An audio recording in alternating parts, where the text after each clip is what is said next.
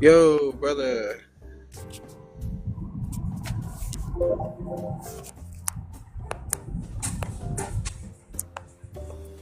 Yo, man. How's it going? Yo, Sorry, yo. one sec. I'm muted up here. You're the first person I've had on. How's it going, dog? Good, man. Hey, you made me realize something. What? So, identity is a psychological construct. Yeah. So that means trans is only a psychological construct. Yeah. So therefore it has nothing to do with biology. Right. So you could add another layer to your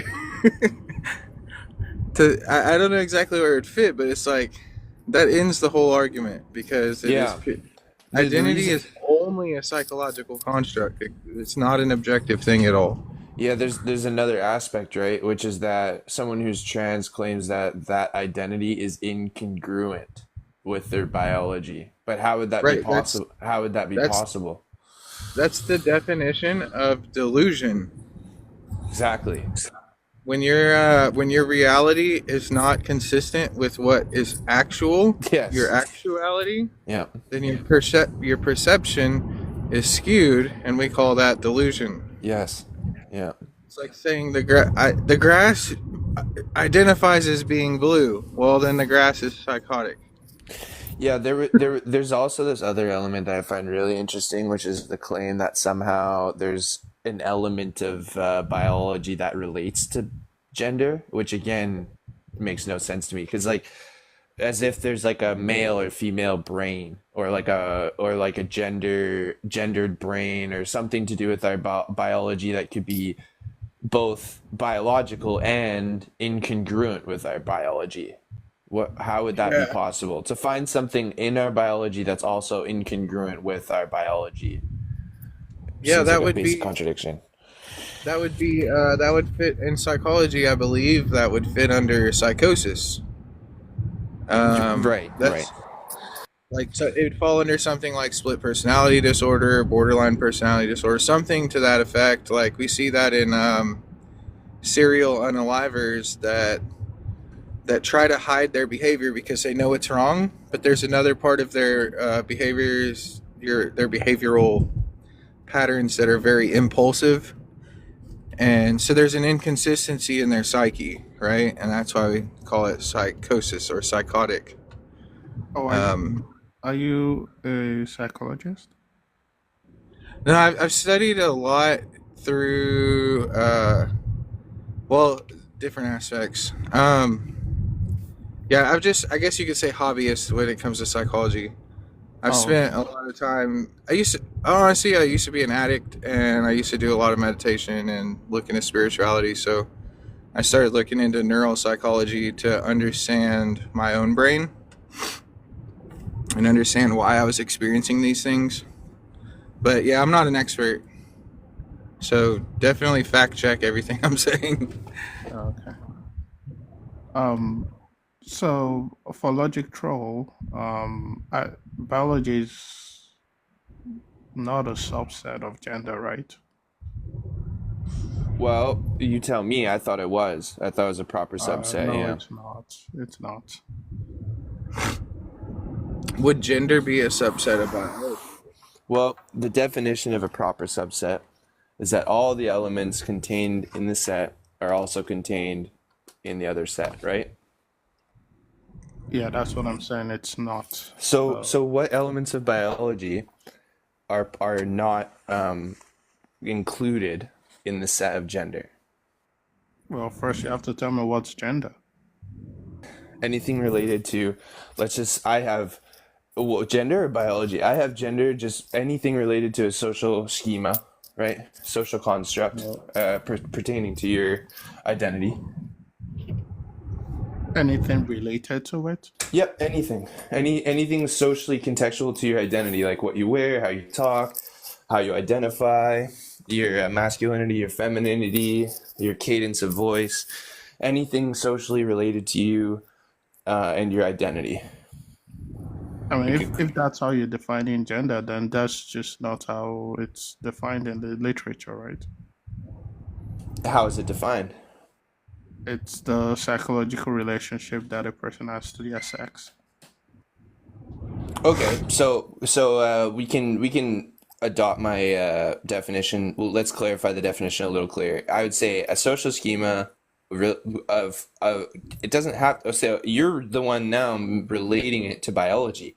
I tried to step outside of biology, but you're saying it's a particular schema related to your biology. Is that correct?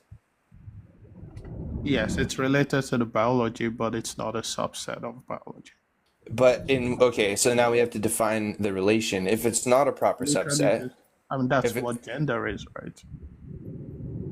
gender's what? It's the psychological relationship that a person has to Okay, their right. So sex. we're trying to define that relationship. If it's not a proper subset, if the That's what a relationship, gender is. pardon me, That's what a gender is. is what? It's a relationship to, it's a social schema related to your It's a biology. psychological relationship that a That's person right. has to their Yeah, sex. so but see, we have to define the relationship in terms of the category set, right? Like, so is there anything outside, is there anything pertaining to gender that does not, or we could go the other way, is there anything pertaining to biology that is not included in the term gender? Is there something you could point to your biology and say, see, this isn't related to my gender? Well, is psychology part of biology? Is I, the question. exactly. That's the point here, right? But I Gender. can't Hold find a on, hold part of on, I can't hold find on. a part of my psychology, right, that is unrelated to my gender. You can't find a part of your psychology that is unrelated to Sorry, your gender, but I meant biology. I meant biology. I'm sorry. of your biology that's Yeah. not related to your gender. Yeah. That is an interesting You do point. understand that the problem is not it being related to your sex, right? Well, you said it was. You said it's a social schema related to your Yes, sex. that's what I'm saying. That the issue is not that it's not related to your sex. The issue here is how you're defining gender. Well, I adopted your definition, so we can agree on the definition. A social schema related to sex. That's not my definition. Oh, okay. Let's redefine. I thought that was. No, Let's be I even clear on the wrote it definition. down. See, it's the psychological relationship that a person has to their sex. Oh, okay. I was using social schema, psychological relationship. I would say these two things are somewhat synonymous, but okay. Psychological relationship to their sex. How could your psychology, right, Hmm. be unrelated to your biology? How could those I two never things be said it's incongruent? unrelated to your biology. Well, that is the claim that there's incongruence. The claim is literally me defining gender as saying it is the relationship one has to their sex, and your sex is part of your biology. So I never said Yeah. it has nothing to do with your biology. No, we In so we fact, that's the agree. definition of gender. Yes. Like So then it's a psychological relationship. that's right. I So think he's if saying we it's agree on all, more like, I think he's saying it's more like a Venn diagram, not a subset. There's a yeah, relationship, but it's not that one is contained in the other. you could define it that way. There'd be problems though, because then you'd have to point out an aspect. You'd have to point out something in biology that is not included in the set of your relationship, your psychological relationship to your biology, the gender. You'd have to point at something. My ears, they aren't congruent with my psychological relationship with my sex. I'd have to be able to point to something in my biology. If we want to draw this as a Venn diagram, I'd have to be able to point at something in my biology, an element in the set of biology that falls outside of my psychological relationship to my sex. How is that possible? Logic troll. I do not understand anything you just said. Like I have, Well, I have, I like I'm not able to track what you're saying. okay, Persist suggested drawing, see my little circles here where I have biology as a circle and then a bigger circle around it labeled gender? Mm-hmm. Persist suggested to try to steel man your position. He said maybe Lord is suggesting that you draw it as a Venn diagram To rather still than man my position, all yeah, I've done so far yeah. is give you the definition of gender. I know, and we've agreed on the definition. But the definition doesn't clarify the set, the problem we're having with the distinction on the set, the categories. So we can agree on the definition. That's good. The categories of what? Of what how gender and biology, how the elements of these sets, right? How these definitions relate to each other. How they relate to each other. Yeah, So- like is there a limit? When you say our psychological relationship to our sex, that's our gender. I need to know if that relationship's like exclusive or inclusive. Is there anything inside of biology, right? Exclusive or inclusive there. Like, is there anything inside of my sex, my biological sex, that could be incongruent with my psychological relationship with my sex? Is that possible? What do you mean by incongruent there? Because I want to make sure your definition's true. Your definition, right, is that what gender is a psychological relationship to my sex. So how could then there be this incongruent part in a trans identity which says, actually, my psychological relationship to my sex is not congruent. There's an element here, there's a part of my biology that's actually incongruent, right, with my psychological relationship with my sex. How is that possible? How is it possible for someone to have different types of relationships with their sex? Not just different, it's the fact that they're claiming that the relationship is a specific kind, incongruent. Yeah, that's what I'm saying. That you're asking how someone can have a different psychological relationship to their sex than somebody else. Like, for example, someone can feel. No, not than hold on, someone hold on, else. hold on. Not than someone else. Hold on. Okay. Hold on. Let me finish. Like, for example, someone can feel that the psychological relationship that they have to their sex is some way, right? Another person can feel like it's a different way. Yes. So Yes. when you say incongruent, right? What do you mean by that? That's what I'm trying to figure out. That is because I agree that we can have differences amongst people, but I'm trying to figure out exactly your question. What the trans identity is this claim that You're there. the one saying, Okay. you're the one saying it's incongruent, right? So I'm trying. Well, to I'm figure saying out that's what in do you no, mean no. by I'm saying incongruent. that's what a trans identity claims to be, but that's invalid. There's no possible way that you could be your psychological where does- relationship could where be does- incongruent. Where does it claim to be incongruent? Again, I'm asking what do you mean by incongruent here? Well, that's what I thought what the trans identity is that a psychological relationship that's incongruent with their biology. Can I get some clarification on this because you're kind of misrepresenting what it is? Oh, yeah, please, man. So being transgendered means that your gender and your sex assigned at birth are incongruent. That's right. You can't mix up sex and gender and then expect to understand it. You have to understand that sex and gender are two different things. They are related in certain ways, but they're two distinctly different things. Yeah, I agree with everything you've said. Where do you think I'm confused? You were saying that your idea of your sex is incongruent with your sex, with your physical sex, I think is what you meant. Well, earlier, Lord just defined gender as a psychological relationship to your sex. That's how you Yeah, I defined mean that's it. not really. I mean that's kind of a definition of trans, but it's not.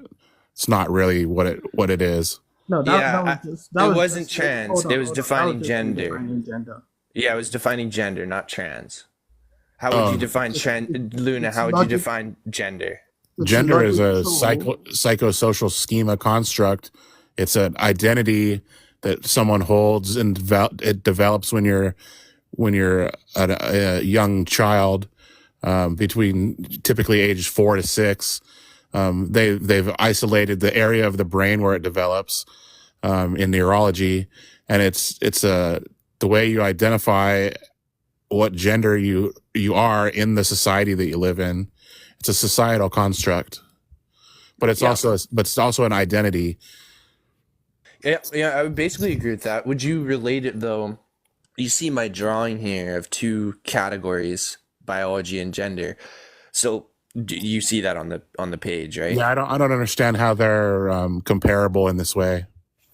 Well, I'm trying to draw their comparison at all. If you don't agree with my drawing here, that's fine. Would you draw them more as like a Venn diagram? Oh, Or it's how? not going to be a Venn diagram. It's just going to be a relationship diagram. Well, what set theory does is it shows the relationship between categories, right? We have set of things, biology or sex, and then we have another set of things, gender, and we're trying to show that relationship. This, whether you draw the circles as separate, interrelated, right, or a proper subset like I've drawn them, that'll just show us the relationship. So I'm looking for how do these terms interrelate? What is the relationship? If you By just biology, you mean sex? Is that what you're talking about? yep, I would say sex, yeah. You're obviously using sets wrong, right? Because what you're showing right now is just relationship that's around subsets of the sets. That's all you're doing right now, Yeah. and that's not accurate to what's been defined here. So there's no way we could use these terms in set theory? I mean, at least not in the way you're showing it. Well, how would you draw? Well, I'm giving you the opportunity to draw it too. Like, if not a Venn diagram and if not a proper subset, then you're only left with one other option, which is just two separate circles, not in I mean, I think it would just be two circles that are slightly overlapping on one side. Venn diagram. That would be a Venn diagram. Yeah. So, I mean, because there is some overlap between the two. I don't. Yeah, I the, don't. I the don't. overlap I would don't, be I don't sex think. I don't. and psychology. I don't think using Venn diagrams is accurate for this portrayal because all that does is show intersectionality and subsets. That's all it does. I mean, Yeah. technically, you could put gender inside of biology if the only thing in gender was sex and psychology. Yes, but again, gender is not sex. Yeah, But it's persist is on it. It's just that I'm trying to steel man their position. Persist. So- You're so really definitely on the gender- reality though. gender and sex would be the Venn diagram as a subset of biology. No. Gender is a separate thing, right? Sex is a separate thing. That's fine. I mean, you can't say that it's completely separate because they're intertwined in several ways. Yeah, the whole Yes, but claim is that they're related. Yes, but they are not related in a subset type of way that you're defining it, or in the way that. But like, set theory, intersectionality. set theory is just like a way to distinct these categories. I think that set theory is a really, if you were intent on this argument, you should leverage set theory to prove your point. Set theory is like a pretty basic way of using these categories.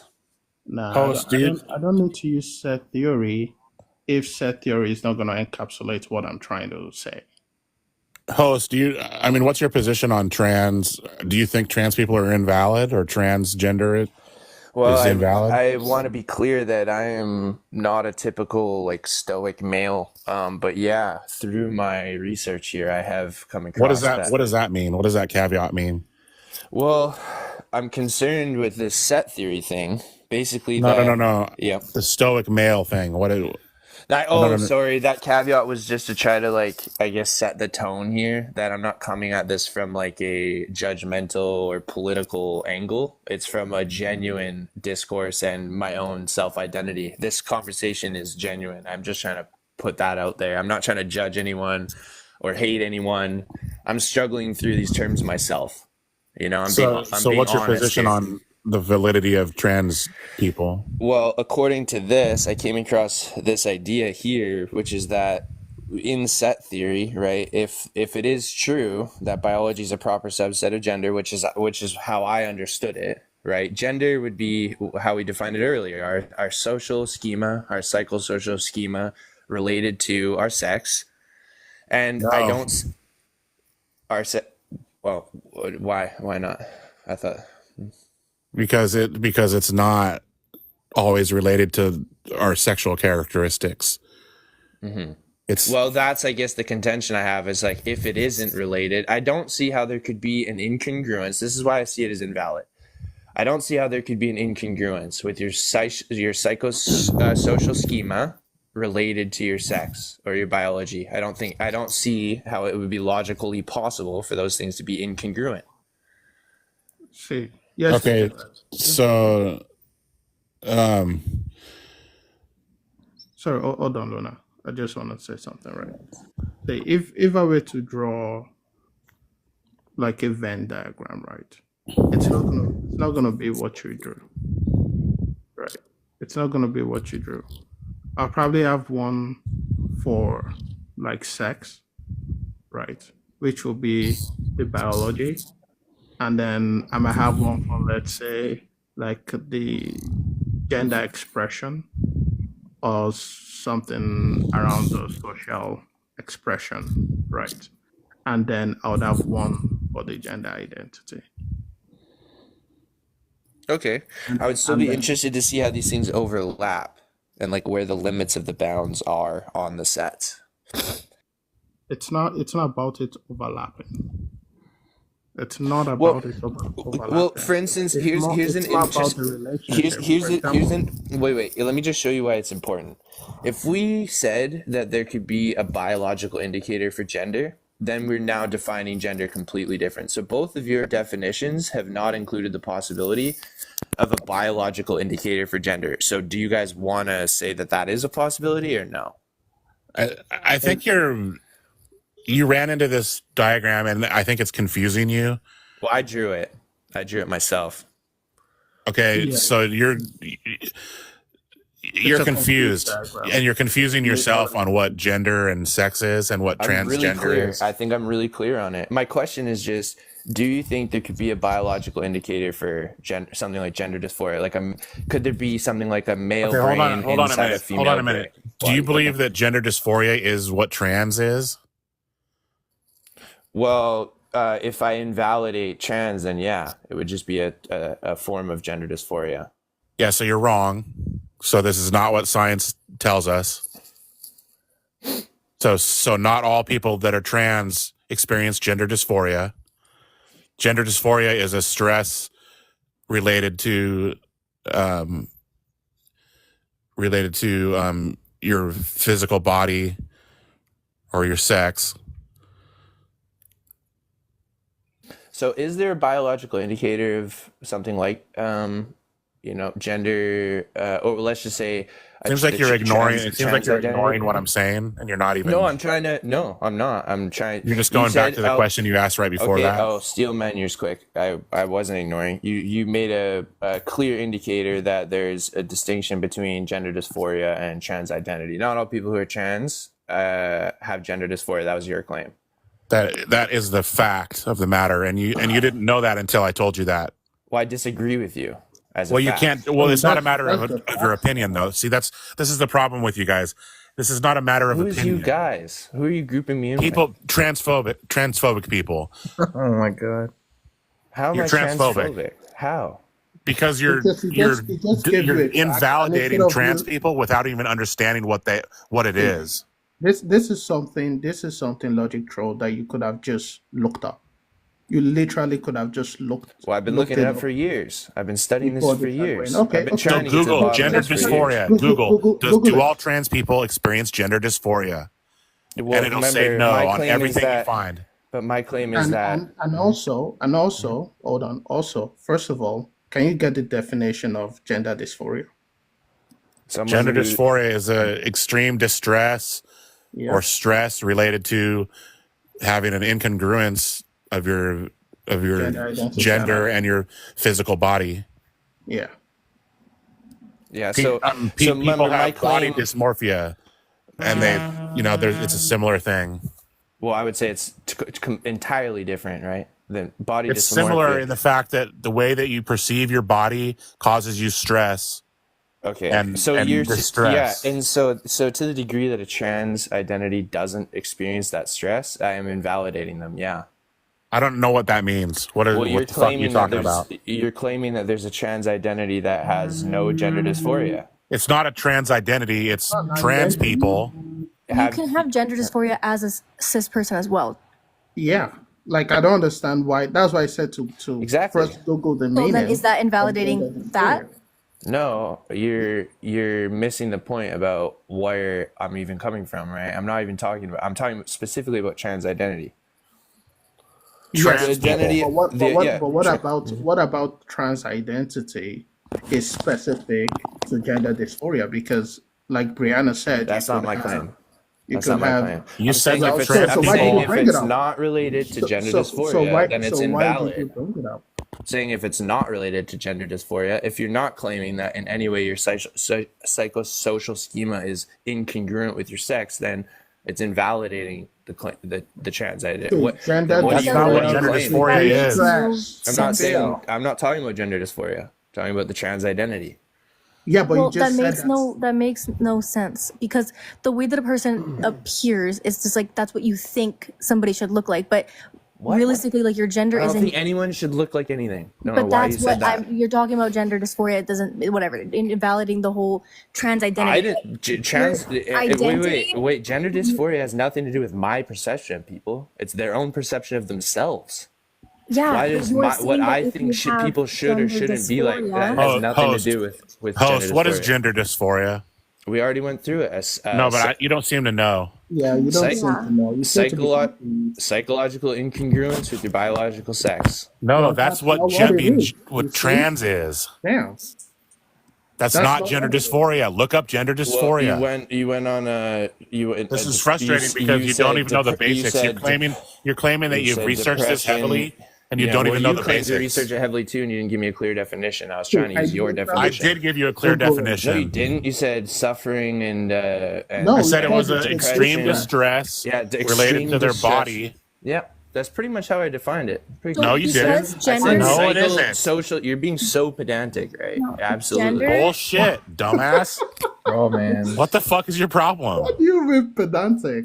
You literally, pedantic. defined gender dysphoria as an identity, and then you're blaming No, I someone didn't. for being No, I pedantic didn't. about it. I didn't say it's an identity. Okay, so what's gender dysphoria? I said it's a psychosocial incongruence with your sex. Exactly. Isn't that what trans is? That's what I thought. Yeah, that's Okay, what, but do you know that's not what gender dysphoria is? Well, I'm invalidating trans, right? The trans identity outside Again, of we're gonna outside. stick- Let me we're gonna finish. Let stick me to the finish, bro. point. Let me finish. Stick to Let me it. finish. You Let haven't me let me finish. finish. You Oh haven't my let me god. finish though. We gotta Well, stick you to asked the me a point. question. No, I didn't ask you a question. You already answered the question, right? You just defined gender dysphoria as trans. But again, gender dysphoria is not the identity. Gender dysphoria is the extreme distress that someone feels due to it. Okay? So again, gender dysphoria is not the trans identity. You can be trans without having the dysphoria. Okay. In Well, fact, I disagree these with that. people- I disagree with that claim. I would disagree with be- that claim. But that yes, would I be- hear what your that- point that is. would be you. That would be you disagreeing with. How could what someone just- how could someone not experience that distress at all and still claim to have an incongruence with their sex? because they Anyways. just because they would in those cases logic they would just clearly want to go through with the transition and have no distress over it. They would just have their mind made up over it. Okay, So they- that's why this is pedantic. That's why this is pedantic, because I'm not getting bogged down in the distress Well, it's element. no, it's accurate, not pedantic. You know, pedantic is pejorative. It's accurate. But the pedantic nature pie is that I'm not really trying to focus on the distress. The distress doesn't make it. You're not trying to be You're not accurate trying to about it. No, focus on the no, thing, no, but no. You're bringing it up to invalidate it, right? I'm, And then when you're The called out on it, distress. you're The saying, the well, I'm distress. not trying to distress focus on between it. your body and your identity, your inner How does identity. the distress have anything to do with the categories I brought up in the proper subset? What is the distress? You That's guys are what I'm being trying so to figure out, pedantic about because these you brought it distinctions. up. You literally mentioned gender dysphoria. Yeah. You were the one that was equating the Yeah, two. but not as an aspect of distress. You guys are being pedantic on that notion. That's That's the not why I point. brought it up. That's the I didn't point. bring it So up why would because you- of so the why would you bring distress. it up? Being accurate. Like I brought saying it a up. bike is not a car is not being pedantic. It's saying it's not a car. It's being accurate. But the reason I brought it up, you guys are missing the reason I brought it up. It has nothing to do with the distress, right? What's So the why would reason you I bring brought it up? Distress. Why would you bring up a condition about distress in a situation that has nothing to do You with tell distress? me, why do you think I brought it up? Try to steal my position. Why do you That's think what I'm I brought it asking up? you. Why would you bring up a position You should be able about to steal man it distress? by now. I Hold think on, if you're hold on, listening, hold on. if you're Why listening would to me, You're you keep telling saying- me to hold on and you keep wanting me to listen to me. But you've been here for a while now, so you should be able to steal man my position by now since I can steal man I yours. literally just told you defined it wrong. Everyone was here when I asked you That's to define pedantic. it, and you defined it wrong, and that's why you mentioned it because you had a different definition of it, which You're was still avoiding my obviously question. the wrong. I'm literally still manning your position right now. Your position No, you was aren't. that, bruh. Your position was that trans identity was the same thing as gender dysphoria. No, And that I wasn't my asked you- position. Were you trying Well, to say I that asked you to transgender, like define it. a transgender identity is only valid if they experience gender dysphoria? Yeah, I would say close. That's really close, but I wouldn't But say that's- I wouldn't say quite that. I would Okay, say then- I would say what we're talking about is gender dysphoria, right? Which is an incongruence with your sex. And if you So want to you be are saying pedantic, that being transgender is gender dysphoria. well, if you want to be pedantic and talk about the level of It's saying- discomfort, That's if you what want you're to if you want to saying. talk about the level of discomfort being related to gender dysphoria, I'll give you that distinction, right? I'm not trying to be pedantic like that. I Well, understand that discomfort perhaps. is the dysphoria. It's not the relation. It is what it is. Pardon me. You said if you want to be pedantic and talk about the discomfort related to the dysphoria, that's not being pedantic. Oh, The yeah. discomfort is the dysphoria. Yeah, but I'm talking about okay. So then, but you're That is saying what there's- dysphoria is. yeah, but you're saying that there's a potential for someone to have this incongruence without the discomfort, which I'll give you. I guess I'll give you that. But I'm still It's not my potential, whole it's point. actual, but yeah. My whole point is that the incongruence is impossible to begin with. So you're missing my point. So you're saying people. Well, I didn't comment on that, so I couldn't have been Are you listening. saying- That's the whole reason we're 20 minutes deep in So- this, and the so- whole so reason, when- the so whole when thing you I'm say- saying, right, is that the reason gender dysphoria is in the DSM-5 is because it's claiming that it's irrational to have an incongruence with your sex. Your psychosocial schema related to your sex, if it's incongruent, that's a disorder. And so the trans identity tries to basically normalize that disorder and claim that it Logic. validates that as not just No, a disorder, that- but an wait, actual hold on. rational It does- identity. Hold on, logic. This is conflating. Wait. Logic. Yes, gender dysphoria is a mental health issue, but it's not defined as a disorder. Kinda Yeah, like it is. It's depression in the is a DSM-5. Wait, hold on. It's kind of like how depression is a mental health issue, but it's not defined as a disorder. Well, no, gender dysphoria is defined as that. Yes, but yeah, trans it is a not, disorder. though.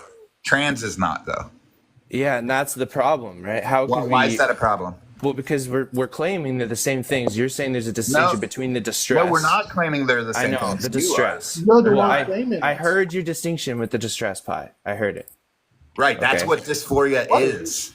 But the distress doesn't make a distinction between who is irrational and who isn't. The amount of distress someone has, Bro, that's not the indicator. what are we're you looking arguing for. right now? But What are you you're arguing right now? Wait, so you're just starting with the presupposition that they're irrational and then building off of that? No, I'm using set theory to show that you can't have an No, incongruence you're between your saying that gender and your gender biology. dysphoria It's is- impossible.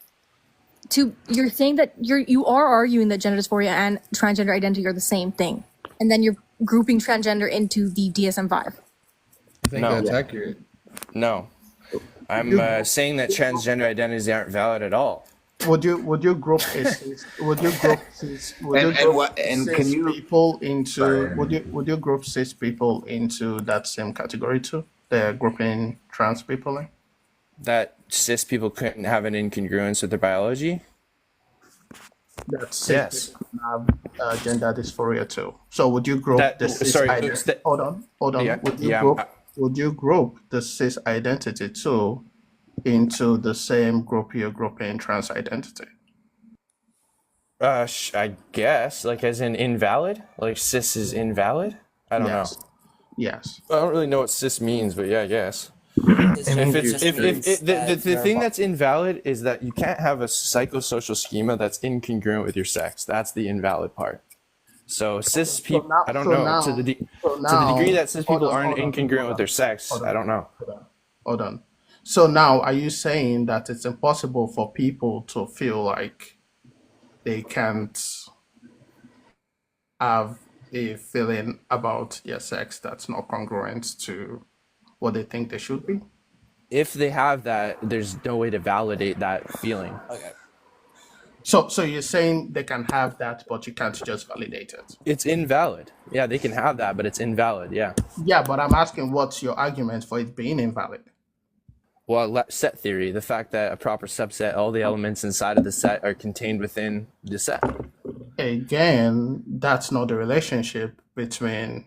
Well, then it's on you to show me the relationship because I've been trying to get you to do I that. literally just told you it's a relationship.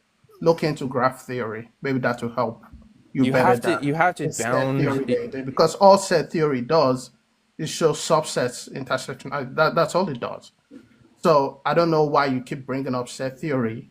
I don't when mind it the set doesn't really theory have here. much. Sorry, I didn't mean to talk over you, Lord. My bad. I don't mind the set theory, but here it's an odd picture because you just have it like you just have them completely subsumed and then a circle around it. That wouldn't be any set theory. I've never seen set theory like that. This is how a proper subset's defined. No. There'd be an overlap with an outer. No, you don't know how a proper subset works. how That's a not subset true. is defined. That's not true. That's how a subset is defined. But like I said, you're doing it wrong, right? That's not. You just have. This is all you're saying. You're saying that gender is biology and all biology is gender, but not all gender No, is biology. no, not even close. No, I'm saying biology is a strict subset of gender. Gender includes all That's the what I'm things. saying. Gender That's what I'm includes saying. You're saying all the parts you're of saying all identity. biology. Listen, you're saying with the diagram you have here, you're saying all biology is gender, correct? Yes, Okay. yes. All biology is inside Okay. of gender, but not all gender is inside now of I'm going to ask you biology. a question. Now I'm going to ask you a question. Is gender biology? Not all. No, I already said no. Not all biology is inside of. Not all gender is inside of biology. You can have aspects of gender that are outside of your biology. That's included in the subset. That's why it would be irrational to call it incongruent. My femininity, Hold on. my femininity, no matter how feminine I am, does not show an indicator towards incongruence of my biology in any way. My biology is completely congruent with me being feminine in all aspects.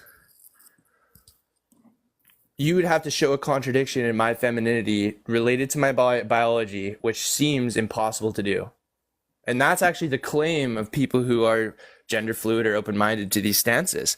The fact that you want to tell children they're in the wrong bodies seems like a contradiction, right? Children can never be born into the wrong body, no matter how they act or identify. They could be anything they want to be. Why would you want to start changing their biology and providing them with things like puberty blockers or surgeries or even gender affirming care towards the opposite sex? It makes no sense whatsoever. So when we say gender, right, is like a subset of human experience, right? That intersects with biology. Do you think that's what you just drew? I don't know. I don't quite understand. I don't think that's because I don't obvious to think know what you I don't drew. think gender is a subset of Because you biology. just- I what you think drew- biology is a subset of gender. I don't think gender is a subset of biology. Biology is a proper subset of gender. All the elements contained within biology are also contained within gender. What does that mean? What do you mean by all the elements? That I can't find. Well, this is where I'm coming to you guys. If you can give me an example of Okay, something. you have to tell me what you mean, though. Well, if I could find a part of my biology that's outside of gender, What my does ears. that mean? Well, I need to find, like, if I could actually locate a female brain inside of a male body or something like that. What do Some you mean a female brain inside a male body? I need a biological indicator of incongruence. Again, what do you mean by female brain inside a male body? Saying you Because can't find one. we just That's his defined point. we just defined gender, right, as a psychological relationship. Exactly. So what do you mean by a female brain inside a male body? Well, that's what I'm saying is impossible. Yeah, but that's not interacting with what gender is my point. Yeah, that's You're saying- Lord, way you're you right define- on it. You're so close to understanding my argument. see, That's logic- I why there understand can't be your an argument. incongruence. That's why there can't be an I incongruence. understand your argument, Okay. right? But It sounds like you're defining the two as exactly the same. Exactly, And that's then- the point. So you're just begging the question. No, gender is a wider scope term. Gender involves all the things outside of biology too. But there's no way for that to be incongruent. Just because I'm feminine, wear a dress, act, I have a Wait, you cadence. just said outside I'm of asking biology. you- so Yes. you just- I'm going to ask you something. Is gender biology? No, it's a bigger term. It includes terms outside of biology too, like all of our social I'm asking, constructs. no, Right, I'm so that asking contradicts for what you just example. said. No. For example, I'm gonna ask you a question, right? For Yes, example, it does. is gender brain? It includes the brain, but no, it's I'm asking. No, that's not my question. Is gender brain? no. Is biology brain? Yes. Okay. So do you see with that example that just negated your Venn diagram? Because I just pulled out something that's biology that's not included in gender. No, your brain is included Bro, in gender. bro. Okay. When Just you listen said, to what I said. I heard you. Just I think heard about you. I think heard about you, what Lord. just happened. I heard you, Lord. But you Okay. said, is gender the brain? You didn't say, does gender include the brain? Gender. Yes, that's the point I'm making. Yeah, that's the Because point. one Yeah. thing is the relationship and the other is the actual physical. And that's Yeah. what you're not getting. No, You we're, say- we're You said making. logic that and gender biology is includes physical. things outside of biology. You said Yes. that. Yes. Yes. Right. So that's Yes. the trans claim. But you didn't Hold ask on. me. You didn't ask me a question outside of biology. You asked me a biological question. You said the brain. So, search for something outside. I think Okay, hold on, maybe hold you on. should maybe Guys, when you guys, watch guys. the recording again, I think I've done the work I need to do here. The fact that watching the recording okay, I again will, Lord, I will, lets I you will. know Okay, Lord, I will. what just happened. I will. It's But okay, gender, Lord. Those are my ge- people. gender being a wider scope term, including more elements than the scope of biology, doesn't allow for an incongruence between the two. No, that's precisely what the incongruence is. How is that possible? Because typically there's a complete overlap, right? But then in some people Perfect. there's gonna be like there's gonna be incongruence. How is that possible? Give me an example of how that would be possible. Give me an example. You see, two people can like the same kind, you know. A male can like a male, a female can like a female. You know, what you can do is switch the biological factors in your DNA to transfer yourself into a female. You know what I mean? But you can pretend. Yeah, you could pretend, but you can't be the real shit, you know? Yeah. So, Basically. sorry, I didn't mean to speak over you. No, Pi, you go. You're so patient, bro. You go ahead. Yeah, no, that's cool. Thank you. So what are like some of the like gender characteristics that you would say extend past the biology? Well, see, none. Oh, wait. Let me correct that. I see you're being genuine here. When you say extend past, Yeah, because that's what you said. You said outside of. So Yes. that's extend You're past. absolutely Yeah. right. And what we need to clarify what we mean there. When we say extend past, we mean including and extending past. We're not saying not including. Right, that's the Venn part. So it could be anything. It could be like me, what I wear, how I talk, my job, what I do throughout my day, my cadence, all those kinds of, how I identify, all those kinds of things. Those things aren't biological. Okay, but it's what's in between your legs. If you're an Aphrodite, then, you know, you're different. So wait. Pi. The point is here when I choose something that is of the psychosocial schema that is not related to my biology, so like a dress, right? I would choose to wear a dress. Well, that's not related to my biology. My biology is what it is, and also I choose to wear a dress. In what world would those two things be incongruent? How would it be possible? How would it be literally? How would it be possible for me to put on a dress and say to myself, I feel like this is incongruent with my biology? That's the claim of a trans person, that there's some element of their psychosocial schema, whether it be what they wear, how they talk, how they present, how they identify. There's some element there that isn't aligned with their biology. But according to this diagram, that would be impossible because all the elements included in gender, this wide scoping term, are also just a branching category, right, of the subset of biology. No Just matter how because, you poke that bubble of biology, you can't pierce it, you know? yes, It's made before us, you know? yes, Before time, you know? You can't yes, pierce it.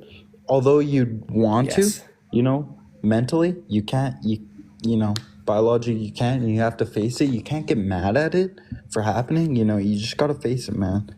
And, you know, we can accept you know, loving another man, you know, loving a woman as a man, you know, we can accept you like that, you know, but you can't pierce your, you know, what you were made with, you know, Well, they're what, not claiming to. I've never heard a trans person say that they are the different sex. Never, Yeah, not then you're once. right, why is it Pi. such a No, topic? yeah, Pi, you're spot on, and that's kind of what takes me to the logical conclusion of that. It's like, well, then why the biological Because of intervention? that extending past, like you're saying, there's a similarity. They're talking about things that are related to but not the same. So the incongruence is when like things like you know like they have a different feeling in respect to like phenotypical traits, maybe a different feeling in respect to how they match karyotype, right? Because all of this is like family resemblance, but not necessary. If you can name me one necessary trait of biology that would, but it's not like that. It's sufficient in family resemblance, right? So that's why you're getting overlaps because there's no necessary. Well, over denoting small or large gametes, I thought was the necessary, but I'm not. I don't know No, if no, no, I'm. no. I can show you instances and I'll send you papers. I can send you instances where every single necessary trait you name is a counterexample. Every single one. And I will back you up on this. If you challenge me with anything, I'll show you a counterexample to every single one. Okay, so I'm indigenous and I believe in two-spirited people, you know, if you change the biological factors in your gender with your roles, you know, you still have a part of your community. You still have a part to play as a person, you know? And with that, you know, piercing your biological factors will change your gender factors, you know? You still have a part, you know, you still have a part to play. Even though you aren't born a woman or a man, you still have a part in the tribe, in the community, and the people you serve around you. And, you know, how is it beneficial to them? You know, how is it beneficial to you in the long run with, you know, the people you meet on a day-to-day basis, with the people you meet on this live, you know, how is it beneficial to those factors and how are you able to sustain them in the long run? Yeah, I think a lot of people don't care, to be honest. I hate to be that guy that's like a And downer, so why but do we care about this, you know?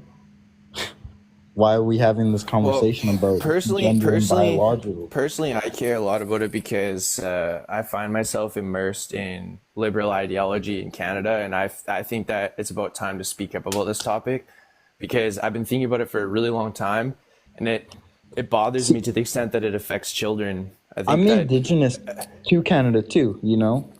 You know, I'm in Canada too. But you're asking specifically about this topic. I'm just saying like it affects children, and for me that really gets to me. It's one thing for adults to make their own decisions, but when this kind of ideology is being brought into the education system and handed out as medical care to kids, and then I'm seeing a decade later, the aftermath of it, of, not only detransitioners, but really close friends who regret their decisions, it's about time that I'm actually solid enough to start speaking up about it, or at least having conversations about it. I get that. That's why all my brothers I raised are straight. I get that. And, my sisters, some of them are gay, and I accept that because that's less boyfriends to beat up, if you know what I mean.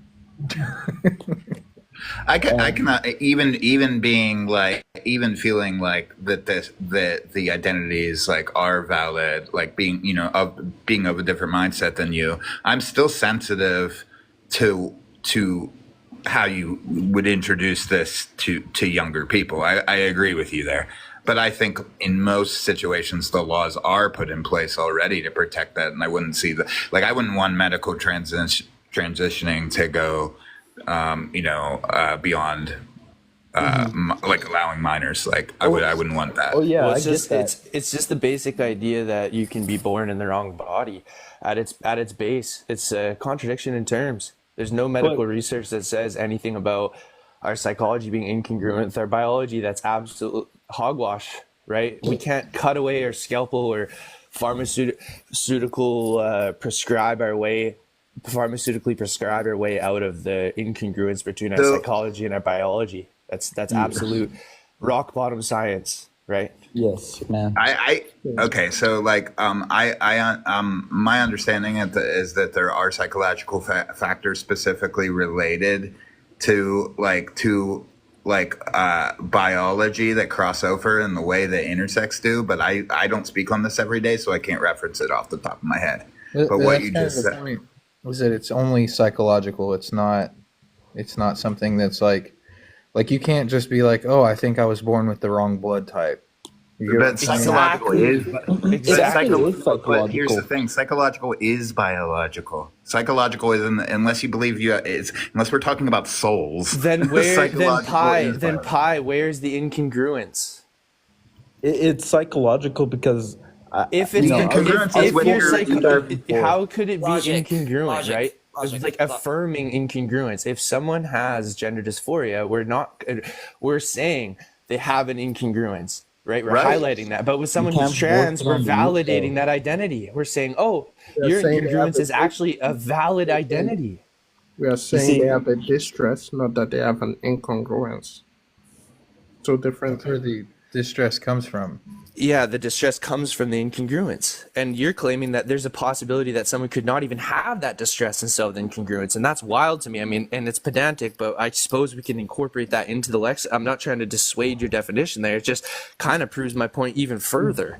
No, It's like what you're putting into the less is the generational seed. Do you see? I was born in 2004, so I'm 20 right now. And, I went to this elementary school, and I walked past it a day, in 2020 or, somewhere around that time frame. And I seen, pride flags, bisexual flags hanged up in front of that school presenting. And, it's, generational to our seeds because I didn't see those flags hanging up during my time. I seen the playground, I seen math, I seen science, I seen everything but sexuality, You know what I mean?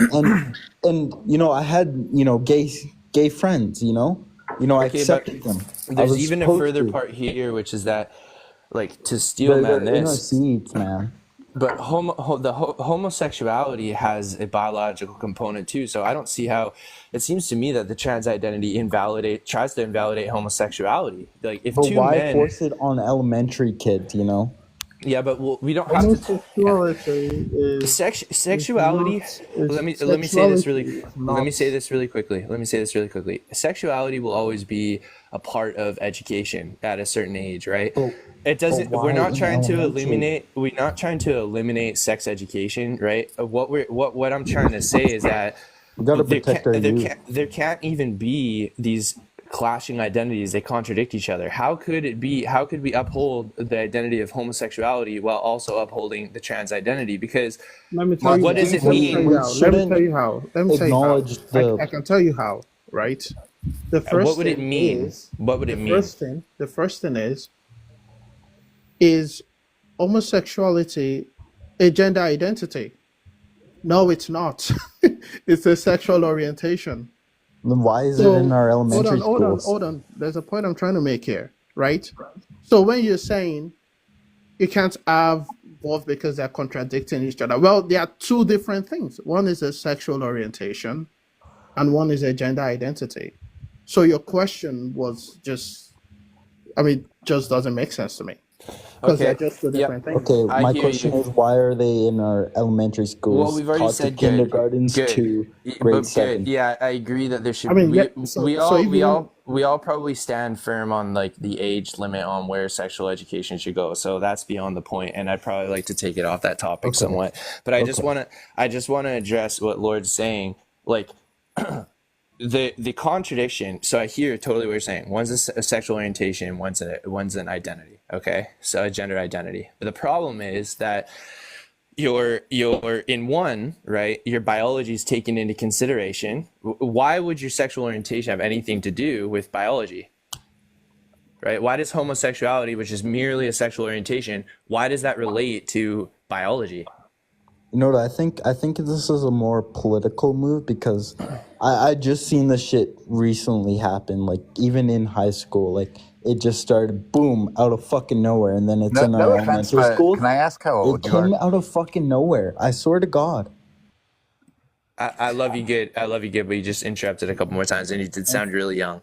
and Um, also don't use the he F said he word. was 20 though. He said he I was just 20. meant perspective wise. It just sounded like Yeah. he was. I ain't trying to be ageist here, but there is a certain amount of perspective that comes But from. everyone's got to respect the fact that I actually probably agreed with him in a lot of terms, and I just chucked him because I want to have an actual discussion here. Hey, I want to throw something out real quick. A lot of people don't know, but gender affirming care was introduced as part of Obamacare in the United States. Like it was a it was absolutely a political thing. Well, gender. I mean, well, it depends on how you parse out gender affirming care, but gender affirming care can have nothing to do with trans.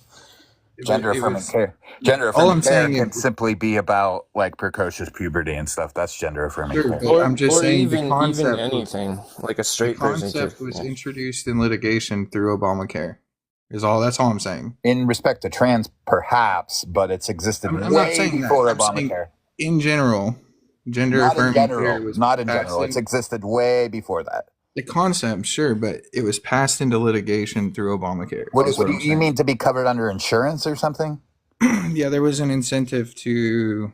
Because I don't believe that, because precocious puberty, like puberty blockers, are going to be used for precocious puberty way before Obamacare. That's not exactly the same as gender affirming care. Right. That's what I'm telling. Well, no, the trans thing is a subset of gender affirming care. Right. I'm not debating that. I'm just saying you can go look it up. I think you're speaking specifically in respect to trans. That's what I'm saying. But I wanted to ask, Logic, do you think that you can have an incongruence between phenotypical expression and genotype? Yeah. Right. could So have then that I incongruence, guess yeah. I'm just confused as to why you think that trans is invalid. Well, if you because recognize that, I don't know how you could.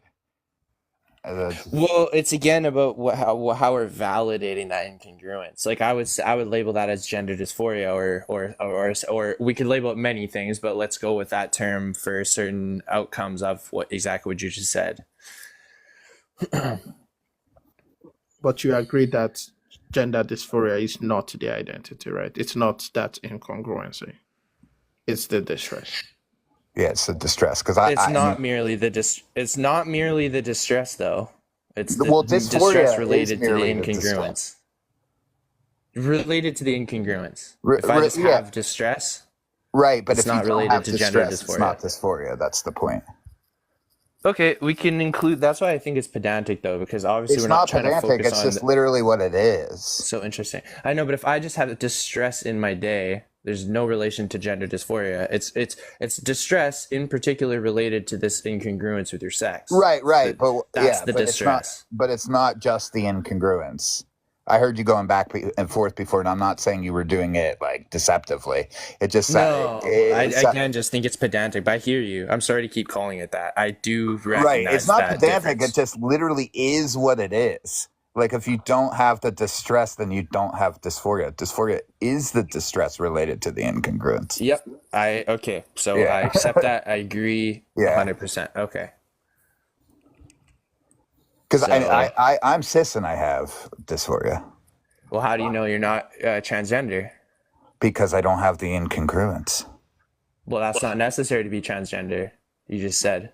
What? No. Well, you just said the No, I incongruence. just said that dysphoria is Oh, not the distress. necessary. The distress isn't necessary. Yeah, sorry. Yes. Sorry. Yeah. Sorry. I'm sorry. Yeah, exactly. Well, wait, but the distress.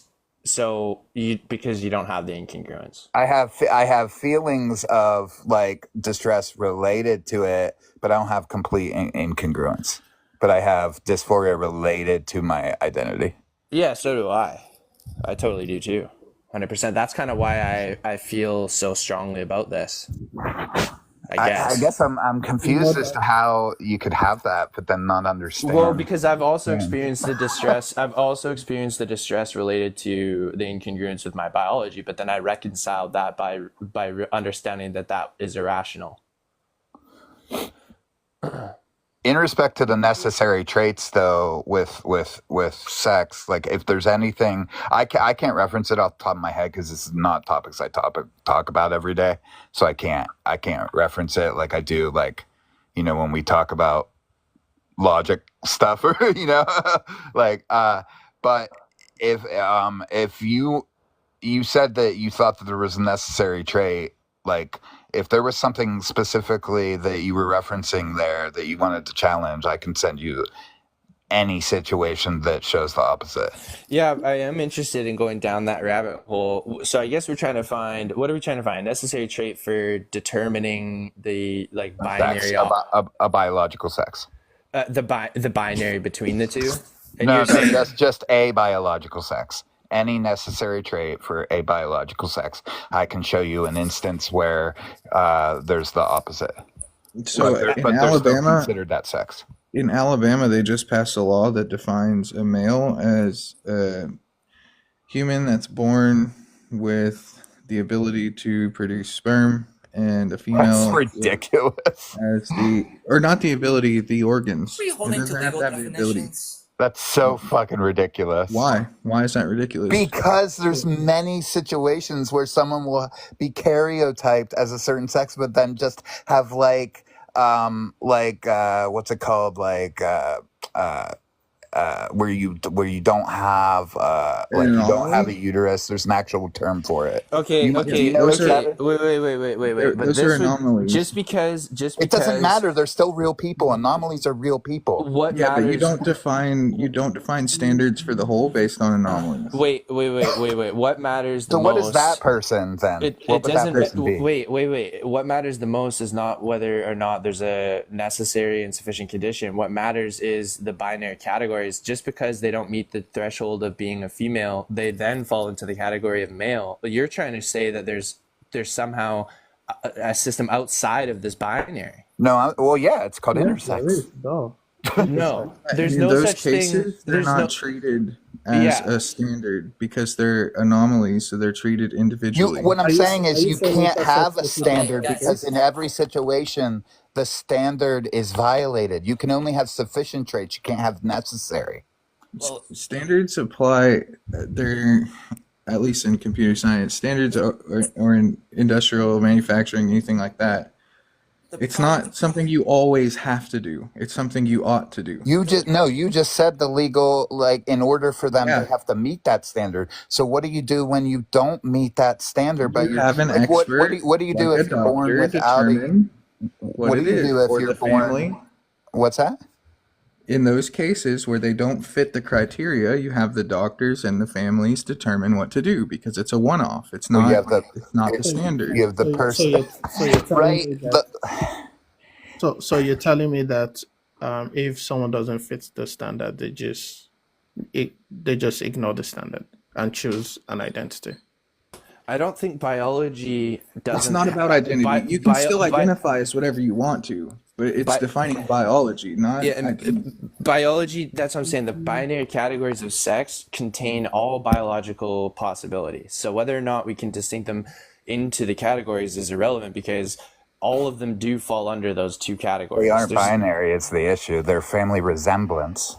well, bimodal. It's a spectrum, but it's bimodal. There's a limit, is my point. There's nothing that can fall out. It's not like we have this third possibility in humanity, sexual reproduction. We have two bimodal possibilities on the spectrum. It's a bimodal system, and yeah, there are gray areas all in the middle, but that doesn't mean that the system of biology itself doesn't contain. Imagine if we are you trying to say that there's some biological outcome that's, What do you outside of do? biology? What do you do if you're someone that's XY but can give birth of the female in the typical female sense? What is that person? Well, in Alabama, they only defined it as males having the organs that would produce sperm, and the females being. I don't think they called it eggs, but basically that. The problem is you can have someone that's like almost entirely phenotypically male and still give birth, but they identify with the phenotypical expression. Yeah, it doesn't say anything about identity. It's only about your reproductive organs, and there are cases where people are born with Well, both. this is So, about like, yeah, I know, and the reason that's ridiculous is because someone could be someone could be XX and they're just born without a uterus, so then they're not a female. Like, that's ridiculous. Well, no, it's that's not when they would that. have a doctor It's in the family and other it's exceptions to the case. also Right, so leave it out of the law. Like, but also remember that all their gender expressions or identities are totally within their biology. Like whether they turn out masculine or feminine or fairly androgynous, it has no relation to necessarily their biology. They can identify however they want. Right. The law doesn't limit the way you identify. It just makes it clear Yeah. so that way you can't be discriminated against because you said you were a woman when you're not. The issue I the have law here should be sufficient. The law should be like a set of sufficient traits, not a trait like that. But that's the contradiction, Pi. Like when you are searching for necessary and sufficient traits, that's what seems to be indicative upon biological intervention. When we say we're making the same claim in a sense. There is no necessary trait for your gender identity related to your biology. Therefore, how could it be incongruent? Yeah, I mean, I believe you're being genuine because but it's a family resemblance. You're typically like the people that aren't incongruent have the resemblance of a complete overlap. The people that don't have the complete people that don't have the complete overlap have the incongruence. I don't understand what's hard to. I think you're being genuine, but I think the argument you're making is disingenuous. I don't mean that in any I challenge you to even strawman my argument. Go. I say that because you're saying Can you that strawman my? Or I mean, steelman. I'm saying that because you're saying Can there you are. steelman? Can I Before you finish go what on I'm to say it, saying? steelman what I'm saying. Can I finish talking? Well, no, because you said No? you said that So you want me to like argue with you without talking? I want you to know what is my argument. That's what I'm trying to say. If you'd let me finish talking. Okay, cool. Steelman it. You're saying that there are no necessaries, but then you're asking for a necessary. So the No, that's argument. not what I was doing. I was not asking for. You did. You want a necessary set of criteria while also saying there are no necessary set of criteria. Well, wait, yeah, and how is that a? That's wait, yeah, that is what I was saying. Well, Right? because then That's the point. There is no necessary. So Well, then I'm how saying could it there be is no incongruent? necessary. So I'm asking someone to prove that there is a necessary. Why? There's an issue with that? How? Because it's impossible to argue that. Aren't you the guy? What? Aren't you the one I saying think that you're there is confused. something like that? Like, aren't you the one saying that there is something like that? It's I'm saying- it's the incongruence, right? It's like if we're saying there's an incongruence, we have to be able to point it out. But every time we point at something that's incongruent, like I'm wearing a dress, I act feminine, I have these jobs, I have these stereotypes. Well, none of those are incongruent with your biology. Your biology allows for any of those expressions. So you have to be willing and able to point at something that is actually logically incongruent with your gender and your sex. That's not logically possible if these terms are defined in the way they're defined.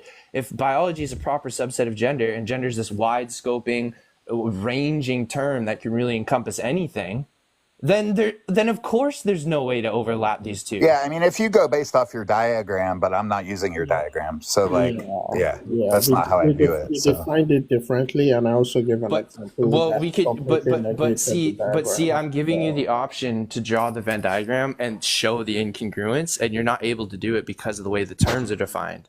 well, I haven't even drawn a Oh, diagram, so I don't know why you would say I'm not able to do No, it. no, I mean, there's only three in set theory. There's only really three options here for these two categories. You can draw a circle and a circle, a Venn diagram with them overlapping, or two separate circles. Right? Those are the only logical options here. And No, so, if no. See, first of all, the way you're drawing it is wrong, right? Because the label itself are wrong. Like how you're labeling it is wrong. well, I would have labeled it sex. I would have labeled it sex, but I was somewhat worried about TikTok. I don't know if I can put just like the word sex No, up on the screen. that's not even my problem, wouldn't right? be, So here's the thing, right? It You have wouldn't. gender, you have gender there, but gender is not just about like the identity, right? There is the gender expression, right? Right. So But what if I was gonna draw this diagram, I would actually have three there, right? I would have three, okay, but we and could just that's label. Why don't we just hold on, label hold on. that gender expression? Why don't we just keep that gender expression? That's fine How for is me. I'm saying I would expression? have three there. I I would know, have I hear three, you. We could and also it's though gonna just be change and that one to gender expression. I'm fine with that. We could have 3 too. Wait, That's How's expression separate to identity? Just for curiosity's sake. yeah. it would be the case that if you're assigned a gender at birth, and you come to some sort of conclusion within your psychological mind state that in order to achieve being a man or a woman, is to meet a set of criteria that's sufficient and not necessary, then that would be the incongruency. Because if you, for example, if you are labeled a man and you don't think you're a man, because in order to achieve a man, you have to meet a certain set of criteria, that would be the incongruency. You don't require specific characteristics like skirts or dresses in order to achieve specific.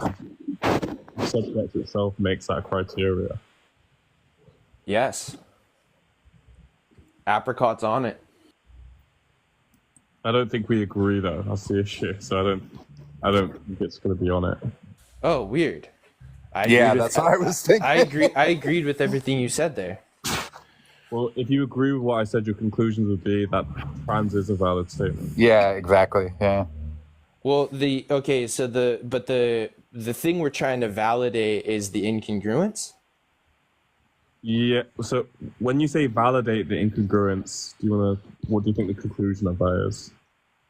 The conclusion of it would be that it's, I guess, irrational to validate that. Well, then it wouldn't be validation then if we think it's irrational. Yeah, by validate, I mean affirm. I'm using it colloquially to affirm them using medical care or gender affirmation. I'm not necessarily looking for like validity in the argument there. Okay, so yeah, I think that people should be able to do those things. Interesting. Yeah, so that's why I hold it down with the children aspect, and Pi kind of aligned with me there. Like adults making their own choices for changing their body and things like that. I'm a pretty live and let live person. Don't really care.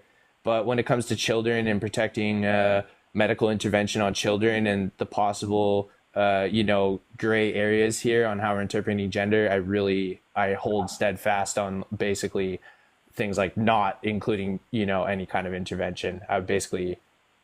So it's I guess we get bogged down in that difference there, just about whether or not that gender affirmation care should be assigned to children or not. That's really what bothers me. I mean transgender affirmation care. Pardon me. I was saying, do you mean transgender affirmation care, not just gender affirmation care? I mean, I feel about reassignment, complete medical reassignment, the same way I would feel about any seriously intensive, surgery in that respect. Like Yeah. yeah. I mean, Yep. it's just I just run it across the board. But and I don't know where you stand on this, but I am okay with like puberty blockers because we use those for precocious puberty. Like they're not just a trans thing. So I am okay with the other aspects of gender affirming Yep. care. Yeah. Okay. So that in that sense, I would agree with you there too. It's I am just okay. Yeah, I'm okay with all that, and I'm even okay in some situations, in particular situations, with going close to the like definitive minor line, but just not in most cases. Because there's gonna be cases, because if you can like, what's it called when you like as a minor are allowed to legally distance yourself from your family in certain situations. oh yeah, I don't know what that's technically called, but yeah. Emancipation. Do you have kids? Yeah. No, I do not.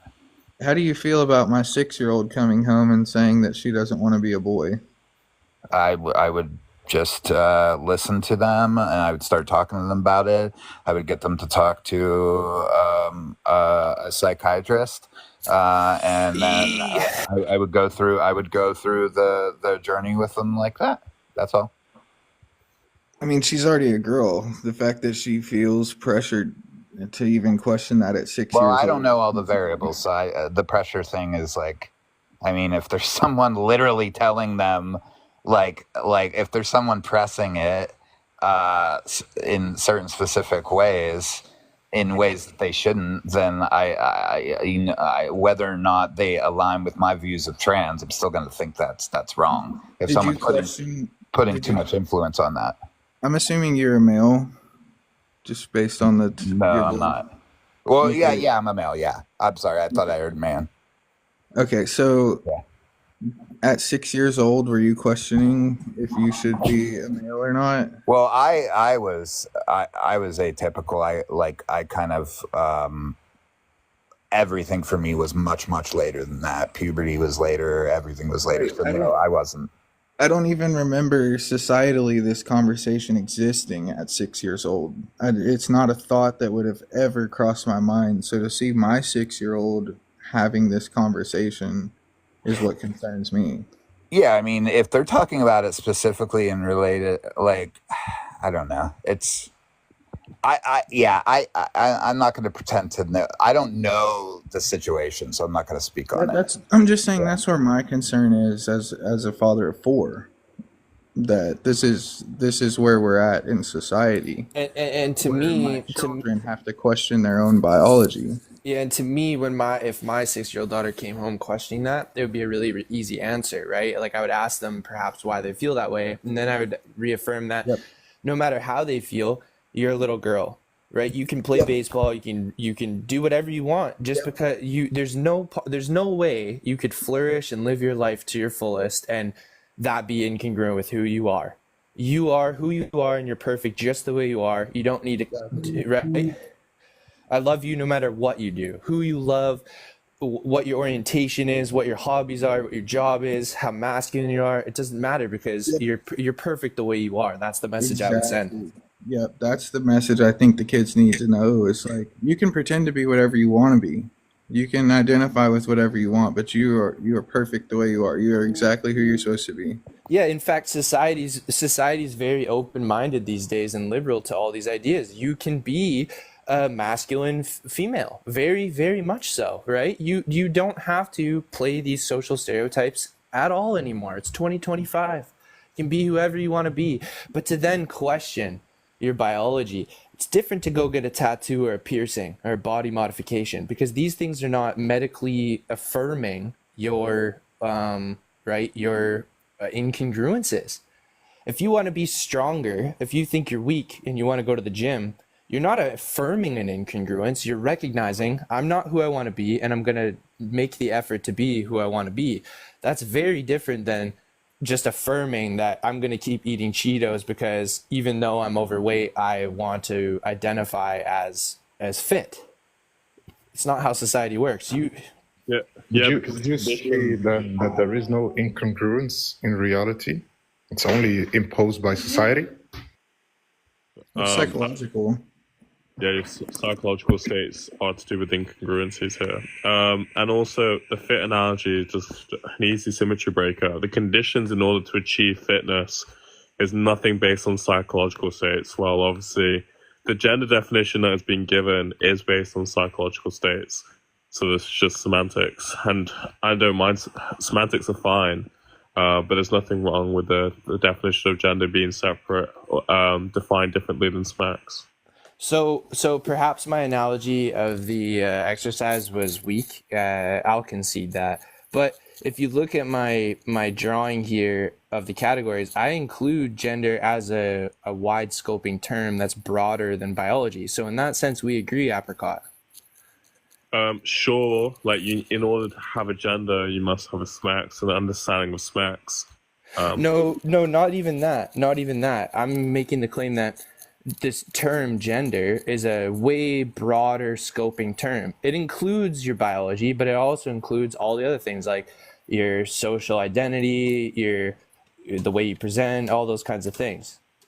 Yeah, and even if I accept that, I don't see how that's an issue. Well, you have the burden to draw this diagram in a way that makes logical sense. If you don't agree with my set theory interpretation here of how biology and gender are parsed out, then you have two other options. You could draw the circles in a Venn diagram overlapping, or two separate circles. But like, as far as go ahead. I said even if I accept this diagram, there's no contradiction in my view.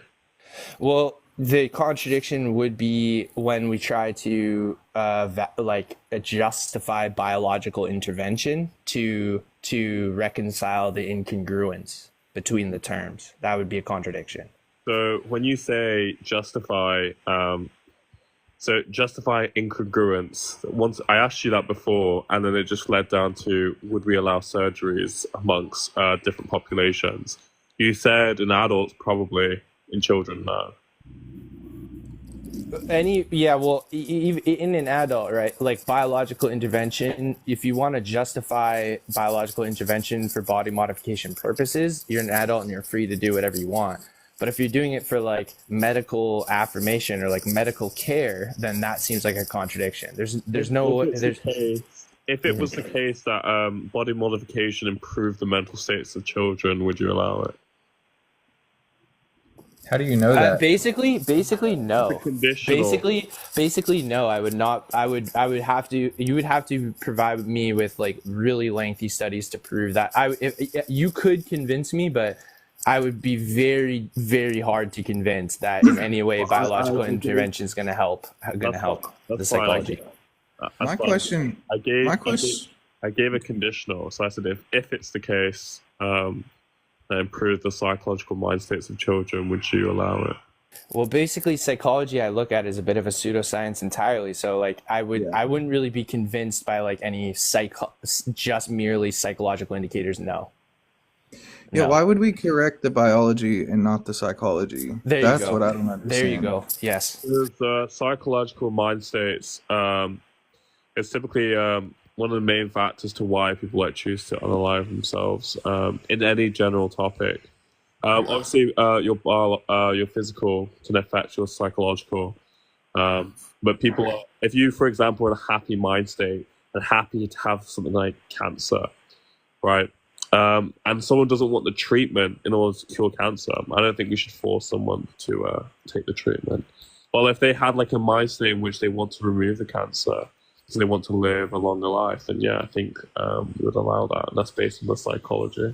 What about someone who thinks they have cancer but doesn't and still wants to go through the treatment and everything, even though it's been proven biologically they do not have the cancer, but they identify as someone who does, and psychologically it's been proven with these people that putting them through the treatment, even though they don't have cancer, could improve their mental state? Would you then approve that? I think it depends on the goal at mind. If the goal is to improve longevity, then probably not. That's crazy.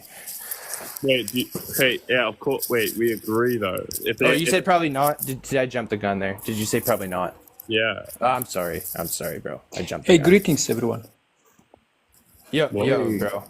Thank you. So, what someone said, why not to correct our psychological state instead to go to biological and physical, and maybe you're gonna reach point of no return. So when you change your mind again, it's going to be too late. But once you delete some organs and you took these hormones and so you mess up your system and now you change your mind again, what you going to do? Well, what about those who are like 80 years old, they've got cancer and they don't want the treatment? Like, do we force them to take the treatment because it improves the No, longevity? no, no. I'm not talking about the disease. I'm talking about this changing gender, Well, biological you're gender. saying that we should prioritize the physical over the mental, and I'm saying, okay, if that's true, then would it be the case that someone who's 80 years old, who doesn't actually any age, right, over the age of 18, does not want cancer treatment, right, and they don't want to improve the longevity, do they have some obligation to take that treatment? No, I would say no. Okay, why? Any grown person, he can do with his body whatever they want. Really? But definitely, until the people are mature, they shouldn't have an option just because of these psychological ideas. And now you're going to affect your biology, because we as humans, we should improve our biology. Nature for millions of years was making us as we are right now. And this modern life is degrading us. And we are deleting what nature took for so long to make. And we are so casual. Okay, We are so casual about everything.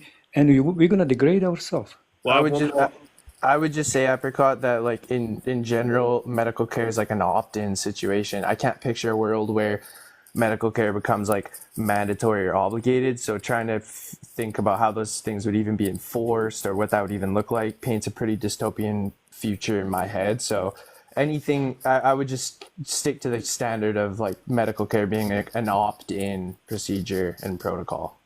Right, and so if it was the case that a child has some birth scarring in which it only affects their appearance, but it's like causing like a lot of suffering in their life in terms of how they're treated for those appearances, do you think like cosmetic surgery is out of the question? Out of the question? No, they should be offered and there should be those services offered. Okay, so there are some cases in which we obviously can justify psychological over the physical. That's right. Yeah, yeah, Well, and that's why consistent though. That's why I proposed a conditional where I said, obviously, we have the information that somehow proves that taking this treatment does improve the psychological states of children, and when they become adults, would it be justified? Yeah, and I said no. Merely the psychological states when- are not enough, because That's right. in the example you gave of the scarred victim, it's not merely the psychological incongruence that's the reason for. What else would it be? Well, the They psychological will not have and lifelong physical, consequences. They don't they're need to stay on consistent. steroids, hormones, and change their biology. And yeah, I don't drink coffee. I eat just once a day. I want to stay healthy. I stay away from anything what is artificial, only if I must, because now I'm 59. And you know what? You are having you have problems, physical problems. Do these people think when they get older, what pain they're gonna experience, and how are they gonna feel when they are old? When you are grasping for anything just to stay healthy. Okay, what are the physical I stay away from sugar, and they don't stay away from steroids, hormones. Yeah, Oh, I know. man. Yeah, use of steroids isn't always bad. Hormones also. No, All these what they are doing when changing their sexes, that's terrible, man. You're messing up your system. not changing your sex.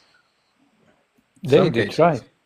They do surgery, they remove the thing. Well, Yeah, but that doesn't change the sex. so Apricot, that's kind of to the point too. It's like, if we aren't doing a sex change, then what is the gender incongruent with? Well, the incongruency is with the assignment of gender. So if someone assigns you as a man, a boy at birth, and you become a man based on the descriptions people say of you, then there'll be incongruence with the assignment. Why? But that doesn't relate to your biology. You could just identify as otherwise than you've been assigned. Why does that?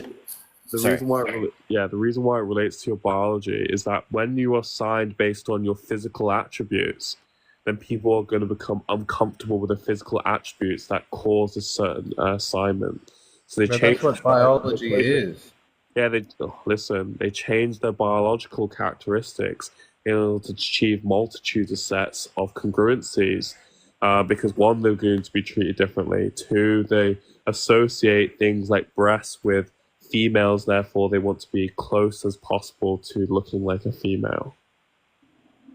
But that's what biology is. No one's disagreeing with that. He just asked me what's it to do Saying with biology isn't valid? No, I didn't say that. He asked me what's it to do with biology, and I told him. What about the human species? What we gonna do about ourselves? Should we understand for millions of years we were evolving, nature tried to optimize our bodies? What is the next stage of us? To degrade ourselves, to mix up everything? The main concerns is that when it comes to all the treatments we've tried already, obviously there's a huge conflation in the information we're given. So many people are claiming in the scientific field that actually this is the best method we have now to deal with incongruency.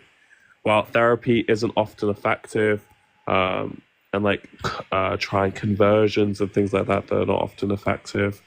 So that's the main issue. They're not saying that gender affirming care is like perfect and there's no consequences, but it seems they claim, and I don't know if it's the best method so far. I think the main issue we cannot handle mental health, and that's the main problem. People will project many reasons why they are mentally not well, so they can find even that reason. I have to change my sex, and finally I'm going to be happy. There is always this running after the carrot on the stick, and we never find that happiness. Once we are able to really find that inner happiness, we will just try to optimize ourselves. We will never degrade ourselves because we're already happy. And I want to live long because I'm happy. But people are unhappy and they are trying to find that happiness in many shapes and forms. And this is just one of these, examples.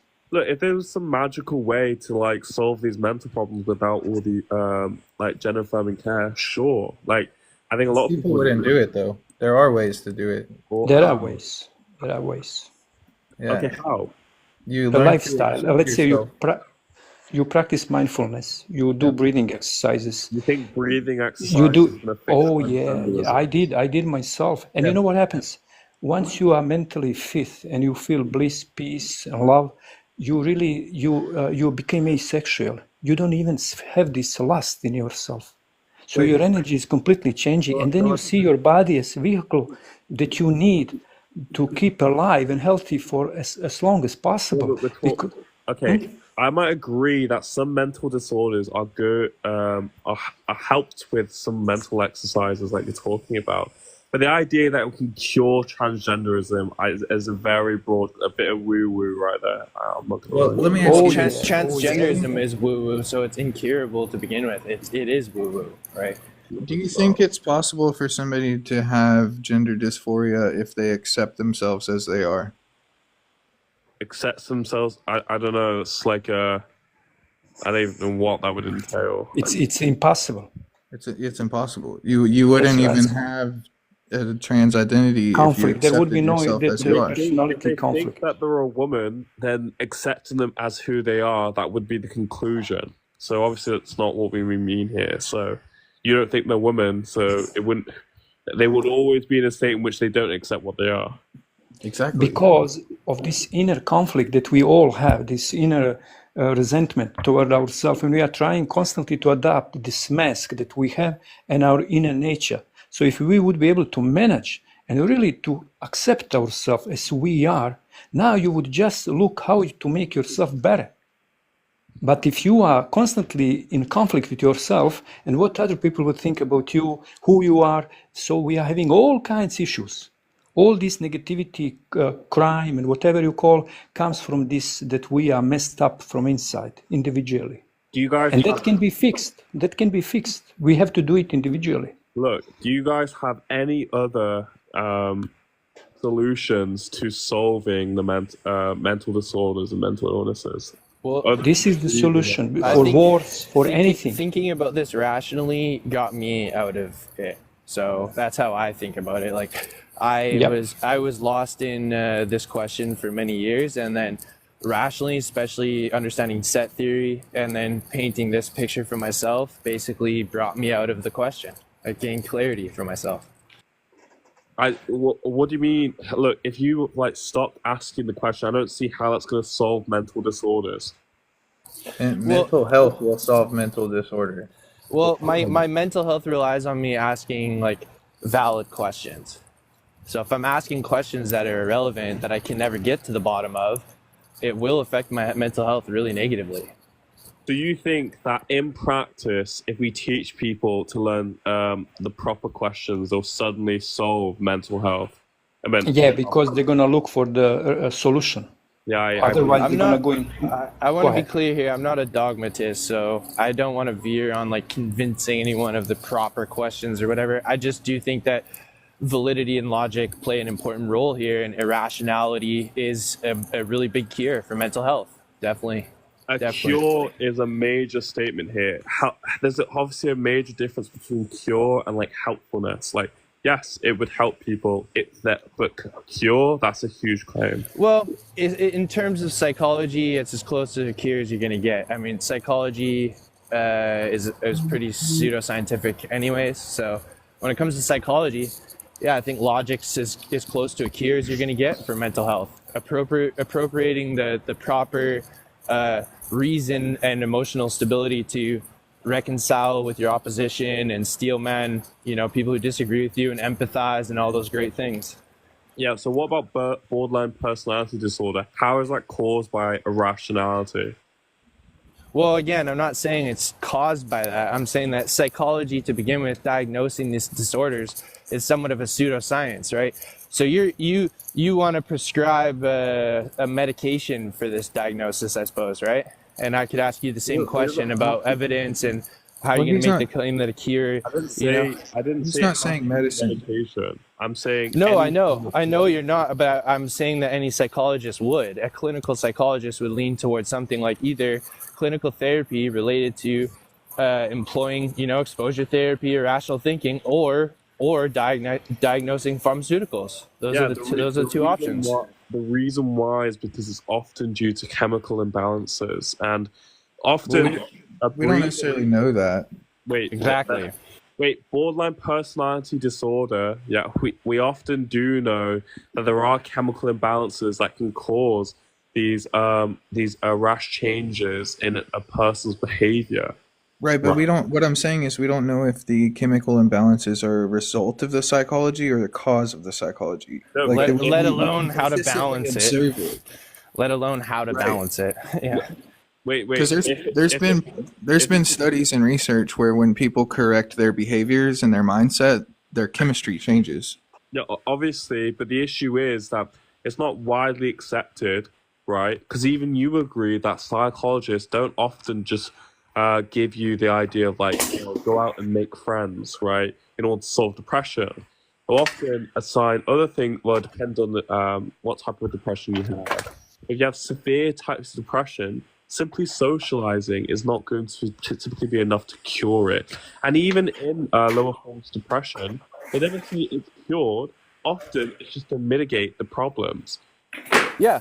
So we agree that there's like a spectrum of issues here, but baseline, most like basic mental health issues that maybe are not even diagnosable, I think can be solved through rational thinking. When we get into maybe the higher chemical imbalances or more complex biological variations or whatever, maybe those kinds of rational thinking won't work. But to say that rationality doesn't play a massive role in most popular thinking would be incongruent with modern thinking. Like our whole structure of society depends on the rational method and rational thinking. That's how we diagnose any of these disorders to begin with, right? So Without rationality, we wouldn't even be able to diagnose what schizophrenia is.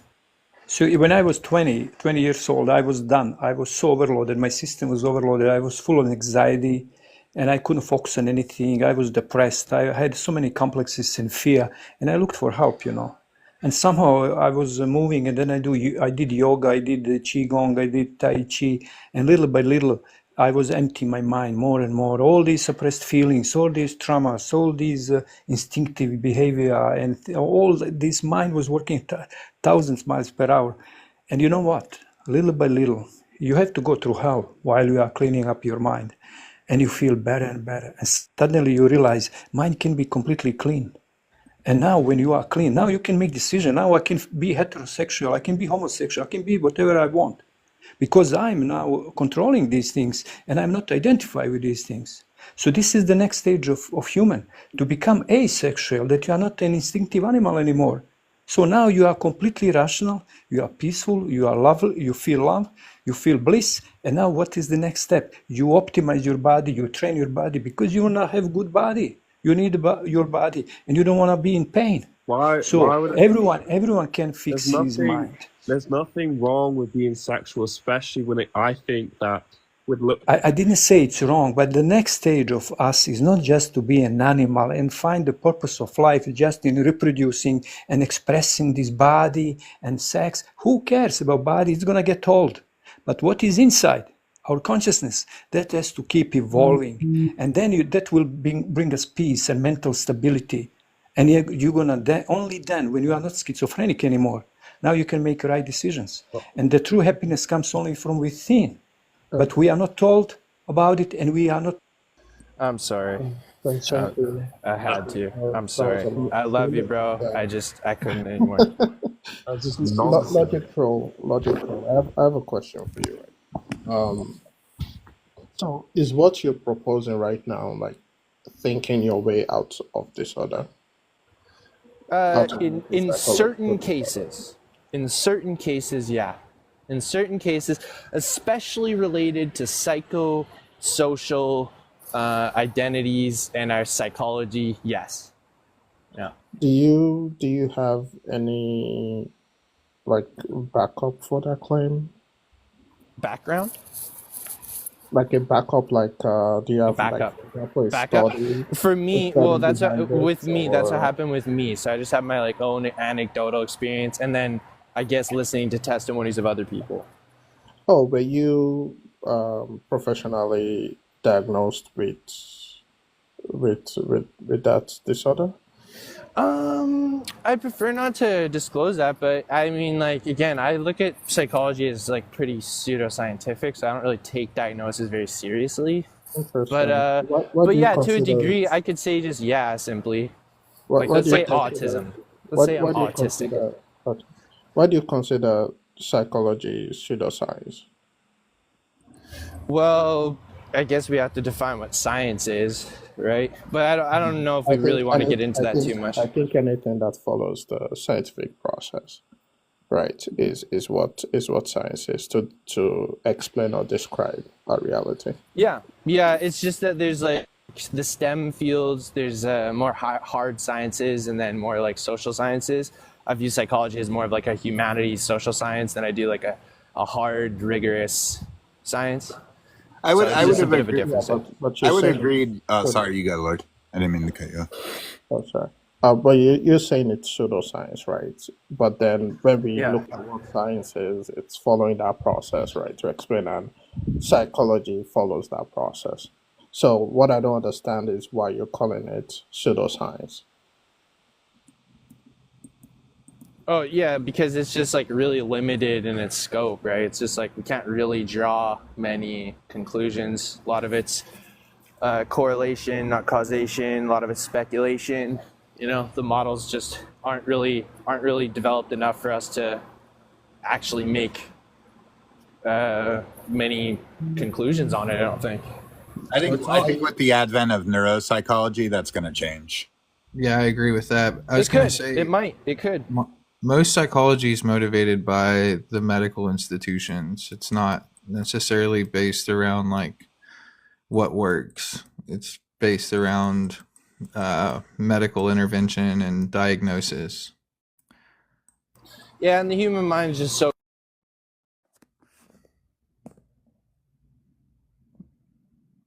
I think you got a phone call or something. Sorry, I was just gonna say it's kind of insulting for a doctor to think that they understand anything about the brain. It's just a weird claim. I don't care what kind of background or education you have. Mine's too complex, and you're just a human too. I mean, that's why there's a difference between a psychologist and a therapist and a medical doctor too. I think maybe in the future, as we evolve in our understandings and information, that we'll see those converge. Well, I studied quite a bit of psychology in school, and even in the time that like since I've been gone, the field has changed like quite a bit. Like it's leaned towards neuropsych. Even in the last, it's been about what year is it? It's been about 15 years since I was actively taking psych classes, and it's changed quite a bit. I studied a lot of psychology as well, like in my own, I guess, struggles, my own psychological struggles, and neuropsychology helped me the most. Like understanding what the organ in my head is doing helped me more understand my own processes. And it's interesting because there's a huge overlap with neuropsychology and spiritual practices. Like simple things like your diet, your stress levels, your logical frameworks, how you identify with yourself, and understanding how that works in the brain. It's like I have to agree with Logic. Like normal psychology that's practiced seems very taboo compared to the alternatives. Yeah. I think, yeah, I don't know. I probably wouldn't lean that far in that direction, but it's a relatively, I mean, it is a relatively young field, and there's going to be issues with it. I think as we, again, I think as we lean towards neuropsych, I think it's going to improve towards hard sciences. Yeah, I'm curious, Logic, what you meant by like doctors and the brain, because Tom was making some comments down there, like I mean, I feel like a neurosurgeon would know quite a bit about the brain. Or do you mean specifically in respect to like Physician? like what do you mean like doctors not knowing about the brain? I don't know. I don't remember exactly what I said there. But I mean, yeah, if I got a brain injury, I would have to trust a doctor to do surgery on me. It's more about psychologists. I thought I was trying to say. Okay, I got you. Yeah, but the field of psychology is being like a humanities and not so much of a STEM. But I mean, what these things overlap and such. But I guess the main point too is going back to what I said earlier about like how logic seems to undergird all of these things. Like rationality seems to be the basis through which we diagnose all these psychological disorders, right? Irrationality seems to be a marker of diagnosable disorders. So we seem to hinge our psychology on, I guess, logic. I guess I know that I didn't hear you use this word, but getting back to the general topic, and I know I didn't hear you use this word. If you did, maybe while I was gone, so I'm not levying this if you didn't use it. But in respect to people that use the word delusion with trans people, the biggest question I pose to them is then why is it not alleviated with medicines used to treat delusion? It doesn't work. They've like the clinical trials show that it does not work. Right. Well, I could Medicine speculate that because the medical scientific community doesn't put this forward as a sorry, go ahead. Yeah, as far as I know, there have been quite a few clinical trials with it, and No. I'm saying the community doesn't put forward the idea. They affirm gender fluidity. If on the outset of taking these medications, you were also being told by your doctor that, hey, you're suffering from delusions, then perhaps it would work. But they're not told that. They're told that. I'm pretty sure we have controlled studies where they're not getting therapy and just taking the medicine. And it's shown not to alleviate any signs of delusion. Yeah, it's just like regardless of therapy, and I'm sorry for the background noise, but regardless of therapy, it seems like the general culture just allows for, to affirm. I'm so sorry. I'll pause up here one second. No, I see what you're saying. And it's been a while since I looked at studies. They would have to be controlled. I see what you're saying. You wouldn't. Yeah, I Like felt I targeted. don't know to That's a- what degree we could control that study because of the overall like zeitgeist and culture. The cultural effects of gender ideology has an effect. If Yeah, I someone's mean, been steeped in that ideology, they would need therapy to even convince themselves that that's not a possibility. right. I mean, to that extent, though, you're going to have issues with studies of any kind, controlling variables. Yes, but this one in Yeah, particular, yeah. this one in particular is related to our psychosocial schema or our social identity. So it's actually directly linked to that. Something like anorexia can be parsed out, right? Because we're not claiming that anorexia is like a gender identity. Whereas with this one, we're claiming that there's actual potential here for us to be, validating this. In which case we have to be treating this very differently, right? Yeah, I just and I'd have to look at the studies again, but my understanding is that like antipsychosis medicine has not worked at all with people with. So let me ask you this: what would constitute working like this? Are you saying? Alleviating the incongruence, right? Because the delusion allegedly the incongruence is the delusion, so the incongruence would go away if it's a delusion, right? So that would constitute as working. I don't know. Well, outside of psychedelics, I don't know of any medicine that will change your mind for you. What people get treated? What people get treated for delusions all the time, effectively. Even just therapy, exposure therapy. Like, let's say someone has a phobia, we could call that a delusion, like a really bad phobia of something irrational, like, well, I don't know. Let's choose something. I don't know. Just a germaphobe, right? He's so germophobic that he can't even leave his apartment, and it's a delusion. That's a form of delusion, but. It's not the same as your identity, though. Well, like to Pi's point, what we'd be trying to alleviate is that delusion. We would try to be getting him outside of his home, less concerned with germs. We would see a direct correlate. Oh, the treatment's working, right? He's not as deluded anymore. That's just a Pi, right? Like, I only know like a little bit about psychology, and I know a little bit more about pharmaceuticals. Like so if you have a fear, you can use certain medicines like benzodiazepine to essentially numb the brain, or you could use some sort of stimulant to help balance out certain chemicals where the fear is less impactful on your psyche. But neither one of those are related to your identity of self. Like when it comes to identity of self, that's a belief system.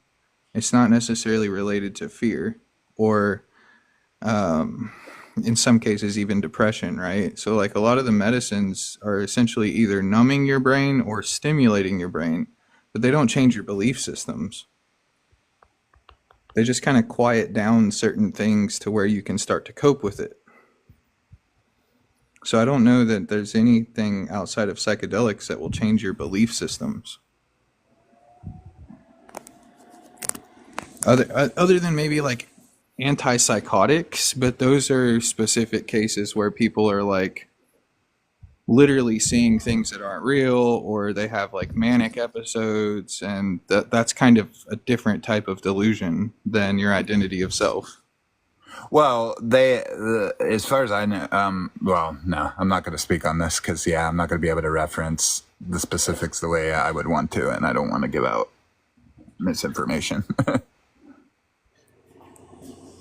I mean, I'd be interested in learning more about this, though, because I haven't heard anything about this specifically. So, like, I can't speak to exactly what you're talking about.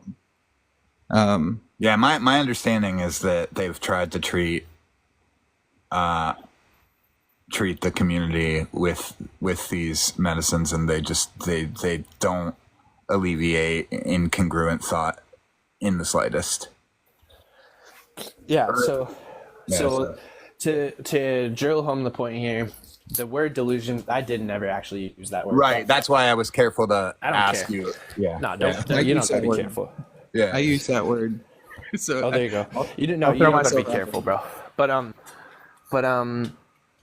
was trying to find a parallel to the gender thing so we don't use that word with that topic, just out of interest to see if we could find like a parallel. That's why I went to phobia to not real Dwight's question here in the chat. It's like a phobia, a really bad phobia could be in this just casual discussion, I guess, categorized as delusional thinking, especially if it's like a germaphobe, right? Someone who's really afraid of germs to the extent of not being able to leave their house, you know, and it's not during COVID. We're talking an actual germaphobe who, you know, can't leave their house because they're so paranoid about these kinds of things. It's like life altering. In that sense, to Pai Chi's point, we'd be able to maybe perhaps give them some sort of antipsychotic or some kind of drug that would help them with these delusions. It's not the same as like schizophrenic delusions. We're talking about, so maybe I'm way off the map here with what would be prescribed. But the point is just the result would surely show, hey, this person's getting better. They're not as delusional. Whereas in the gender case, when we assign these drugs that help with delusions, it doesn't seem to have helped them in any way. They continue down the path, and no matter what delusional associated pharmaceutical we can throw at them, it doesn't seem to help. Insinuating that perhaps this isn't a delusion. Well, here's the thing though, like maybe that case specifically, but like phobias are typically fears of external things. They're not belief systems about self. Like our identity when it comes to our belief system about ourself is buried in our unconscious mind. Like you're talking about something very deep that even under, except for psychedelics, any medication that I know of doesn't touch that level of thinking.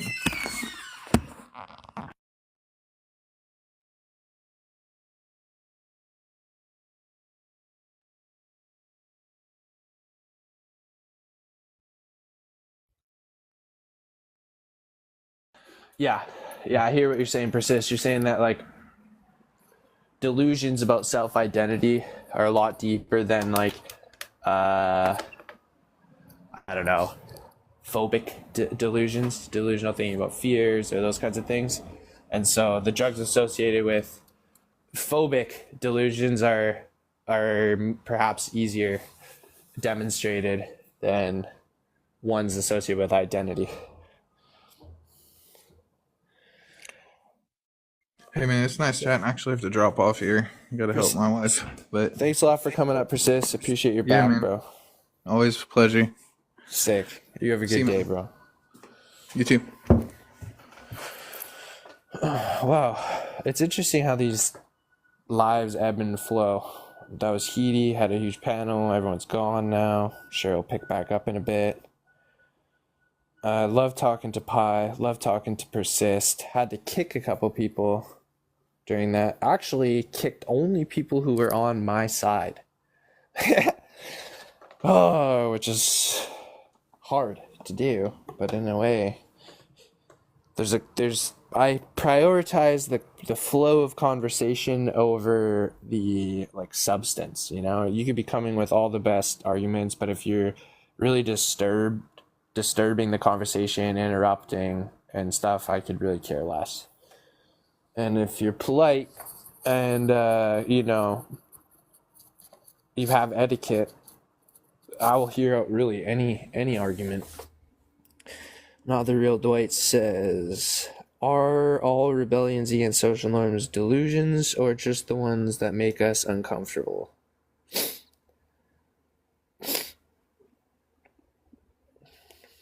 Are all rebellions against social norms delusions? No. I'm a rebellious person. I would view my stance on this topic as quite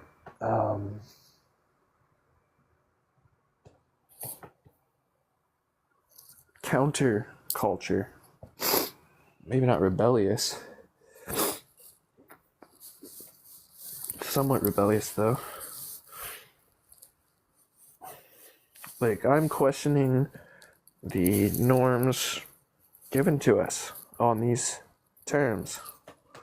I don't accept them. The social norms today in this gender critical ideology, I don't accept, or I don't know, am I the gender critical side? I suppose I am. What's up today, Dwight? Hey, Yo, I man. just I don't understand. Like, well, I'm not in this debate space on trans stuff, so I'm pretty ignorant on this stuff. This is my first time Do trying it. people is it okay? Do people generally associate biology as a subset of gender? I don't think I've ever heard that, but Yeah, I'm again, kind I'm of not in this space. I'm testing the waters. I've never really heard this either. But one Yeah, I don't. time I saw someone draw this in support of gender ideology, and then the more I looked into set theory and how we use Venn diagrams to parse out, definitions, the more I was like, oh wow, this shows the argument pretty well. Yeah, yeah, I don't.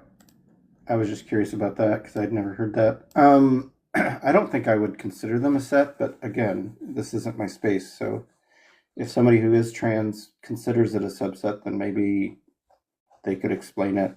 I'm just not sure. But I see these as different areas, although related, right? So, I mean, there might be some overlap. So I wouldn't, if I were to make the Venn diagram, I would probably make it a true closer Venn to diagram, a true Venn, yeah, with overlap. exactly. Okay, thank you for presenting it. That's a great way of looking at it.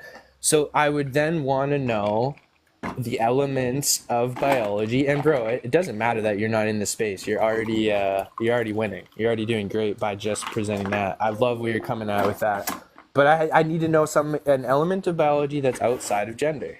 We got to think of something now to suit your categories. Like, I used ears as an example. That was a ridiculous example, but I'm trying to find something like, what would we put, in that circle that's completely outside of, not in gender and not overlapping with gender. What's part of biology that stands on its own, unrelated to gender, if you get what I mean? Yeah, I'm not sure of that because I think that biology informs gender roles, right? So right, and we see this throughout the animal kingdom. So like, let's take lions. I think is a clear example where lionesses do the hunting, right? And this is different than human gender roles where males generally do the hunting. But we don't. The thing about the animal kingdom is we don't, and I find this really peculiar, is we don't assign gender to animals, to other animals outside of humans. And if people really think that this is something hard and fast and biological, and I'm not saying you do, I'm just saying in this, I've heard these arguments where, they say a man is an adult male and a woman is an adult female. And if we're going to stick these hard and fast to biology, then it seems to me that every animal would have a gender, right? We wouldn't just gender humans. We would gender lions. We would gender turtles. We would gender anything with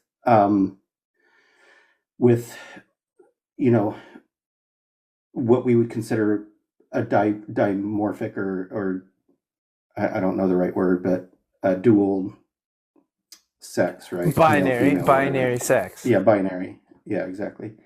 And we just don't see that. We only assign that to humans. And I think that's very telling because I do think that these gender roles, I do think that gender is a social construct. I think it's something that we made up for ourselves.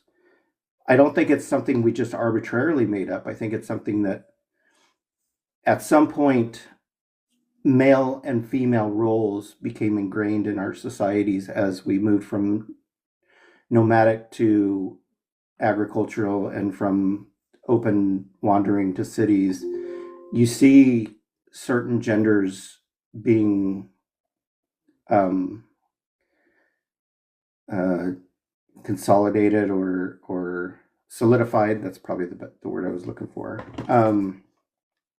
So it was a lot easier to, when you have a routine in a city, and it's easier to assign gender roles, whereas like we see in certain cultural groups where they're more nomadic or more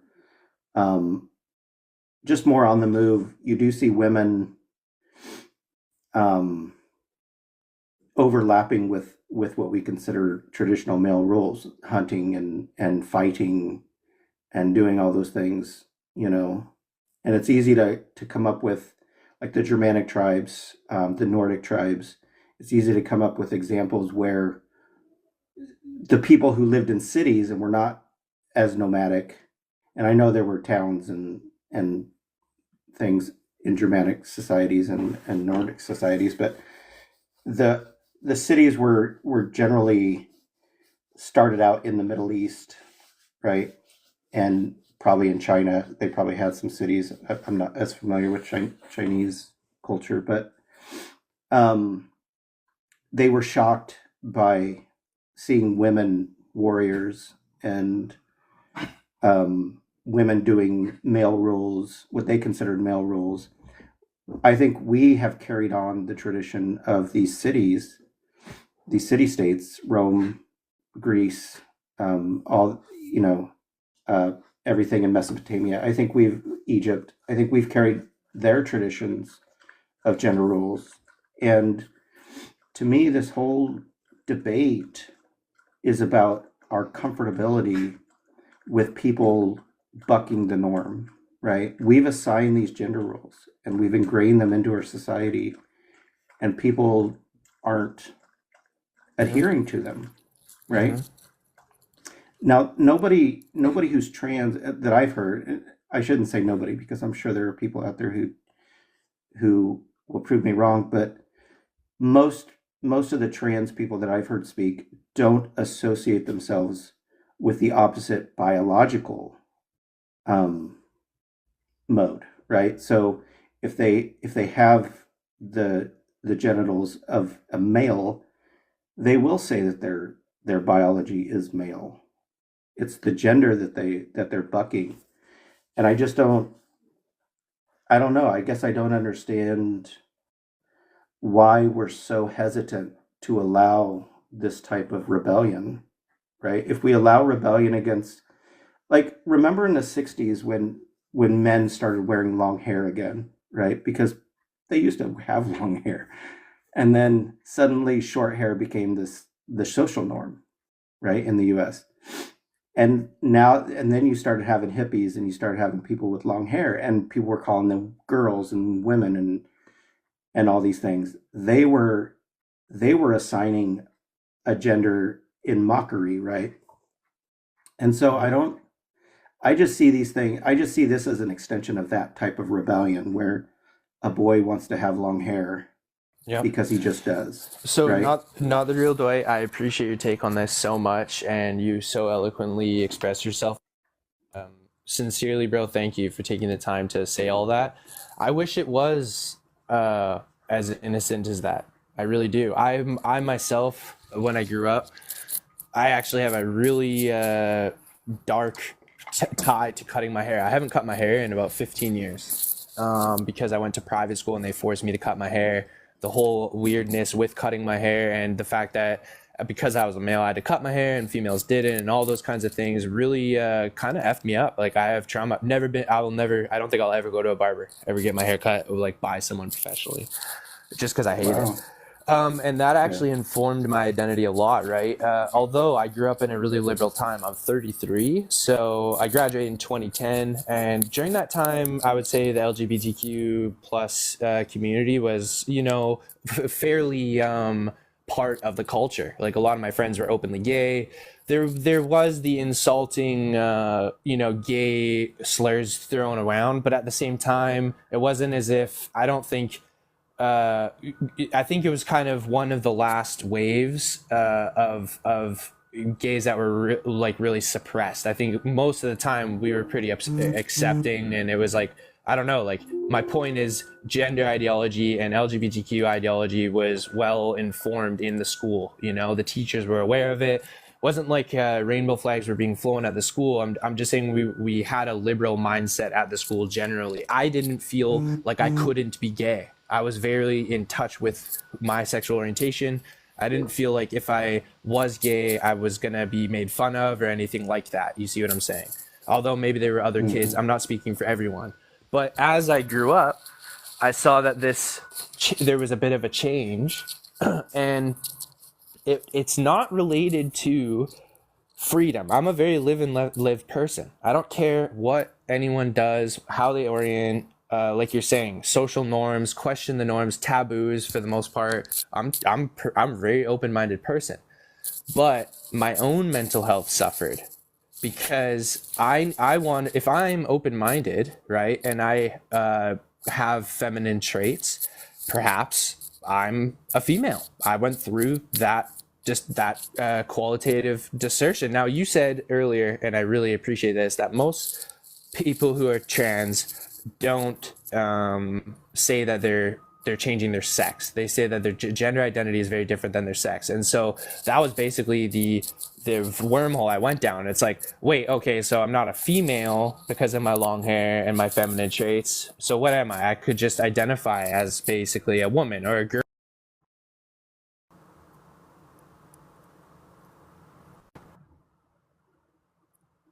I don't know what happened. Oh no. Dude, I don't know what happened.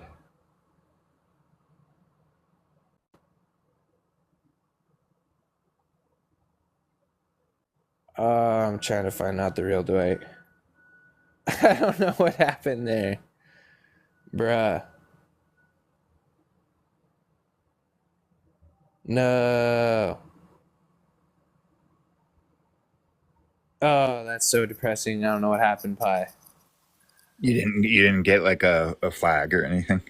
It just, yeah, it like paused and then just took down, and I didn't see what I clicked. I didn't read it. I meant to click off it. It did say something though. You think I got flagged? Yeah, you probably. This is a sensitive topic. People come. Yeah. Dude, you'll find this funny. I got my live taken down one night while I was working on one of my Etch a Sketches. Someone flagged it for misinformation. Oh my god. Because I always get people saying it's fake, you know? Yeah.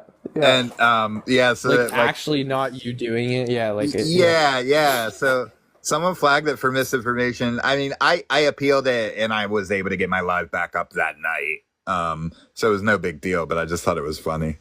I was like, of all the things, like someone's really like that butthurt that I could be, even if I was faking it, it's like they're that upset by me faking a toy drawing like this.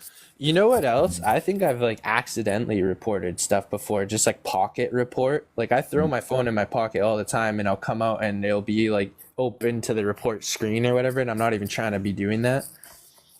Like you gotta wonder how many times reports are actually just accidental too.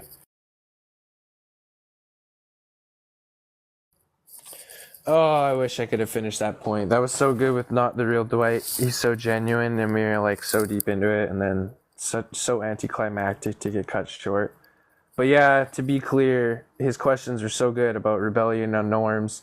I don't care for the norms. It's not that I'm uncomfortable with anyone questioning norms. It's that at the base I appreciate logic, and I think that a basic contradiction might be present here. That's all. Yeah, and I don't see it, but I do. I'm not afraid to like humor you questioning. I could be wrong. Yeah. Thank you for humoring me, because I could be wrong, and I'm not afraid to. I mean, I think people that just write it off as immediately like you know, like the slippery slope to like a phobia. And I mean, there is a slippery slope to a phobia, but I'm not gonna associate you with that by merely asking. This is what education is, right?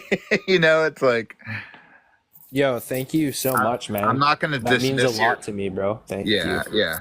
And if you said that, but with that said, if you said something that I thought was off the cuff, I'd be like, yo, fuck you, that's off the cuff. I expect you to. I Yeah, expect yeah, you to. Yeah, yeah. man. I also want you to know that, like, I basically define my friendships through the disagreement thing. Like, I want to be able to disagree with you, like you just said, on everything. The more comfortable I feel like I can disagree with you, the closer we're going to be, right? If I feel like I can't disagree with you, like, it's going to be really hard to have any kind of intimate relationship with you. My issue with the hard and fast, the hard and fast man is is an adult human male, and woman is an adult human female, is I don't see people reference that in the way they're addressing people literally ever. You're almost always going off of. You're a little muffled, Pi. Oh yeah, sorry. I have a tendency to put my finger right where I speak. Is that better? Oh yeah, loud and clear. Yeah. So I don't see people addressing people that way. Like it's like I never see someone going like, "Hey, I was about to call you ma'am, but I was gonna pull down your pants and then take you to the doctor and do a karyotype," right? That's not what we're doing. We're looking at typically like phenotypical expression, right? Veneer and then social rules related to phenotypical expression. Yeah, like I would concede basically all of that in the sense that I'm glad you did, because that's just like nobody's doing that. Nobody's going like, well, like upon the moment they're deciding to call someone Mr. or Miss, checking to see what they're karyotyping them or looking for the large or small gamete. I'm sure I've been wrong in the past in the sense of misgendering people, and I'm sure I've mistaken, all those things. Yeah, like called someone what they wanted to be called, even though they weren't, et cetera, all those things. Yeah. So with that said, I would argue that the people that use that definition are engaged in performative contradiction with their definition all the time.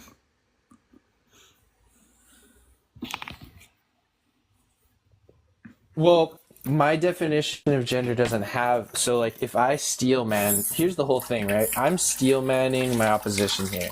Gender doesn't have the necessary and sufficient conditions, right? You also wanted to claim that biology doesn't too, but I would say biology falls under like a bimodal spectrum. There's a limit. There's a limitation. That's what the boundary of these terms would mean, right? Like real quick before you keep going, one thing. I didn't deny sufficient. I denied necessary. I see it as interesting. I see it as family resemblance. Right. I deny necessary condition, not sufficient. It's a family resemblance thing. So there's a necessary condition to biology. No. That's what I deny. I don't deny sufficient. I deny necessary. Oh, sorry. So there's a sufficient, but it's a family resemblance. So there's things. So typically it's going to be, female XX, larger gametes, blah, blah, blah.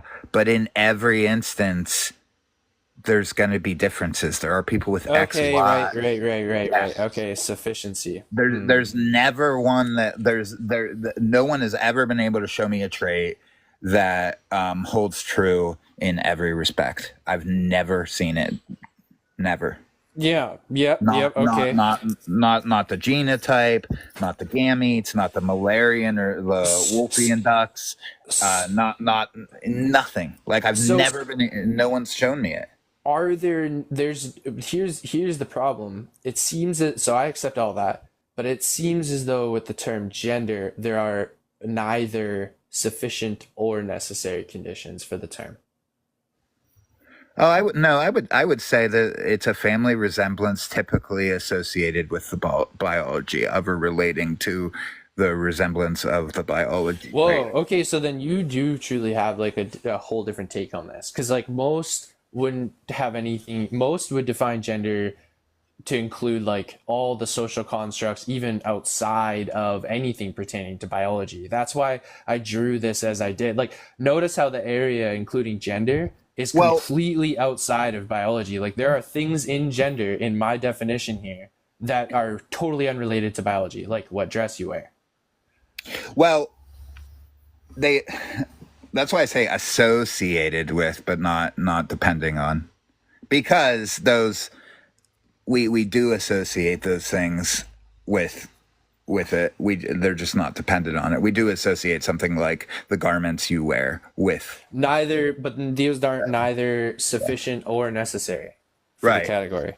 Yeah, So that is why but I would the include all incongru- those as like relating to it. Me too. Yeah. In the sense that related to, okay, and the relationship is, this is why I use the set theory. It's a proper subset. The relationship is that all of the elements within a proper subset are included in the external set.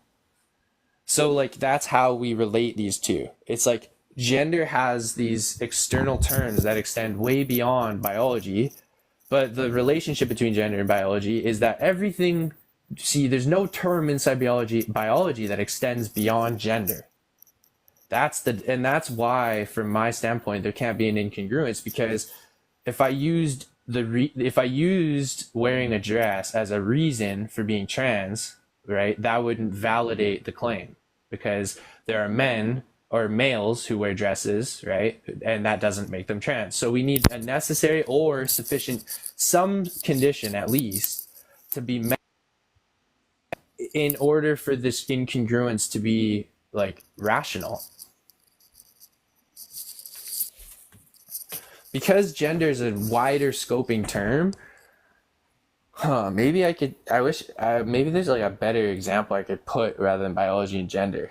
But like there's no way in which, if I had all the purples inside of the blues, I couldn't say that there is a blue out there that, you know, is somehow incongruent with the purples. Does that make sense?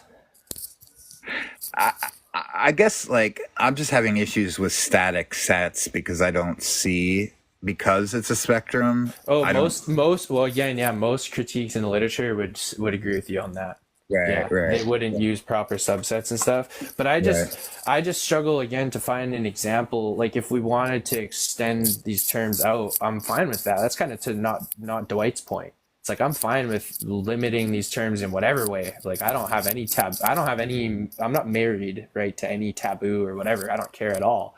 But for mental health of children, that's another thing. Like going back to, if my 6-year-old daughter asks me, can I be a boy because I like baseball and I feel like putting on boys' clothes, et cetera, it's like I would basically tell her, like, you know, darling, no matter what you do, you're always a little girl, right? You're perfect the way you are. You can manifest in any way you want.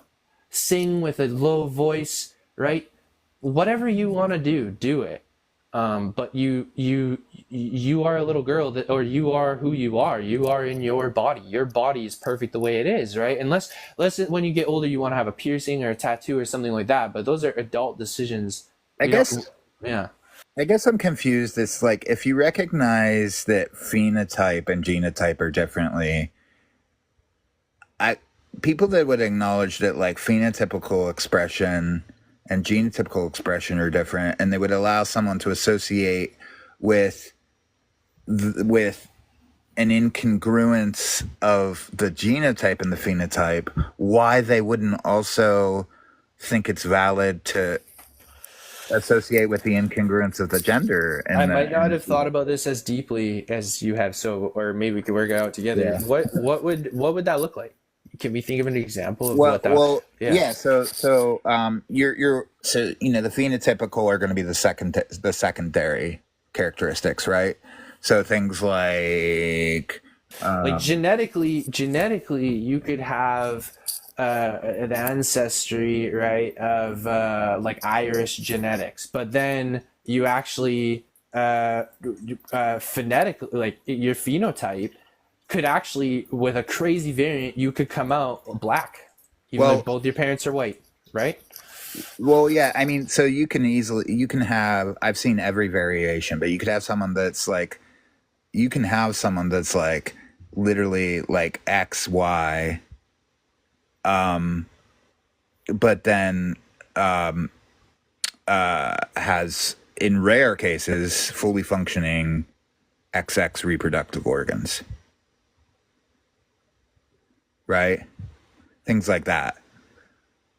So like the genetics are the XY, the chromosomal makeup, and the phenotypical expression is the secondary characteristics. So like are reproductive organs secondary hormone characteristics? Production. Yeah, they are. Actually, I want to get a proper set so I'm not miseducating. Yeah, like I'd be interested to draw the set theory there. Like, so do genetics and phenotypes, would that be like a Venn diagram?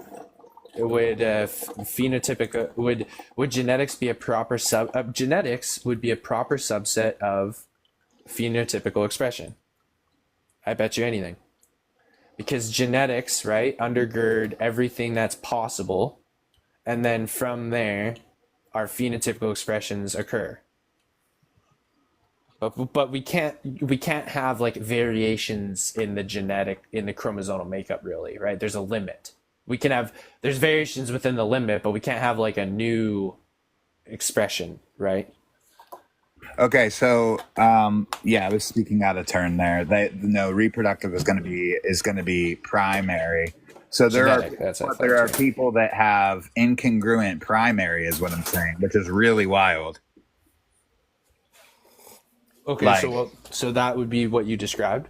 Yeah, that would be like incongruence with primary. And I'm like, if we know all this, then I don't understand why people, if we know situations, and then like to dismiss it as an anomaly, it's like, well, anomalies are people too. And the reason I was arguing, I'm not going to say much because I want them to be present when they're, but what I was going to explain to President earlier when he was talking about the legal definition of male, and I'd have to know like the paperwork he was referring to, but like the reason I said that that's a real issue is because in relation to medical treatment, if they're just defining someone with reproductively, like based off that, they have to have those organs to be considered that. Well, what if they have what if they were born without like a uterus, but literally everything else about them is phenotypically and genotypically female? They wouldn't be able to get female care. That's why it's an issue. That's why it's an issue. Because that is delusion. That's delusion. Like, that's denying reality. Like, so we definitely align on a lot of that. When we get steeped in the biology, the incongruence becomes like a marker of biology, where when we scope out to a term like gender, which involves social ideology and your identity, then the incongruence becomes a lot less based in quantifiable or measurable stuff. So to claim that there is an incongruence requires at least some set of things that we could look at, if not biological, something that we could look at as an indicator for the incongruence. And that's what I'm not seeing over and over again. If there's one thing that you could present to me that would show that someone's social psychological identity is incongruent with their biology. Well, there is. Okay, so this is what I know. There's people on the app that speak to this. There are people that speak to, brain characteristics and biology. Yeah, and that would be basically proving my point. Like, if No. This would. Okay, sorry. No, yeah, this would completely not prove your point. They're what they're saying is like typically, like brain, call it like brain sex or whatever. Typically, it is congruent, but you could have elements of brain sex that are incongruent. So your brain literally is different in respect to like your genotypical sex. But that's where I thought we were going with that, because again, we have to focus on this concept of gender. If there was a biological indicator for gender, well, now the term's no longer socially defined. Well, You see? well, yeah, I don't. I mean, I don't define it strictly as social. Maybe some people do. No, it's not that it's strictly social. It's that it wouldn't involve social schemas at all. It would just be dependent, or the necessary. Now there would be a necessary because condition, remember, not just a sufficient one. Well, no, because remember, it's a family resemblance thing. It's not. We're not talking about merely the necessary traits dictating it. We're talking about a family resemblance. Even in the case of the brain, like sex, that seems like more of a necessary condition than a family resemblance. But maybe I'm wrong. Yeah. Well, I wouldn't require all. I mean, I wouldn't require all trans people to have that. But well, what about the opposite? Could there be someone that wasn't trans that had, like, if there's any proof at all showing the contrary, then it would basically eliminate the theory, right? Yeah. What I've realized just now, is I simply don't know enough to speak about this liberally. I think you do. I don't. I think you have actually thought more in depthly about this than most people, to be honest. I have studied a bit. It's just like I'm the type of person that, like, if I don't read it every day, I'm gonna forget it. So like, you know what the main red flag pie though is the political turmoil around the concept, right? Yeah. Like, that's for me why I can stand so steadfast on the topic. Anything that's politically charged, I know there's probably there's more emotion around the topic than logic. So the secondary logic is going to be more things like the things that develop during puberty. So that's a general idea of what is going to cue into the secondary. Yeah, and like that's what scares me, because so that's going to be like the facial hair, breast development, things like that. And I've just always associated I consider gender as like somewhat secondary. So, and because I think secondary can conflict with primary, I just see no issue with gender. I see no issue with like trans identity. Yeah, that's why. Okay, so I think that's why this word incongruence is getting the best of me, because I'm making the same claim. I don't have a problem with people, their phenotypical expression not being congruent with their genetic or genotypical expression. I would hope you wouldn't, because it's hard and fast in that way, you know. It's like that's, and from my standpoint, that would be the claim that the trans community is making, that incongruence is somehow unacceptable, and that we have to make biological intervention to reconvene these incongruences, when in reality these incongruences in biology, as far as those go, are fine. There's no reason to reconcile them. The reconciliation would be. No, I mean, you might want to reconcile it if you're intersex. I don't know. You might want to lean one way or the other. But this again doesn't.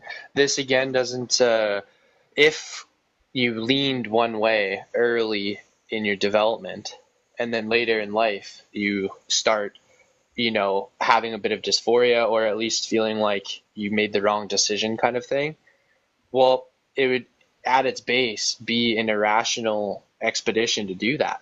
The decision's already been made. Your developmental biology has already taken place. And now the person you are to become, right, is less reliant on biological intervention and more reliant on you reconciling your psychology with that. The reality is what it is. You are who you are, and now you have to reconcile that identity. Identifying with yourself. I mean, I think we're not going to get it right 100% of the time. My understanding is that the vast majority of the time, transitioning is positive. That's my understanding, is that detransition happens, and it's unfortunate.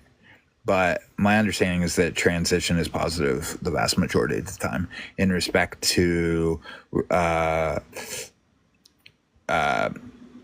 alleviation of dysphoria, affirmation of identity, and the other markers that would, indicate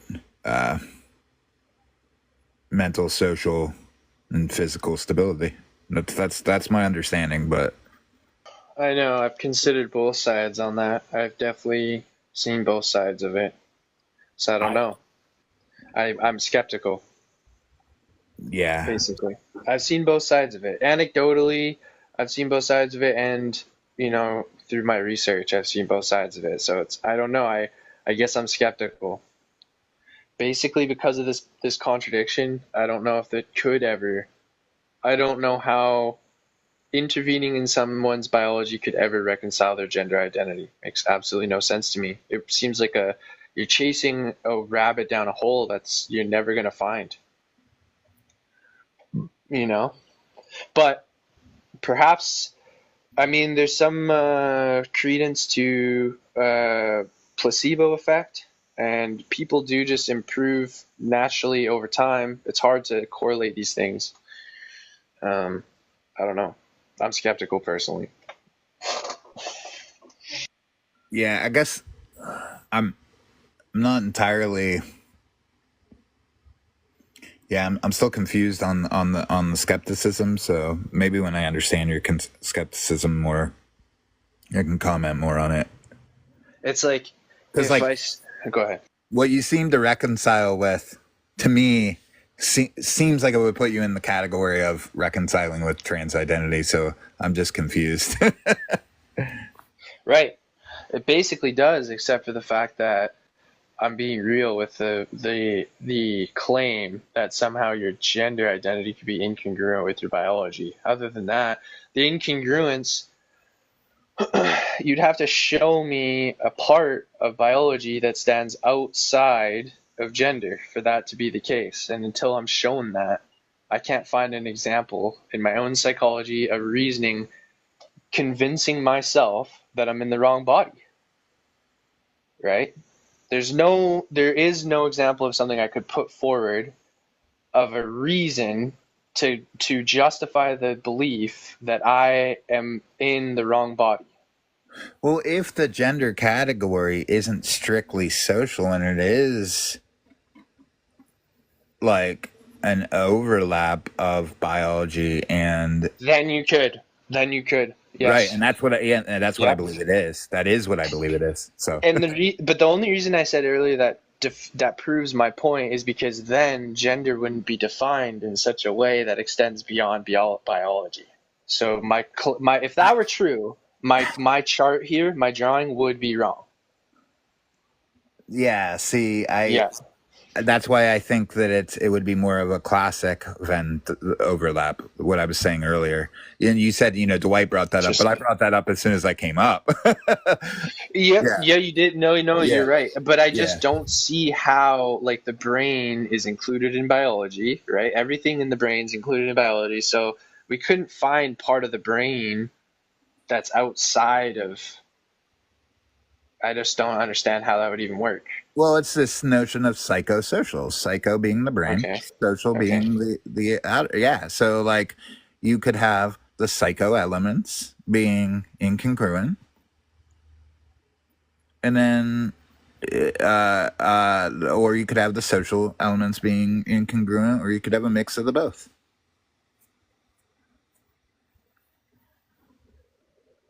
Mm-hmm.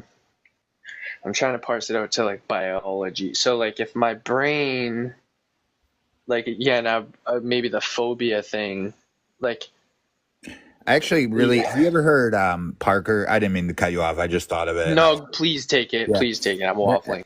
Have you ever heard you know Parker? Of course, yeah. Have you ever heard his definition of woman? I don't think so. It's similar to mine. It's traits that typically relate or associated with the female sex, right? So he doesn't divorce it from it entirely the way some people do. Okay. If it was entirely divorced, I wouldn't even know what we were talking about. Like, it would be like, what are you even pointing to? It just seems like it's defined by like social stereotypes kind of thing. Well, he's saying a group, I forget his exact definition, but it's like a person that desires to be in alignment with, like whatever traits that are typically associated with the female sex. Yeah, I struggle with that definition. Like, let's say, however that goes, like if my 6-year-old daughter came home and didn't align with any of those typical characteristics. Now, we got to be careful here, because is it my interpretation of the characteristics? Is it the school's interpretation of the characteristics that are typically associated? Is it is it my daughter's? Yeah, I mean, I think it's going to be a combination of all of it. But I mean, we have a term for the people that don't fit into those categories, and that would be like me. Like I consider myself kind of like non-binary. If my daughter's 6 and she's questioning, the school says she doesn't associate with any of the traits, and I say she does, now we have a problem. So now we have a huge problem, because like my daughter obviously doesn't know, she's 6. The school says, from their biased opinion and all the kids they get, she doesn't fit into the typical stereotypes that are associated with little girls, whatever those are. And then I say, yeah, she does. Just because she doesn't want to wear makeup or whatever the things they list them all, and my daughter doesn't associate with any of those, therefore you're saying she's no longer a little girl and you're going to call her a little boy? No, that's very harmful to her psychology. She is a little girl no matter what, right? No matter what. She could do all the things you list that are not typically associated with being female or a woman, and she would still be a girl. There'd be no changing that. That's where I don't get the change.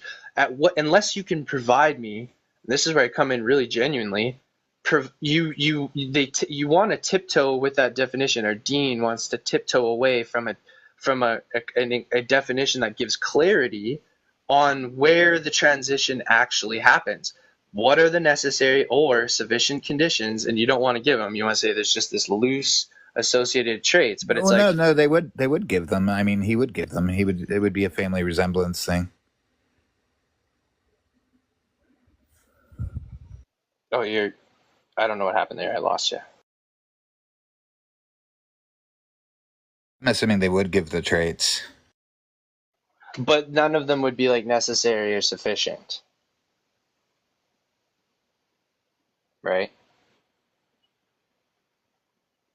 Like, a woman doesn't have any necessary or sufficient characteristics to define it under that definition. It's a loosely categorized stereotype.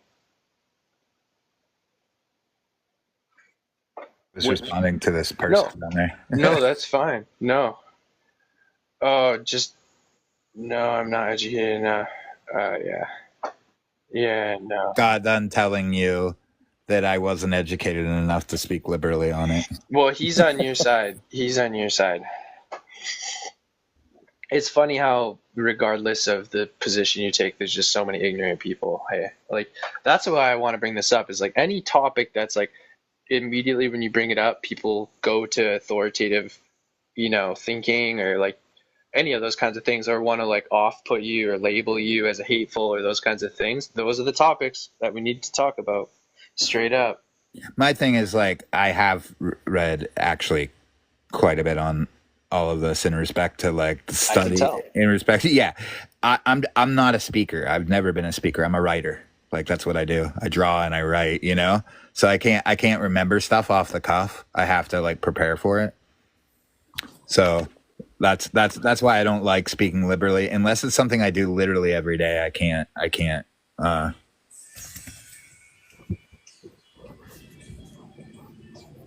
No, yeah, it's a different thing. You know, conversation, talking, then giving a presentation, educating, all those are different things. Writing. What's up, new panelists? How's it going? Yo, I'm 40. I'm 40. The TikTok age thing is so funny. I haven't even ever asked anyone their age, but I probably should start. I think a lot of these rules are totally made up by people, Yeah, oh, and they everyone's are. just going Oh, along with it totally. for Yeah, social I reasons. 100% agree. 100% agree. Oh, Like people say you can't say the word abortion. That's bullshit. well, Yeah, I think what yeah, it was like there was a period in time where there were like TOS words, but like they were never like no one was ever getting flagged every time in respect to every TOS word. So it just became this like magical arbitrary like category that people were trying to pin down. Yeah, people are making shit up. Like I know for sure you can say abortion, 100%. You know what's crazy is if you wanted an algorithm to enforce that kind of thing, it almost seems like having a loose algorithm that doesn't pick up on everything is more effective because it gets to people's psychology where they just start moderating everywhere. If there truly was just one word that always set the algorithm off, people would just step around and say schmurder or whatever, right? But the fact that there's like not really a clear guideline almost more effectively makes people govern their own speech, which is crazy. Yeah. But the question is, who desires these kinds of safe spaces? I would say that it's essentially women. I mean, I Wait, don't think what? if you put it up to a vote for men, they'd probably vote down any kind of censorship. But if women are allowed to vote, then there's going to be censorship.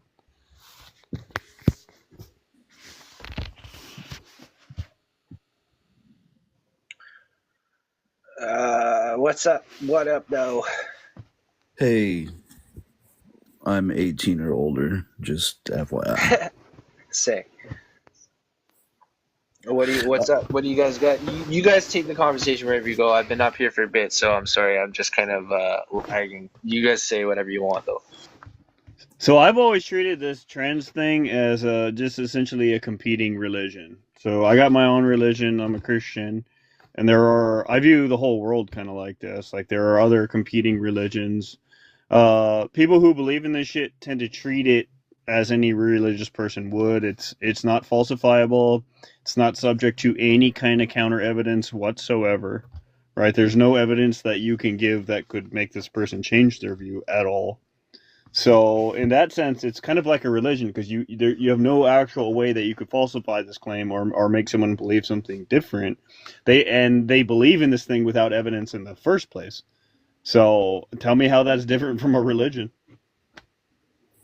Okay, so first of all, it's nothing like a religion. There's no belief in a higher power or anything So like is Buddhism a religion? Buddhism is a religion, yes. Yeah, but there's no deities in Buddhism. So is that a philosophy? Like, what are we going to call that? Well, it's a good question. I mean, Well, most experts would call it an atheist religion, essentially, and that's what I would call the trans stuff too. okay, so where does Incorrect in respect to Buddhism, though. Zen Buddhism isn't going to have a deity. Zen is going to be more of a practice, but there are going to be Buddhists that have deities. They're called like devatas, which are gods. No, those are the devas, and they're not exactly deities. They're kind of like spirits, I guess. Kind of like you and I have a spirit, I suppose. And I mean, I know those other. I know Buddhists that refer to them as gods. Well, that's just a word because, like it does, like that's kind of like a Western imposition of, like our way of thinking is that. No, the Western would there's- be more like the Zen like style. Yeah. No, like so in like for if you ask a Buddhist, they'll tell you like or Japanese person, for example, they'll tell you they don't have a religion. But It then when depends you which go to Buddhist you're unpack speaking that, to. Again, like I said, it depends which Buddhist you're speaking to.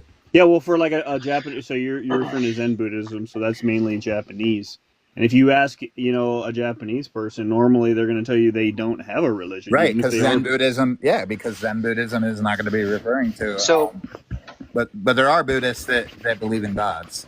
let's link it Yeah, back but this idea to between secular and religious, that's a Western concept. Like let, in outside of the West, that's not even a thing. It's just let's like they link don't it. make that Let's try to distinction. link it back to the topic. I appreciate where it went there for a second, but like let's try to make the full argument here. If you're saying, I guess The maybe transgender ideology yeah, is a religion. That's my case. It's the because same. you It's like If any it, other religion, and Yeah, that's how I yeah. treat it. I well, personally then, do define religion as belief in a god. That's it. So well, if transgender ideology is a religion, then it is valid. What do you mean it's valid? What does that even mean? Well, the topic says that being trans is invalid. Well, Yeah, I religion, don't even know what that means either. yeah, me neither. Religion is a personal choice, and everybody has the right to make that choice for themselves, and nobody has the right to tell anyone else what they can and can't believe in. So this Well, topic is that's invalid. just an assertion. Yeah, like the topic is an assertion. No, like what you just said, like nobody has the right to tell anyone what to do. That's an assertion as well. Yeah, like the topic is saying that being trans is invalid. That's an assertion as well. Yeah, no, I agree. Well, Here's the thing that I've it's noticed not with quite atheists, it's not quite an they assertion, tend to right? not be Sorry, we have a self-aware lag, I when think. they're making claims. Yeah, so I'm sorry, host. No, don't be sorry. I think we just might have a bit of a lag. I was just saying, it's not an assertion, right? I'm kind of making an inferential argument here that if biology is a proper subset of gender, then being trans is invalid. But I'm open to disagreement. I could be wrong. Perhaps biology isn't a proper subset of gender, which could validate the trans identity. I just think that under these circumstances, I can't see my way out of, the Well, does gender invalidity. exist at all outside of human imaginations? Is it even a thing, or is it entirely a social mental construct? Well, what I'm trying to do here is a bit of an internal critique on the opposition. So if we assume their definitions, right, I'm not trying to impose my own terminology here. I'm trying to understand my opposition's terminology. So, Well, yeah, but it's an incoherent ideology, though. well, it's not completely incoherent. The way I understand it is that gender is different than biology, right? Biology is gender and sex. Gender and sex are different. Sex is related to your biology, right? Whereas gender is more of a social construct, kind of pertaining to what you said. It's just made up. It's some sort of identity value that we pertain through our culture, how we present, all those kinds of things, what we wear. So those categories there underlining the distinction, that's where I'm coming from. Even using those definitions, it seems as though the trans identity is invalid.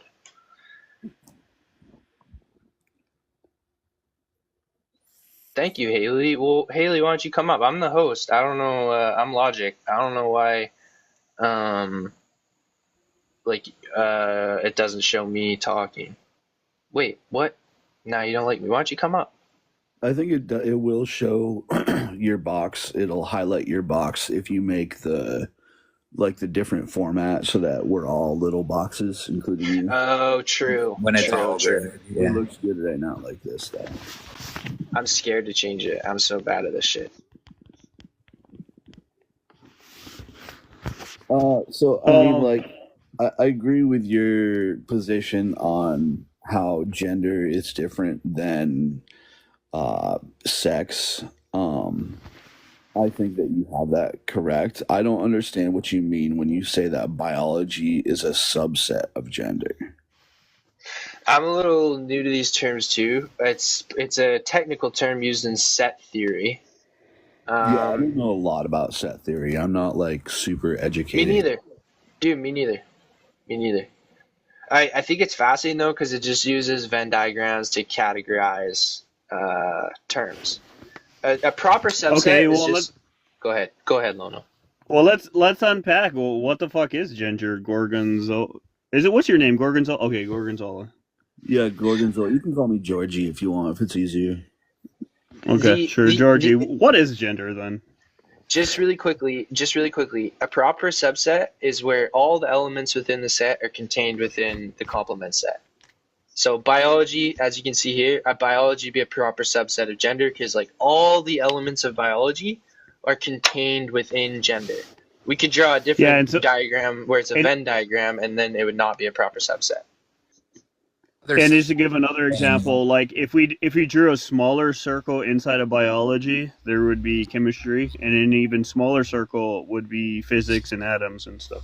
Yep. Yeah, exactly. And those are all proper subsets of each other. Yeah. Yeah, Totally. A is a proper like subset of B if set B contains like one element that is not present in set A. That's proper subset. Yeah, so there's no biology without chemistry. There's no chemistry without physics. And can there be gender without biology? That's the question here. Yeah, there Exactly. can be. Exactly. We have gender in language. But what does that relate back to? Well, there's no biology in language. Okay, fair enough. Yeah, I guess that makes sense. So, but do these words describe? I can see an existence of gender outside of biology's existence. Okay, well But then, I what don't is see gender gender in as a that case? subset of biology? What is gender? I think gender is understanding we have of. Let me think about how to define that a little better. Because this is where I'm going to say it becomes incoherent. Like if it's not describing anything in the first place, then what is it? Well, it doesn't need to necessarily describe anything, but then at the very least, we could demonstrate an incongruence.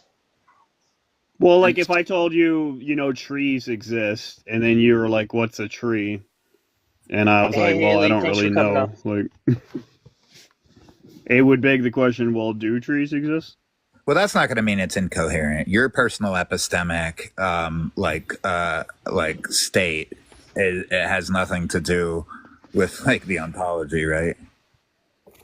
Well, again, if I'm saying that trees are definitely real and they exist, but I don't have any conception of what a tree is that coherent? Again, your epistemic conviction or your epistemic access is not going to relate to the ontology. So if someone's personally confused about something, that doesn't negate the category. That just speaks to their own personal confusion. Well, it at least begs the question of whether that category even exists in the first place. No, it doesn't. It does not beg the question. Why not? Well, first, what do you mean by begging the question? Because in no point did I assume the conclusion in my premise. At no point did I do that. Okay, so let me come up with a word. Let's call it fagun. So it's Fagun. not begging the question. All I'm saying is the fact that this person is confused about what gender is speaks nothing to whether or not gender has specific or necessary categories. It just speaks to their own current epistemic state. If someone can't explain Well, something that's what to we're you, talking about it. Well, wait, no, I'm just saying, in the absence of any argument, unless if you have a better argument than him, sure. But I'm the saying, fact that so if we Gorgonzola- take a Bayesian approach, and we're saying, okay, reasons to believe. Let's say nothing is certain and we just have limited information. Now my question is going to be, what are the reasons to believe that this thing even exists in the first place? all I was getting at was one person's confusion doesn't speak to negating the category. It speaks to one person's confusion. So the fact that Gorgonzola is still learning about gender, making their mind up about gender does not negate the gender category, right? That's Sure, my but only it also point. but I'm still left without a reason to believe that this category even exists in the first place. Yeah. Okay. Well. Yeah. Fair enough. Yeah. You can address that. Yeah.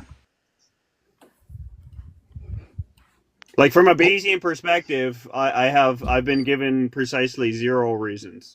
I agree that doesn't disprove the category, but I also don't have any reason to believe it in the first place. Haley, please feel free to jump in here. Also, no pressure if you just want to chill. I was just waiting to answer the person who, I don't know who it was. Earlier they were struggling to answer what gender is, but I think we're like long past that now, so. I think we're still there. Okay, what do you think gender is? I'm trying to come up with a way to define gender without talking about biology, because we were just talking about how gender exists in language, which is outside of biology. So that's what I'm struggling with.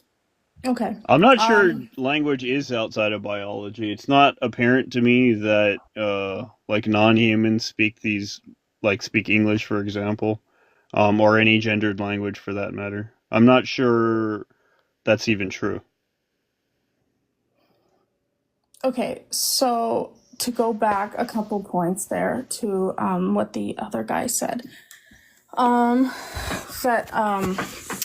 Like gender is I can't speak now. It refers to the roles and like the behaviors and the expectations that are associated with being male or female, but sex refers to the biological differences. So like your chromosomes, your hormones, your reproductive organs, that's your biology and your anatomy. That is directly related to sex. Gender has nothing to do with biology. It's more it's unique to Well, humans. not nothing, because you are tethering it to biology. You just did that just right now. What did I do? You're describing biology, so you're saying Yes, I said you're sex. tethering I the said- concept of gender to sex. So you can't say it's not. It's totally unrelated. What? Well, you said You it's said it has nothing. You said it has nothing to do with it. It definitely has something to do with it. Yeah, before you said that it has nothing to do with it, you said gender is typically associated with the characteristics of those sex. Yeah, so it certainly No, has I something said it to do refers with to the roles and expectations that I guess society associates with being male or female. Exactly. Those are the sexes.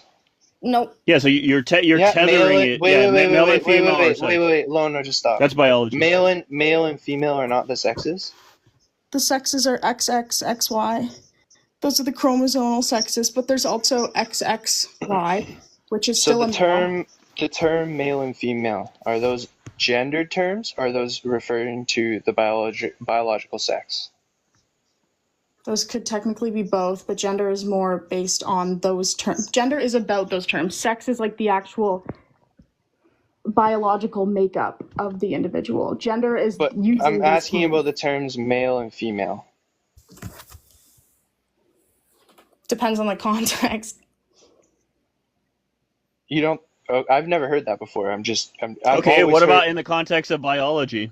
I've always heard them associated with biology. I always hear, but this is new to me. That's why I'm asking Haley. I've just always heard gender, like male and female, are the terms we associate with biological sex, and like woman and man would be the terms we associate with gender identity. I've never heard that male and female could also be unrelated to biological sex before. Never heard that in my life. Yeah, like a boar or a rooster or a bull. Do you mind if I ask where you got that, or like did you kind of just loosely say that, or like where did you get that? Okay, the sex is the biological makeup. Once again, gender is the use of these words, like man, woman, male, female, masculine, feminine. Okay. So would you, just out of interest, this, I guess my background, like how I've drawn the categories here, would you draw them as like separate circles entirely, Yes. not related at all? No, I would say that sex and gender are separate. Therefore, Entirely. biology Okay, is associated with sex, not so much gender. Okay, Because you're sex you're is- logically consistent, so I'll give you that. Okay, because sex is the actual biological makeup of the person. I think I've said that like 8 times now, but and then gender is the socially constructed roles and behaviors that are associated with their sex. So there's an association, Yes, but they're not so- directly related. Okay, Well, you're but it saying is not based related on at biology. all. You're saying not related at all. You're saying like entirely unrelated. The circles, like it's very crucial whether or not they're overlapping, right? If you draw a Venn diagram and there's a little bit of overlap, that's a huge difference than two entirely unrelated circles. So you gotta be clear here. Is that what you're saying? Like I'm saying you're, they're associated with each other, yes, but they're separate.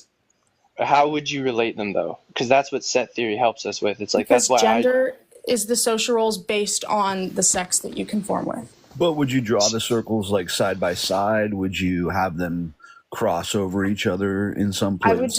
I would do sex and gender side by side and biology and sex with connection. Wait, can So we we- have gender without biology in your view? What would it describe if so? Well, for instance, sometimes we misgender people because of their, what do we call it, the phenotypical sex characteristics. Like for instance, we have like a masculine woman, and we might misgender them as a man. So therefore, the gender of that person has nothing to do with their biology. That's actually not true. How did you misgender them? It has exactly something where is the like incongruence? like Yes. Yes. you see something that appears to be a male, so you call them a man. As it turns out, this is in fact a female. But the reason you thought it was a man is because, again, you're referring back to biological, physical characteristics. Without the biological physical characteristics, it seems like there would be no cause for incongruence. You could call anyone whatever they are, or anything really, and it wouldn't have any relation to their biology at all. So what would it matter? Right? Like, why would Like we then? every description you guys give tethers back to biology or sex in some way. Yeah, Okay, so but- I think I agree with the diagram and the way that it's represented here. I think I'm agreeing that gender may be a subset of biology. I don't understand why it being a subset of biology makes it invalid. Okay, just to be clear, and I'm not trying to be pedantic here, I really appreciate you, I guess, seeing the diagram for what it is. A proper subset is the biology is actually the proper subset, not gender, because biology is inside gender. Okay, that makes more sense to me. Yeah, a proper subset's defined by like all the elements inside of a proper. What makes a proper subset? All the elements are inside a complementary set. Oh yeah, So- I explained it wrong. I'm sorry. No, I don't was- be sorry. I'm learning these things too. But this really brings some clarity, I think, because like, yeah, most people, I think, even especially in like gender ideology, can get behind this diagram. So that's why I was interested in Haley's conception of it. I don't know if you've considered set theory and how this applies before, Haley, but like, yeah, this is. I would be interested to hear you continue to parse out sort of where you were going with the diagram thing too. I think it just like clarifies the edges of our definitions like visually. Okay, do you guys know what genotypes and phenotypes are? Yeah, we were talking about it earlier. Like there could be an incongruence between a genotype and a phenotype. Yeah.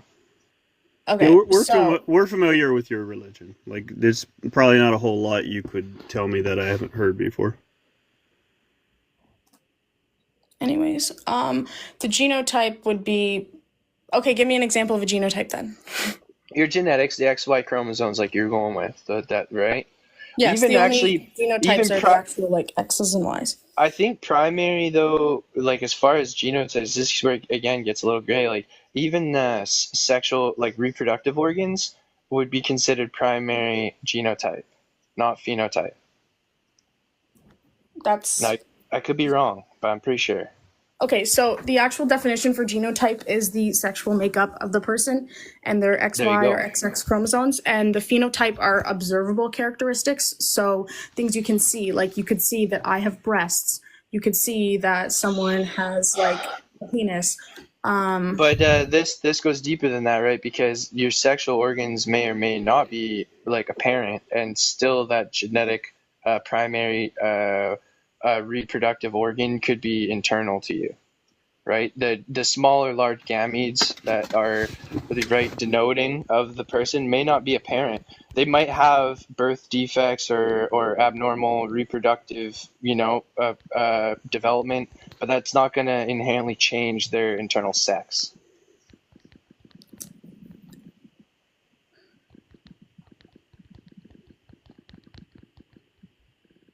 Okay, so once again, the genotype is just the genetic makeup of the cell. So it's just strictly like X. It has nothing to do with the oh, are we kicking people or are people leaving? No, he left. I didn't kick him. Okay. I've been kicked from a lot of lives, so that's what I thought what was happening. No, you're so good faith. That's surprising me. You're so good faith. It's because I'm very strongly opinionated on a certain topic, but I won't get into that right now. This has nothing to do with it. Oh God. But I get really heated in those ones. But anyways, the genotype is like the actual genetic makeup. So I would argue that your like genitals have nothing to do with the genotype because that's something that is only seen by science. Like if they take a DNA sample, phenotype is literally anything you can see. Like if you literally strip the person, phenotypes are just anything you can observe. Yep, we're pretty much on the same terminology there. We could probably get lost in the weeds a little bit about like reproductive organs and whether that's genotype or phenotype, right? Because maybe external organs are phenotypical, but then there's internal organs and stuff aligned with genetics that are also of your sexual makeup. But yeah, mostly we're in alignment there. Mm-hmm. Yeah, such as like you can't obviously see the sex chromosomes. So yeah. So like my problem here is that the social construct that is gender, the linguistic social construct, our identities, how we label ourselves. Well, I don't see how that could ever be incongruent with your biology or your sex.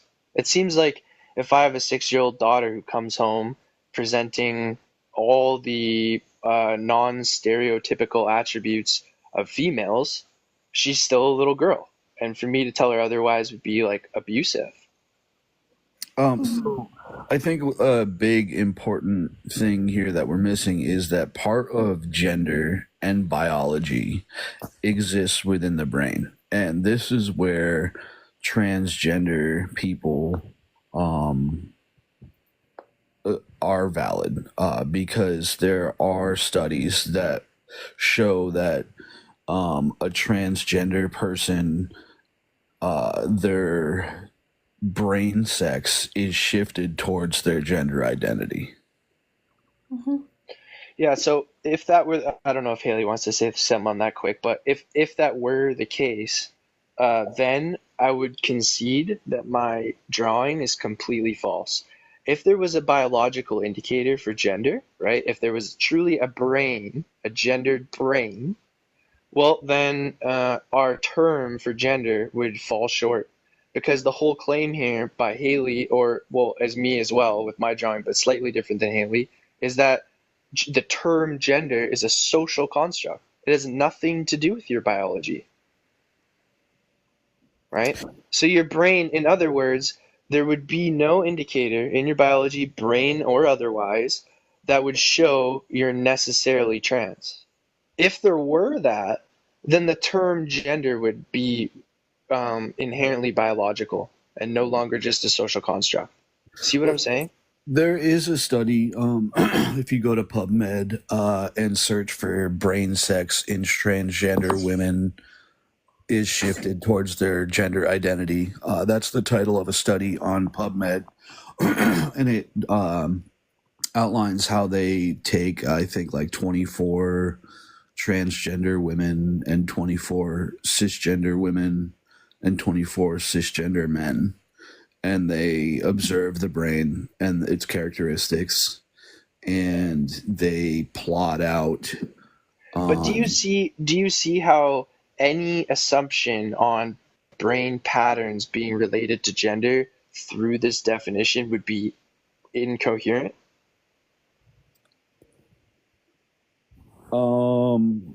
You would have to change the definition of gender to include brain patterns, in which case Now we're no longer just defining the term gender like Haley defined it, which is, completely unrelated to biology.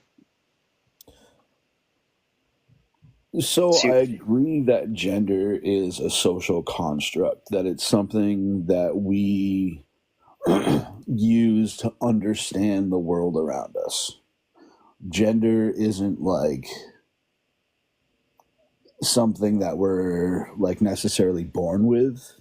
It's something that we like develop. I don't know if I'm making sense. I think I'm losing it. Dude, you're not losing it at all, and I really appreciate your very good faith as well. So don't hesitate to just speak your mind. You're not going to get any judgment or like harsh pushback from me, man. I'm really not trying to get W's or make anyone feel stupid or call anyone out. I'm on this journey with y'all the same way you're here, just trying to learn. So no Nice. I pressure, dog. appreciate that. No pressure. Yeah, much love, and thank you for coming up here. Yeah. So, I mean, yeah, go ahead, Haley. Don't leave. I looked up the study that you were talking about. And I wanted to say, like, I get what you're trying to say. It's just the words are a little bit mixed up, but I get what you're trying to say. And I am reading it here. And yes, you were correct in saying that it says at the end of the abstract part, that the findings add support to the notion that the underlying brain anatomy in transgender people is shifted away from their biological sex towards their gender identity. That could also just be rephrased as their brain anatomy in transgender people is shifted away from their biological sex towards the sex that they prefer to be, the sex that they would rather be. But it is true here that their brain does more, I can't find the words. It does conform a lot more with the sex that they wish they were, if that makes sense. Yeah, I feel like I worded that really bad. There's another study on PubMed. I forget the title of the article, but it is it's something about like mosaic. It uses the word mosaic, and it's got like more visualizations of those brain plots. So my skepticism comes down from this angle, I think, to be most precise. This study would have to show that there's like a necessary brain pattern or condition that ensures the identity of trans. There could not be one example of a person who does not identify as trans who has those same brain conditions in order to validate it. Well, see what I'm saying? I think that the problem here is that we all agree that gender is a construct, and that we are saying with this topic that people's identities are invalid, and that's just simply not true. Okay, so I know it sounds a little harsh the way it says that, and I know that it's a controversial opinion, but in my opinion, it is truly invalid based on the incongruence. It's not that someone's identity is invalid, it's that if they don't identify with themselves, their biology, from my standpoint, that is inherently a contradiction. You know? So I have a question. Have you tried to have this discussion with a person that identifies as transgender? Yeah, and I don't want to like straw man your question there. So like I don't really know how to answer you to like convince you honestly, but I guess there's 3 points I want to quickly make. First of all, I'm absolutely saturated in liberal culture. I live in Vancouver, Canada. I've lived here almost my whole life and had my education here. So I'm all my peers, dude. I'm surrounded by liberal, progressive-minded people, truly.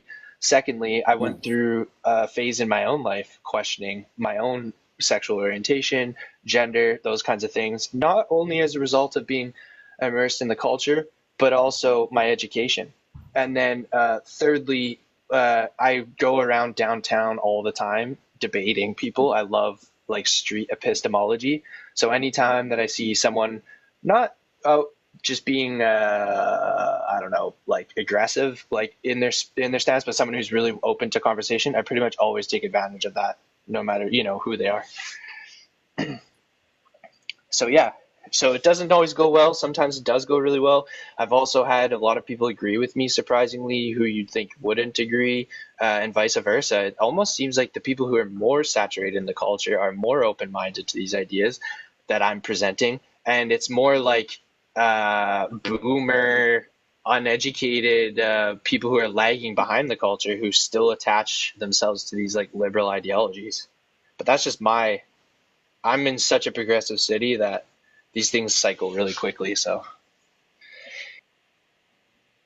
I guess I'm just still confused by I don't understand why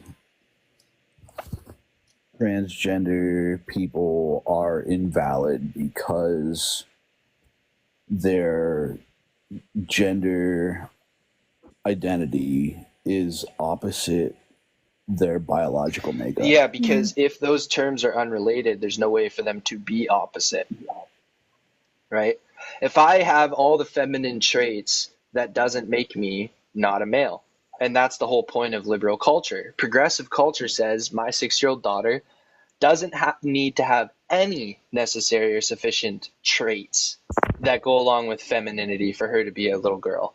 She could, I don't even want to start listing them, right? But she could dress any way she wants, act any way she wants, have any friends she wants, plays with whatever toy she wants. And the moment a teacher comes to me and says she might be a little boy, right, I'm going to be concerned with the institution, not my daughter. I'm going to reaffirm to my daughter that, darling, you can be whatever you want to be. You don't have to change your biology. You're born and your body is perfect the way it is. You're never going to be able to change ultimately your biology. You can express biology. Yeah, you can't change your biology.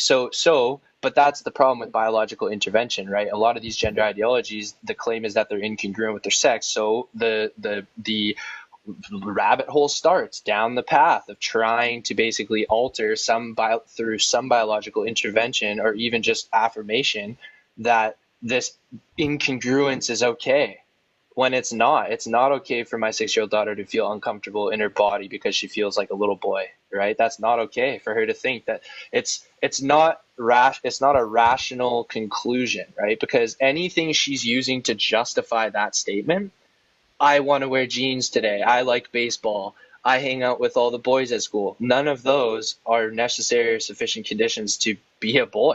That doesn't make her a boy, right? So I don't think that transgender people are like considering themselves to be trans because they like baseball. Yeah. Or anything like that. It's much deeper than that. Yeah, but there needs to be some necessary or sufficient condition, and that's the problem I'm searching for. There is. Have you heard of the W path? No. So that stands for the World Professional Association for Transgender Health, I believe. Okay. So the W path it sets a standard for determining whether or not someone is transgender and what care they need. So like you're giving this scenario where like your 6-year-old daughter comes home and your teacher sends a note saying that they're really a boy. That's my understanding is that is not how this happens. Yes, like teachers may be bringing awareness to parents about a situation with their child, but this just like, as you said, like starts down a rabbit hole. It triggers like visits with a therapist and a psychiatrist and a physician and years of going through some getting professional help and diagnosis. And then it's not teachers that decide if your child is transgender. It's not health professionals that decide if your child is transgender. It's your child that decides if your child is transgender. You don't see a problem with that? You don't It's see a such a problem. circumstantial thing, though. This is such a circumstantial like situation that you're giving us, is that you could just talk to your daughter and say, okay, well, To be clear, I'm not a father. I don't I have know, any kids. but this Okay. was like the incredibly weird situation that you gave us. Wait, And why you is that weird? Why is that weird? The reason I use this because I just had someone else come up to my panel and they had that exact same example. That's why I used it. Okay. Okay. Anyways, Wait, why did you think that was weird? because I thought this was just something that you just came up with, and that this is one day you're gonna have this daughter who decides she wants to be transgender, and that was a situation you're giving us to work with. I mean, that is a concern of mine. I don't know why that'd be weird though. Like I said, I'm immersed in this culture. Well, because It's all I didn't around mean me. that. I just meant like you could just talk to her. Super easy, super simple. You could Well, just I talk to her I said that's exactly what I would do. yeah. and The explain. reason it like, sounds weird, in my opinion, is because it sounds like the urban myth scenarios that people just make. I'm not saying yours is that logic, because literally someone just did come up and say that was the case, right? But it sounds like the glib urban myth scenarios where people are allegedly saying that like a teacher is like forcing this identity on someone. And I'm sure there are cases where that is the case, but in most situations it's like it's gonna relate to the W path, like Gorgonzola was talking about. It's not going to be this like glib diagnosis where they simply come home and they're like, oh, my teacher says it's okay if I identify this way, so I'm gonna be that, and then boom, like 8 years old, they're getting a reassignment surgery. It's not going to go like that, right? It's gonna go down a path of that path is going to be determined by how basically paranoid the parent is. It's not related to the child right. The more the parent's ideology and the No, my school. understanding is that it is related to the child. My understanding is that that W path that he was speaking to very much like takes the child into consideration. It takes everything into consideration.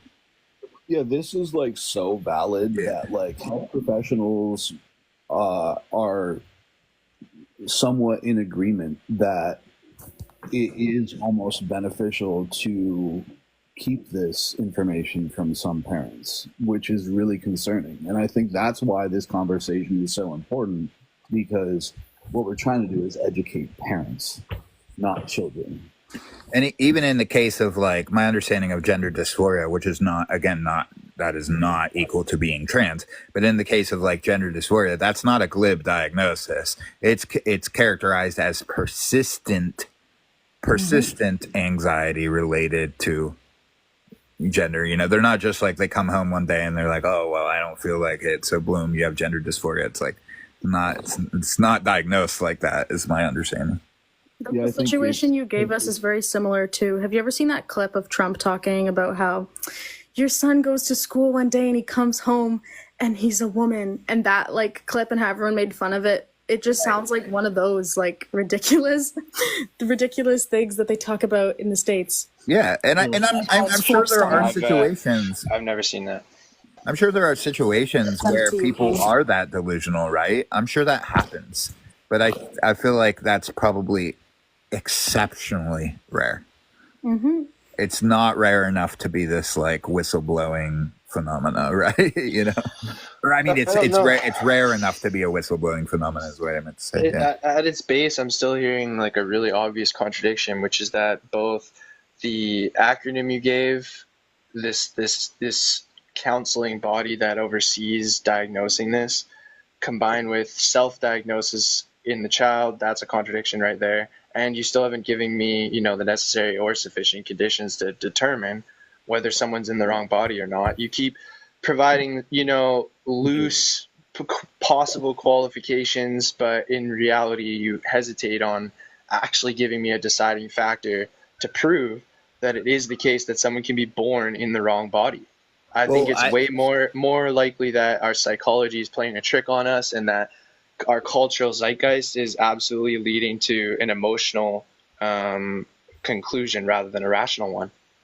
Well, I mean, I already spoke to you. Like, I don't believe in the necessary traits. I believe it's a family resemblance, not a group of necessary. But you can't even, yeah, with biology, but even with gender, you can't provide a sufficient one. You say family traits, but with gender, I don't think that's the case, because there are no sufficient traits at all that relate to gender that you can give me that would show an incongruence between a gender identity and someone's biology.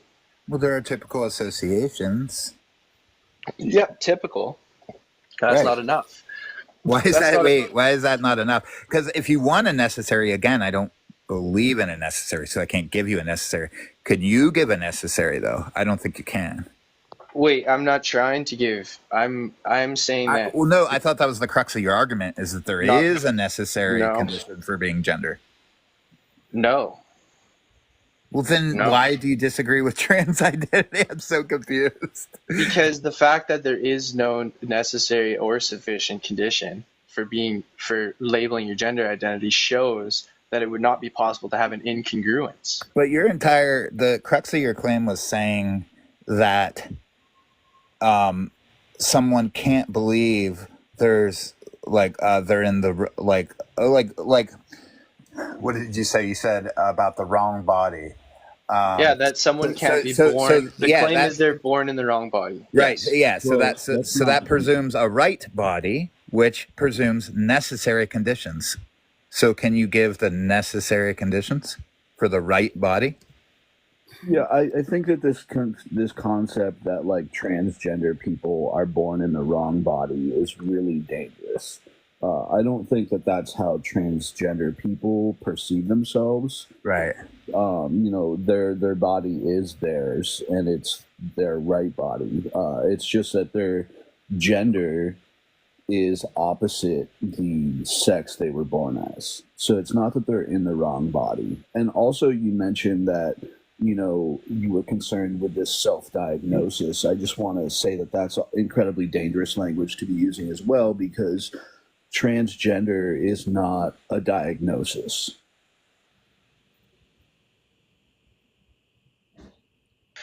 Like, yeah, under my argument, the trans identity isn't valid at all, and basically it is a diagnosis of gender dysphoria of some way or another. Otherwise, It's again, not a requirement to be transgender. You have self-identity. You want me to say self-identity? Self-identity? What do you want me to say?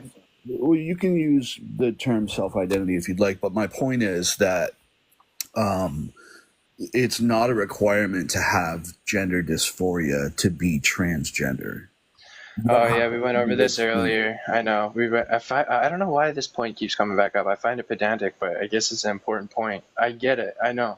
Well, I'm Yeah. only bringing it up because you have mentioned like self-diagnosis, and I think that's. You mentioned that. You mentioned that. No, you were talking about. I know. I brought it up. I brought it up because you brought it up.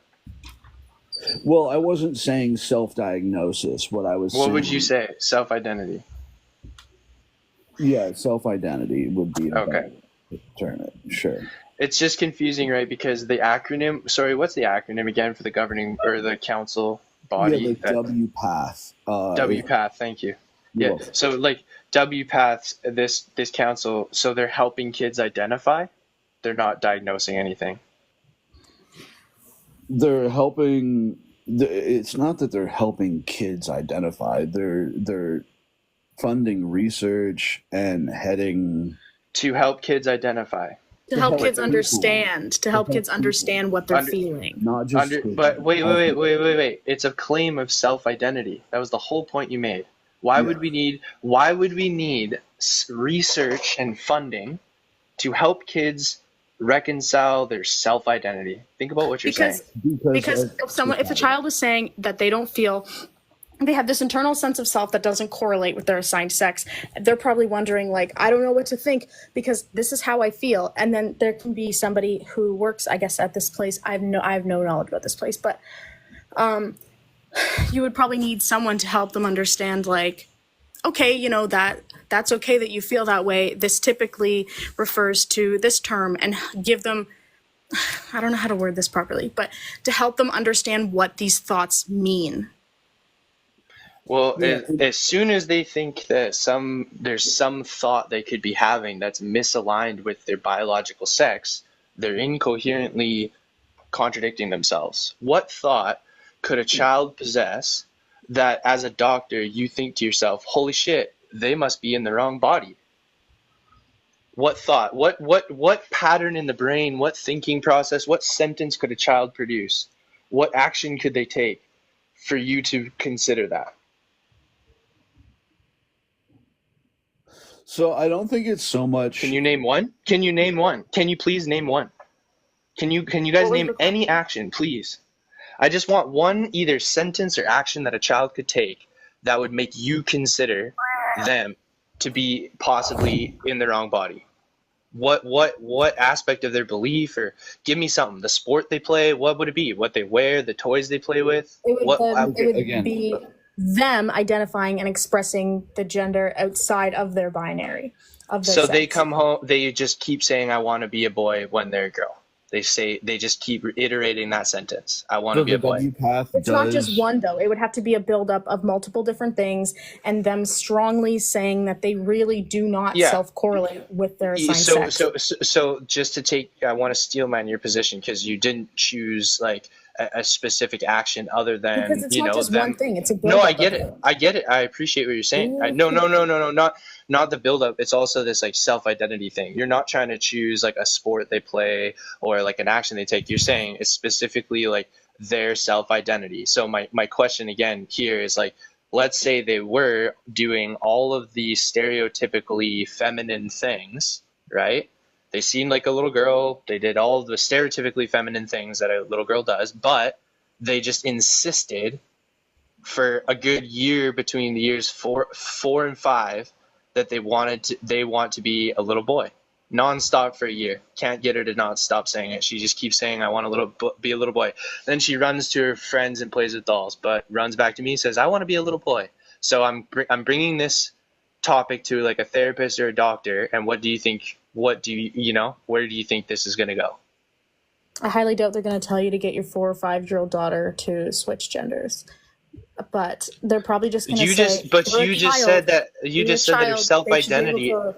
Aren't you neglecting a year worth of her self-identity? She's trying to get through. Let them express how they feel. This doesn't mean you have to get them surgeries and you have to get them diagnosed and you have to give them all these different terms to go with. Okay. It just means, like, Should allow them I to express affirm? themselves. Should I start affirming that she could be a little boy?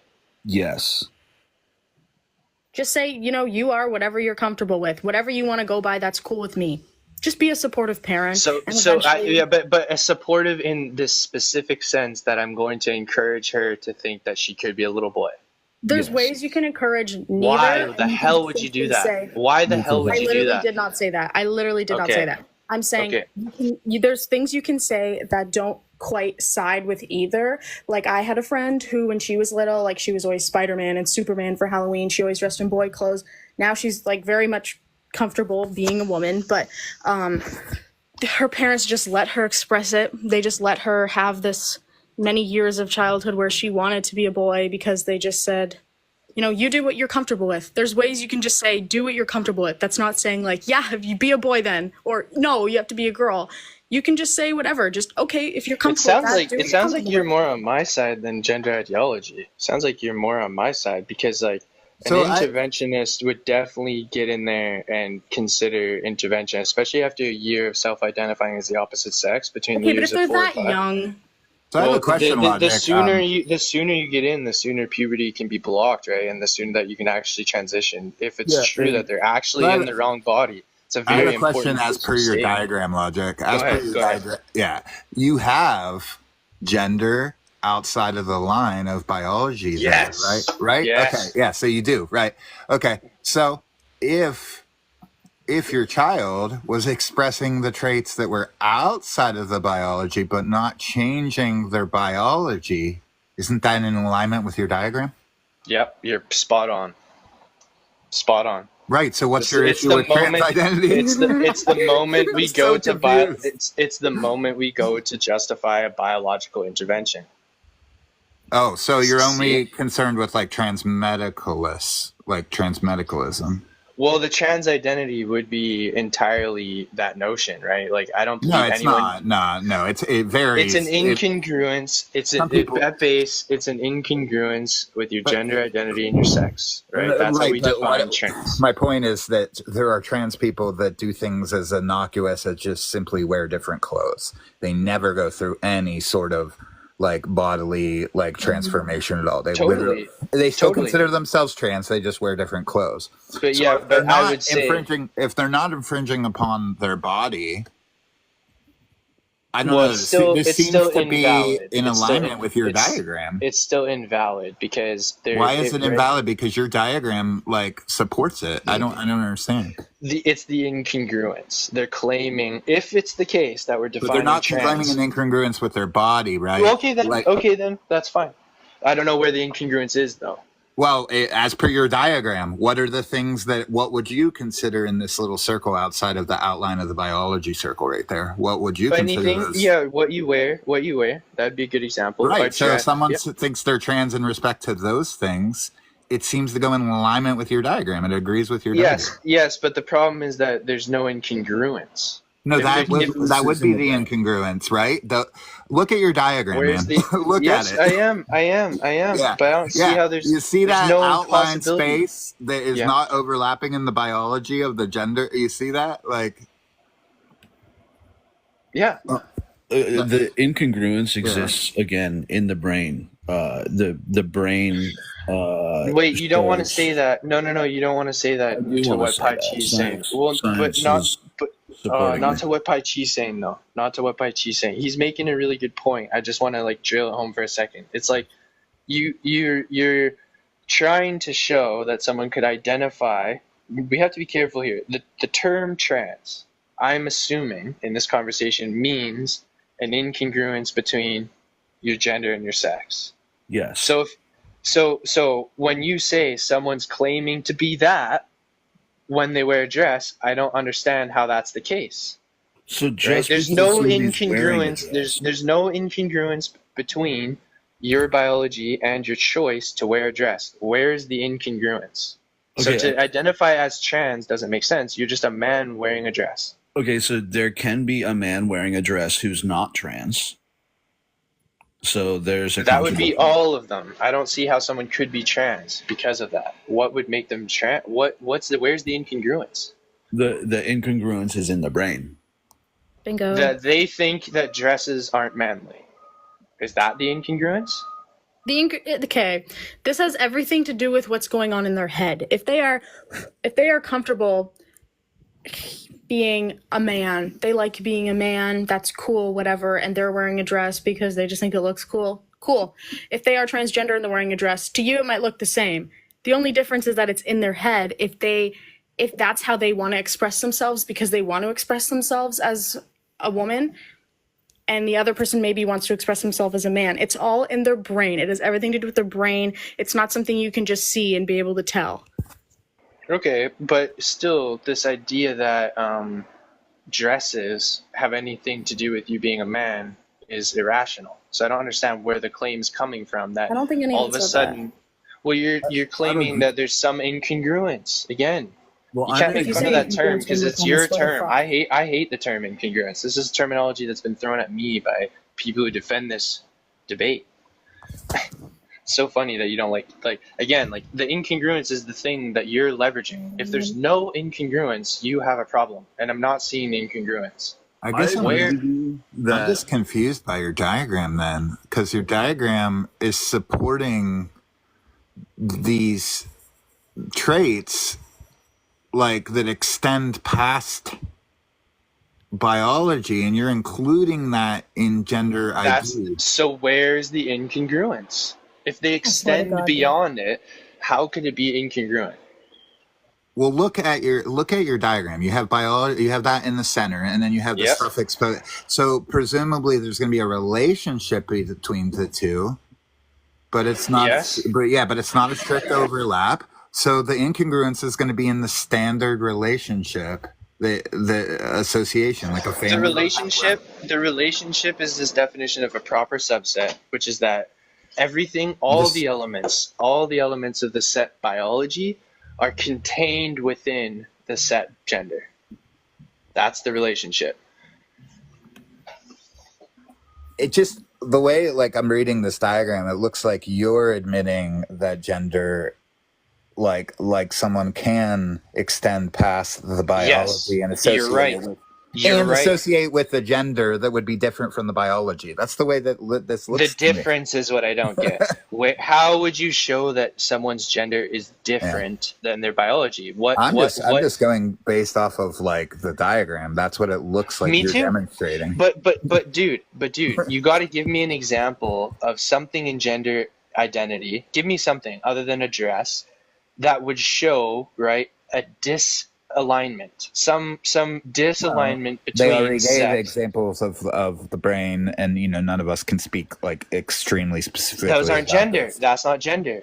That's not gender. You can't Gender's a see It social is under my construct. definition. I have a Sure. psychosocial definition. I have a psychosocial. Okay, you're right. I'm trying to balance two different definitions. Yeah, now. that's no, you're fine. right. Yeah, yeah. My definition is psychosocial. I have a family resemblance definition. I'm still struggling. I'm definition. still Yeah. struggling with that though, because I just don't understand why it's a struggle. Because like you admitted to like sex being family resemblance. Because I can show you instances. I can show you. So why can't gender be family resemblance? I don't understand. well, it's You have overlaps and you have sufficiency. And you have typical resemblance, but you don't have anything that's necessary in the sense that it pertains to every single case. so in neither gender nor sex. I think I'm a little uneducated on the terms of necessary and sufficient, but as far as I look at it, there would be necessary conditions for biology, but I would still be sympathetic to what you're saying, because I'm saying that the biology is just necessarily limited. My understanding is that there is no necessary condition for the biological sexes. That in every single instance we've been able to show deviations. So I would probably agree with that. My statement would be something like, there's necessary limitations on the biological possibilities of sex. Limitations being within this variation pool, there's only so many outcomes that can happen. There's not like an unlimited amount. So that's why I can draw the bound. I would agree with that. I would right. think Like biology is limited. Given Biology the is fact limited. that we're a species, right? Yeah, there's got to be permutations. Right. My understanding is like genetic permutations, and it sounds like Haley, you know a bit about this, but my understanding is that there's like they've identified like over a dozen genetic permutations, like chromosomal permutations, but I don't. Oh yeah, there's a bunch. Yeah. Yeah, it's obviously not going to be infinite, right? Like, There's just a lot more. We're talking about sex chromosomes, right? yeah, right. Yeah. There's just a lot more of XY and XX, but Yeah, there is. a lot But more, usually, yeah. like it's just if there's a difference, it's just a syndrome. Like XXY is Klinefelter syndrome, which would be like they would have the male genitalia because there's a Y chromosome present, so they would be considered male at birth. However, because they have the extra female chromosome, they just grow up with they would have hips. Sometimes they develop breasts. They just have more typically associated with, feminine traits physically. But does that make them transgender? No, it does not. Right. They're still because there is nothing that you can show that makes someone transgender. bingo. Exactly. It's the brain. I'm glad we got that. But see, that's the problem. Then how, if there's nothing we can show that makes someone transgender, then how can we make the claim that there's some? That's the claim, that there's something that makes someone transgender, that their identity, their self-identity. You're saying, you're not even willing. This is why the argument just runs to nowhere, right? It's a linguistic issue rather than. No wonder it has such impact on psychology, because it's irrationality at its core. That goes specifically onto one definition, right? That does not pertain to my definition. Yeah, I'm still trying to unpack yours because the psychosomatic, like if you want to eliminate all Yeah. psychosocial, thank you. If you want to eliminate all of the social constructs, like all the stereotypes from this conversation, you want to go straight to the brain, neurobiology, basically.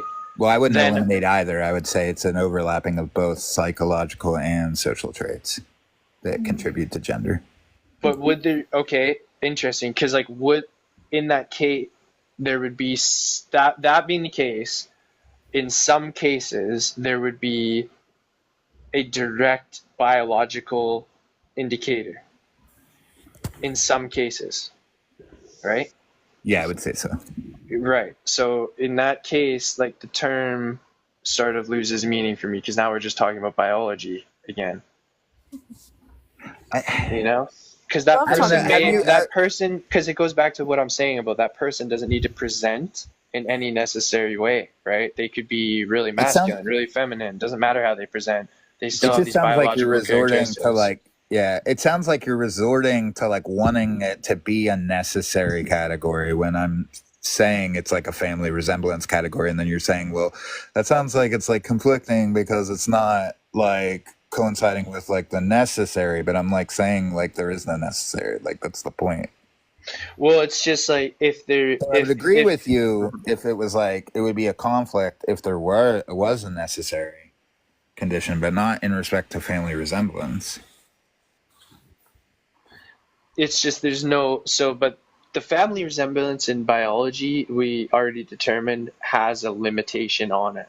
I'm not seeing the limitation on the family resemblance in gender. It seems like we could abstract basically from anywhere to make this family resemblance. There's no bound on the term, whereas biology has a limitation of the outcomes.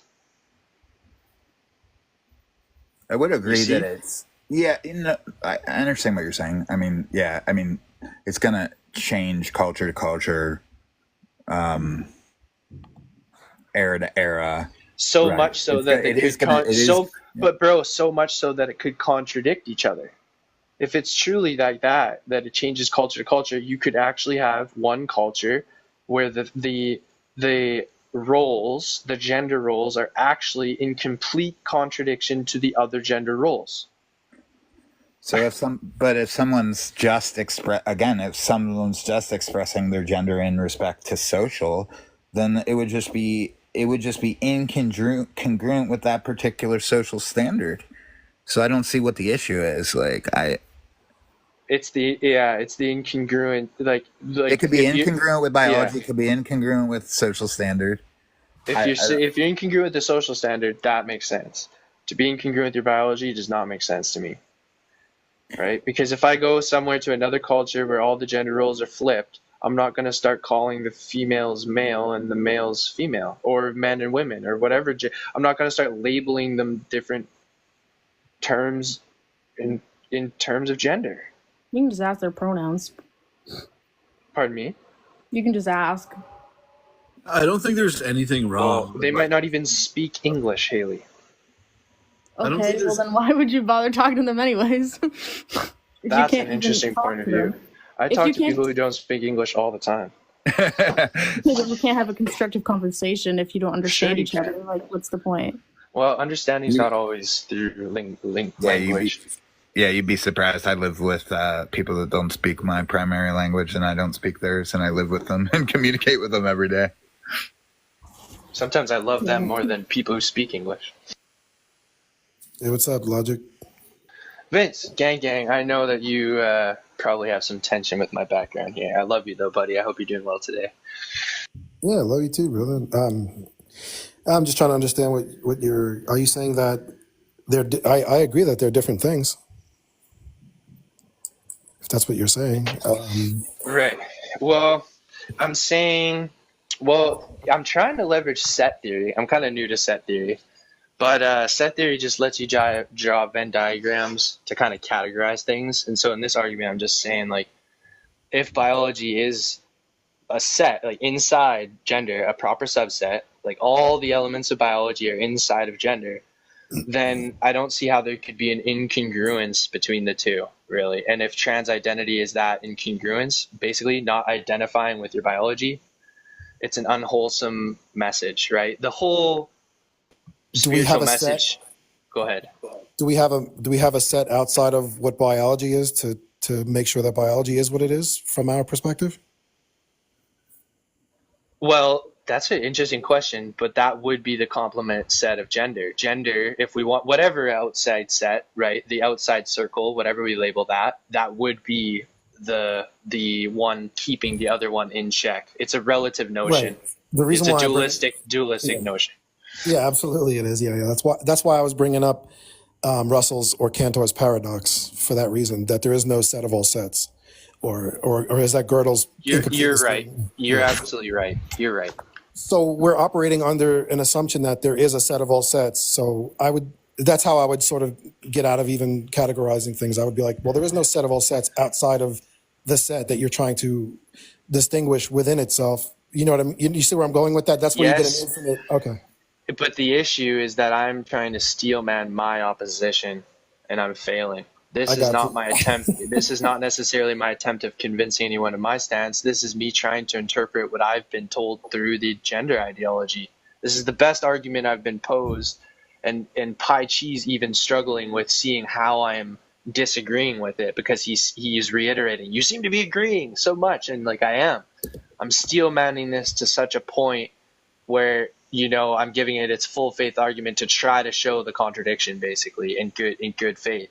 The contradiction does boil down somewhat to what you just illuminated, but duality is such a deep topic that you have to come at these things with a bit of ease. I don't know, or maybe I'm coming at it too controversially. I don't know. I mean, what it looks like from like if someone was just passing through what it looks like is you're trying to say that these, one can't be a subset of another because it falls under another one. So you can't sort of create another set out of an already existing set, right? No, it's that if one truly is a subset of the other, they can't contradict. There's no difference. There's no tension. When Yeah. someone says my gender identity doesn't relate to my biology, or it's opposite. It's opposite of my biology. For me, that makes no sense. It would be the same as me saying I'm born in the wrong body. That's like haram, Yeah, I got you. Right. I'm trying to reconcile that. I want to give everyone their peace, but I can't stand for someone identifying with not themselves in not a dualistic, egotistical sense, but in a pure sense. Like, you are on this earth in your body for now, right? I'm not trying to, yeah. So I appreciate now I'm like caught up in my own hesitations here because of how deep of a thinker you are. It's just that not everyone is that deep. So I just want with to grace, sir. I think it's really dangerous language to say that trans people believe that they're in the wrong body. That's not my understanding of how transgendered people view themselves. It's not that they're in the wrong body. It's just that their gender does not conform with their genotypical sex characteristics. Yeah. Okay. There's a lot of variables that are going to be thrown out, that are going to be thrown into this equation logic. But I think what you're trying to do is disregard all the variables and just stick to the set theory, right? Pretty much. I Okay. appreciate the variables, though. I don't want to disregard them. Set theory should account for them. Yeah, they should. All right, go ahead. Keep going. I'll let you go. I don't even know. You guys have brought me to a good point here. I'm not entirely sure where to take it. I guess I'll just reiterate that, being born in the wrong body at its base, again, is me attempting to steel man the position. I appreciate your pushback, but I don't know how else to frame it. If there was a moment, I guess going back to being a parent, right? And now I'm convinced by both the teachers, the therapists, the doctors, after years of going through this, that my child needs to transition to help their mental health. ultimately, however I frame that, is like an expedition of, right, changing their body to meet their social identity, right? So being born in the wrong body, I don't know if you want to phrase it like that, but like I don't know, it seems like tiptoeing around the issue to not just, straight up say, like, for instance, if I were to deny that, then none of the biological intervention would be relevant. Like, yes, that is what the biological intervention is. So right? your primary concern, if I can steelman you, would be medical transition to the extent where you're altering your physical characteristics. That would be your primary Especially for contention. kids. Especially for kids, yeah, because I don't think they can consent to that. Adults, that's a different thing. Well, it I just agree feels with like we you. already have laws for the most. Yeah. I can't speak to Canada, but in respect to the United States, we already have laws Canada's that, really bad, man. that prevent it. Vancouver Children's Hospital have put thousands of kids through these surgeries. Girls as young as 12 having double mastectomies, being put on puberty blockers before 10. Thousands of kids, man. You know what puberty blockers do? Block puberty. Right. What happens when you go off of a puberty blocker? The If body you're makes gonna up say, for it. no, it doesn't go back, man. Those are life Yes, it altering does. things. But Yes, it regardless, does. these are, at this point, I Yes, feel like it we're does. reiterating our political like chirping points. Like me saying nah and you saying yes, it does. I'm just noticing my own political bias there, so I'm not interested in trying to, Well, let's what I'm remember saying? that this isn't about politics. This is about people. Yeah. I mean, I agree with you, Logic, that we shouldn't allow 10-year-olds to make life-altering decisions by themselves. I totally agree Yeah. with that. Yeah. Yeah. The Yeah, the like I'm point not of gonna putting try. somebody I'm not gonna try to pretend that I'm like up and snuff on puberty blockers and what right. exactly they do, but at the same time, I'm very. Do you know why it's necessary to put somebody on a puberty blocker if they're going to transition? Well, there'd Because be no there necessary. There is would be no necessary trait to transition. We've already gone over this. There is no. Why would there be a necessity to transition? Professionals disagree. Some professionals, but again, I'm not really like an authoritarian on the topic.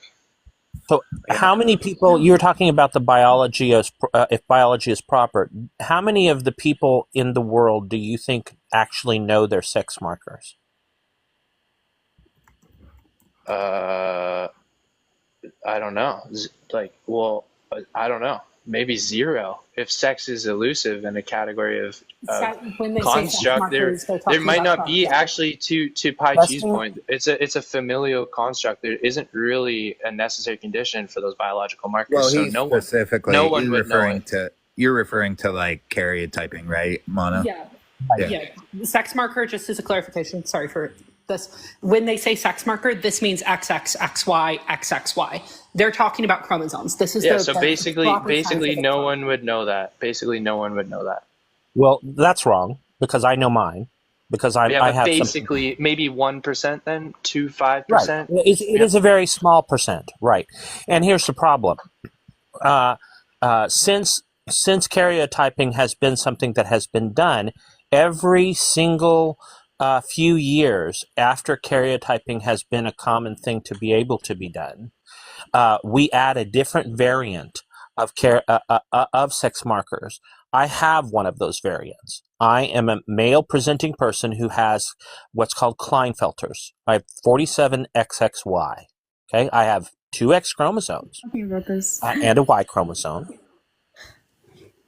I just want to say I also have androgen insensitivity syndrome, and the fact that there's two intersex people on the call at the same time is really weird. Yeah. So here's the deal. The problem is that every single year we find different variants of sex markers. So there are about 32 to 35, depending on some of the science, different variants of sex markers. Now here's the thing. What's funny about that is the current status of people who have those sex marker variants. Encompasses about the same percentage as those who is coming up to close to the current number of people that are trans in our country.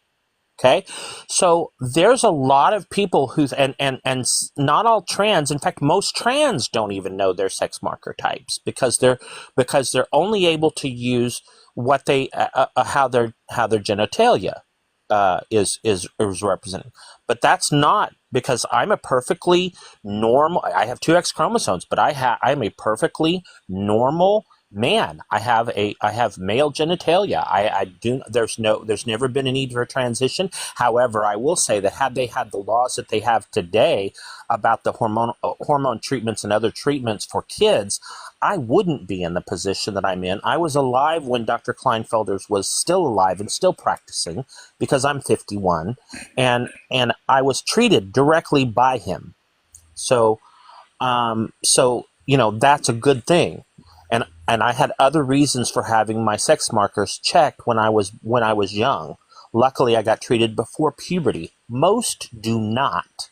Most don't know until they're well into their 30s that they have their particular variant of just sex markers or karyotypes. What is that marker again? It's 47XXY. Oh, yeah, I know it's Kleinfelders, but it's XXY. It's XXY. 47XXY. Yeah.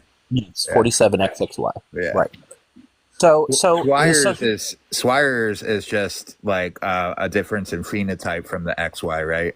It's 46XY, but a different phenotypical expression. And there are, like I said, there are 35 different ones that we know about, and every other year or so we add more. So the problem then becomes, and the reason that we're adding more is because most people aren't getting their genotypes checked because it's very expensive, and most of the time, in fact, I think almost all the time, insurance doesn't cover it unless there's some medical reason that shows that you might have a specific thing, which that doesn't apply to all sex marker variants. Kleinfelders, there are very few things that you would have that would tell you that you possibly had Kleinfelders. I just happened to get caught because they were testing for some other things. So what you're saying is there's many levels in between, and there's too many variables to say that this is black and white. This isn't a black and white issue. It's not black and white. It never has been. There is no binary XY and XX are the only thing. That doesn't exist. Which means that if the amount of people that are having genotype variants exist and it's approaching the same type of the same number as people who are trans, it could very well be possible that a lot of the trans people are fitting a biological reason, a genetic reason, but we don't know why, because they're not getting their genotypes tested. Yes, and the reason they're not is because the medical establishment hasn't caught up with the implications of the social issue either. So that's a problem too. And the reason the medical establishment isn't keeping track as with the social issue is because the people who are against it are socially affecting the ability for the medical establishment to do that, because they're affecting laws that keep that from happening. Logic. You're going to have to put a lot more variables and change your diagram, brother. Well, you got to remember that, like, the reason set theory is so powerful, right, is because, and we kind of touched on this earlier, although there's many variants within the biological outcomes, right, it's still limited. So the bound drawn around biology doesn't... Nobody knows how limited it is. Nobody, not even the scientists know. And the reason that they claimed at one time that it was limited is because they weren't adding a new variant every other year. They're adding new variants all the frickin' time. And because that number 35, right? That's gone up since the 1980s from about 7. Yeah, see, gender is fluid, just like everything else in life. Right. Nothing is fixed or set. Everything is always constantly evolving and changing. Can I add two things? You go ahead. So first one is that I have mild androgen sensitivity, which means that I have stereotypically XY chromosomes, but do not have like physical expression consistent with that because my body does not respond to testosterone properly. And so, like, even if you have the standard XXXY, you can still be something other than standard developed male, standard developed female. Like, even, and so it is not like this rigid male, female, XXXY. There's so many variables where this can change. And so, like, in my case, it was effectively that I started to go through like female puberty when I was in middle school, despite not having the anatomy that should fit with that.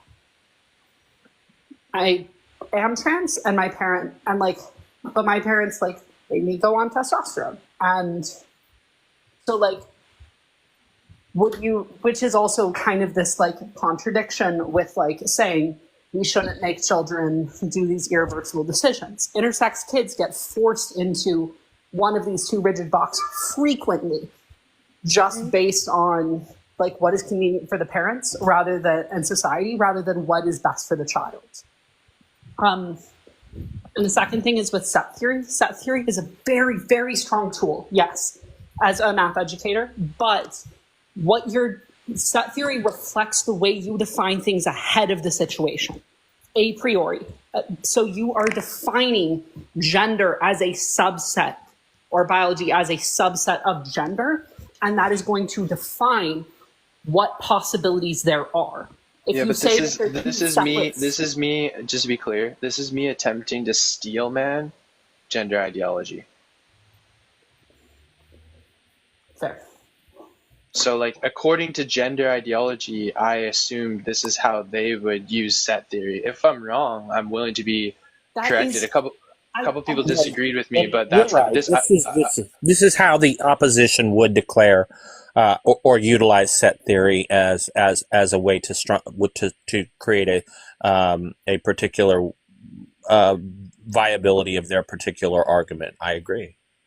Okay, yeah, because like, I mean, the other thing too is like, there's the set theory. The reason it's so powerful is because we could draw this just two other ways, right? A Venn diagram or two separate circles, and that's really logically our only possible outcomes. There's only like four determined. So the practice of set theory here kind of just like gets our definitions clear. It's less of I appreciate you guys drawing attention to the boundaries of the terms, but the set theory is less about how clear the boundaries are and more just about distinguishing the boundaries from each other. The proper subset is just including all elements. So if we wanted to include another variation of biological genetic outcome, we could, and the biology term bound would bounce out a little bit, it would still be a proper subset. The proper subset is just supposed to show that like all the elements are inside. But we could also draw it another way. Not necessarily, and the reason is because what's happening to this particular diagram down there is the biology circle is slowly creeping out the edge of the gender circle. That's what's happening nowadays. Is that biology circle is, if you were to move that, right or left outside the bound, and you just left a little bit. But here's what's happening: it's continuing to move. So the problem is as we learn more and more about gender, this process is not stopping. It's actually snowballing. So, because like I said, in 1980s, the subset of gender as relation to biology was somebody like me would have definitely been a very, very slim minority. But because we've gone from 7 different variants in genotype in the 1980s and late 70s to now we have 35, and it's and every so often they're adding more and more and more because more and more people are getting their genotypes tested, and so we're learning more and more, because this can only happen, this science can only progress if more and more people get their genotypes tested, and the more people that do, the more we're going to learn. And the more that biology circle is going to creep outside that gender circle. And it's not stopping. It's getting it's happening faster and faster, more and more. Yeah. That was basically Pi Chi's point. Oh, go ahead, Pi. Yeah, I was going to say that speaks to, I don't know how you pronounce your name. Is it Cleo? Got it right. It's Cleo. Yeah, Cleo. That speaks to what Cleo was saying in regards to like if you're going into it not knowing the boundary conditions, how are you creating Boundary like conditions. proper sets? Yeah. Yeah. Well, because the boundary conditions actually might not be related to the logic here. I mean, I can be flexible on the boundaries as long as the proper subset is just including all the elements, right? As long as the logic includes all the elements in biology inside of gender, the moment we go towards what Mona was kind of getting at about biology actually crossing over and outside of gender would be the moment I demand evidence or like some No, it needs to term, be something. demanded beforehand. And the reason it needs to be demanded beforehand is because if you don't demand it beforehand, the problem then becomes is there's never going to be a call for more and more people to be genotyped. And so you need to start when you start to see a pattern happening, that's when you have to start making a demand. And we already see the pattern happening. We can see the pattern from, like I said, from 7 to 35 within the last, 40 years, 30, 40 years. We can see that pattern happening. And it's getting more and more, faster and faster as time goes by, which means that pattern is beginning to snowball, which is another pattern in and of itself. That's why we need to demand this now, not demand it after we already know the truth, because then then all those people who are not being part of that set, that are outside the bounds of that set, none of them are going to get served. I just can't think of an example, right, of a biological marker that would fall outside of gender identity. And that's the incongruent component. If there actually was I have two X chromosomes and I am not a female. How much harder is that to understand? There's another person in this room who has XY and is not a male. But this is not something I transitioned to. I didn't transition to this. But no one's saying that those chromosomal makeups are necessary for biology. No one's saying that for your biological sex. No one insisted on that. Sex. Well, it would be, yeah.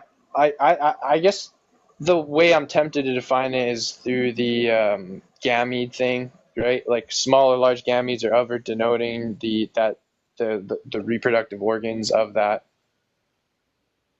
sex. It's not necessarily just your chromosomal makeup. It's more about sexual reproduction, right? And the pathways of sexual maturity. How would you define Right. gender then so that that's congruent? Because gender is also social roles. So is that saying that like dresses? Well, all social roles, the way I've defined it is that all social roles would be congruent. There's not a single social role I could point at that would be incongruent with anyone's biology. Anyone under this set theory, absolutely any social identity would be acceptable. You could be presenting as however you want, right? It's the moment that we say, oh, somehow that social identity is incongruent with my biology. What? How is that the case? Which social marker are you going to pinpoint as incongruent to a biological marker? That seems like you're searching for a unicorn. How would that even be possible? Your biggest issue is with the incongruence. Well, that's because that's how trans I thought is like defined. Yeah. Trans is defined as an incongruence between your gender and your sex, right? Yeah, I think that's how we have adopted the term. Yeah, self-identifying as someone who has some incongruence there. Yeah. But what So, if we like, learn that's- more? What if we learn more about the sex markers as people as we should be by for medical purposes as we should, and we learn that a significant portion of the people that we're talking about really don't have an incongruence. That the incongruence Yes, lies. that's what I'm saying. Yes. That's my problem, and that's my problem is they very well may not have an incongruence. You know what? Because it wouldn't. Yes. You're nailing it. Although the issue may be for me is that almost all X47XXY outwardly present as male. They have male genitalia. But here's the thing. Would it be an incongruence that I have two X chromosomes and I decided to transition to a female? No, it wouldn't. Why? Because I have two X chromosomes. But the transition process, right, would be some social. You're claiming that somehow your identity or how you're presenting socially in culture isn't aligning with your biology. That's the incongruence. That's the claim. Okay, but wait. The thing is here is that this individual has has two X's and a Y. The only options that we were talking about earlier, which obviously are not true, but you know, people earlier were saying there's XX and there's XY. If this person has both of those, this person could choose two of the three, then how does that Well, that's if not we're align with we're only using how's- chromosomal makeup. But to like Pai Chi's point, right? It's a whole family of attributes. It's not simply chromosomal makeup, and more importantly, especially for the distinction of sex You understand that characteristics, the chromosomal makeup affects the brain? Do you understand that the chromosomal makeup affects the brain? So let's say I can have, let's say I'm XXXY or XXY, like I am, right? Let's say that my double X chromosomes have made an effect on my particular brain chemistry, but it hasn't made an effect on my genitalia. Okay, so my brain chemistry is telling me everything, and when I'm tested, which is typical amongst people who are trans, when their brain chemistry and their brain makeup is tested, their brains appear like it's firing more like a female than it does like a male. Yeah, so there's no such thing as a male or a female brain. Yes, That's yes, not a yes, thing. there are. That's Yes, there are. because of our lack of Now understanding. now you're associating sex with gender again. See? No, because What? in my case, How could a brain have anything to do with your psychosocial schema in culture? What do you mean? I'm not, because gender is something that we feel. So the reason that it's a psychosocial schema is because it's what we feel. Where do we feel things? We feel things in the biochemical reactions that exist in our brain. Okay, so but you're claiming an incongruence between that and your biology, which is you're contradicting yourself, right? How could your brain be creating something that isn't what it's create? Here's another way of putting it. If it's true that there are male and female brain, right, or at least indicators towards that, then Right. there would be You're someone, right about the second part of it, indicators towards it, right? Yeah, Because it's rather than we're not totally different. I'm not saying that the brain, Right. that the female is absolutely totally different, but Mhm. there are firings that happen in particular aspects of the brain that are different amongst male and female, just portions. And so, but the issue I have is that there's no like necessary condition. I could still provide you an example, perhaps, with all those patterns, brain patterns, in someone who doesn't identify as trans, eliminating the whole notion that there's But you actually can a brain also pattern. you can also look at genetics and epigenetics. That doesn't mean that there isn't a variable there. It just means that the variable hasn't made that person feel a certain way in one particular way and not feel and feel a different way in the other person. Genetics and epigenetics are the exact same thing. An expression of an epigenetic likelihood doesn't necessarily mean that epigenetic likelihood will exist. It means that it's more likely to exist. So again, you're taking you're taking grays, or you're taking black and white and trying to keep them black and white, when in actuality, it's a whole thing of gray, both in genetics, both in psychology, both in how the genetics interacts with the psychology, how the genetics interacts with what expressions happen in the genetics. That's the difference between genetics and epigenetics. That's the difference between the likelihood that somebody might have a brain that expresses a particular way and how it affects them. That's no different. So you agree you can use epigenetics to justify genetic intervention, right? No, we can use epigenetics as an a priori to determine that the reason that something came about in that person is because they have a more epigenetic likelihood, and that's why that happened.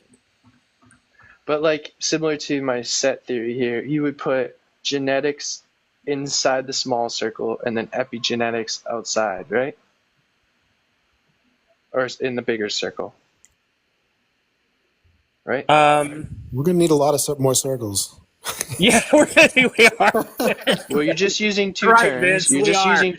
You're just using two terms. You're just using two terms, genetic and epigenetic.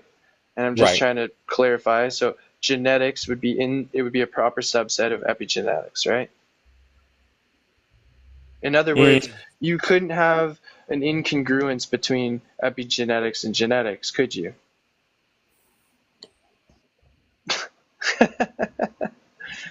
Yeah, Right? you're right. No, you're right. If you have an epigenetic likelihood, that is something that is set in your genetics. But just because you have So that, where's the incongruence? hold on. But just because you have the epigenetic likelihood doesn't mean that that's how it will express. Yeah, I agree. Where's the incongruence? Because people who do have a particular variant of that epigenetics do have an expression, and what I'm telling you is just because somebody has a variant in their brain that some don't feel that doesn't come about as a feeling for them. They may have firings that look when their brain is scanned, but they don't. But they're not, the feelings that they're feeling aren't that of the female aspects that we see in their brain. There are people that do, and they have that's why they have. And I'm telling you, as part of the transitioning process, because it's a process, you have to go through a process to transition, and part of that process is you have neuropsychological testing done. You have psychological testing done. You have neurobiological testing done. So those are now, can we do the sex markers? We could, if it would be less expensive, and the medical field would do that for us. But no, they don't. They don't, because we have people such as yourself and people that are even worse who are saying, no, we want to make sure that this is an actual subset before we decide that we'll allow we would speak out and say that we should have that being done. That's the problem. Because it's not being done, we'll never know how much of a subset it is. What's interesting, Logic, is you don't seem to be a person that's like demarcating like in a binary sense in respect to like phenotypical expression and genotype. Like you allow, like, because there are people that would be like, so no, like you're this based off your phenotypical expression, right? They're gonna make that like rigid designated. Yeah, no, based not off at all. Not at right. all. Yeah. So then since you don't do that, I guess I'm just confused as to why you're taking issue with the gender. Like, Well, I see, hopefully this doesn't bypass. We've been going at this for so long now, which I'm stoked on. This is a good topic. I'm going to run it again. But I think a lot of people are just talking past each other. I think if we get back to the honest approach to this, the agreement is a lot more.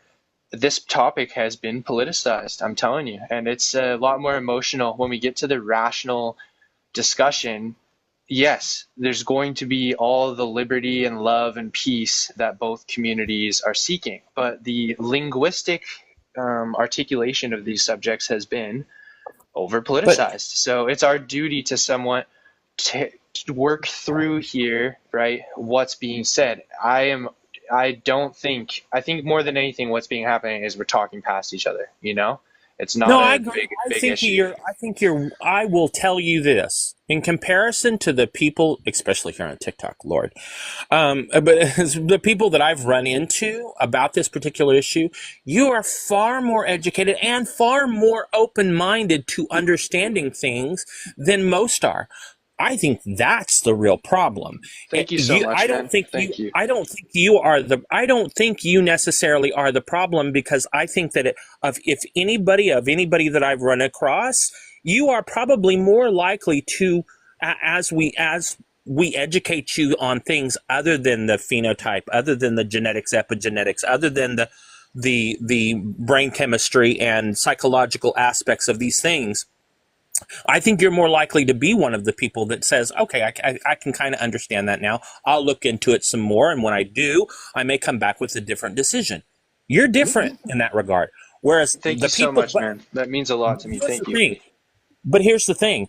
What I am saying is that the people out there that are blocking these decisions are blocking these decisions because of a severe lack of education, and wantonly so, meaning that they want to stay uneducated because they think that anybody like myself who would come into a room and educate them has some sort of evil ulterior motive to facilitate the LGBT whatever, conspiracy. Yeah.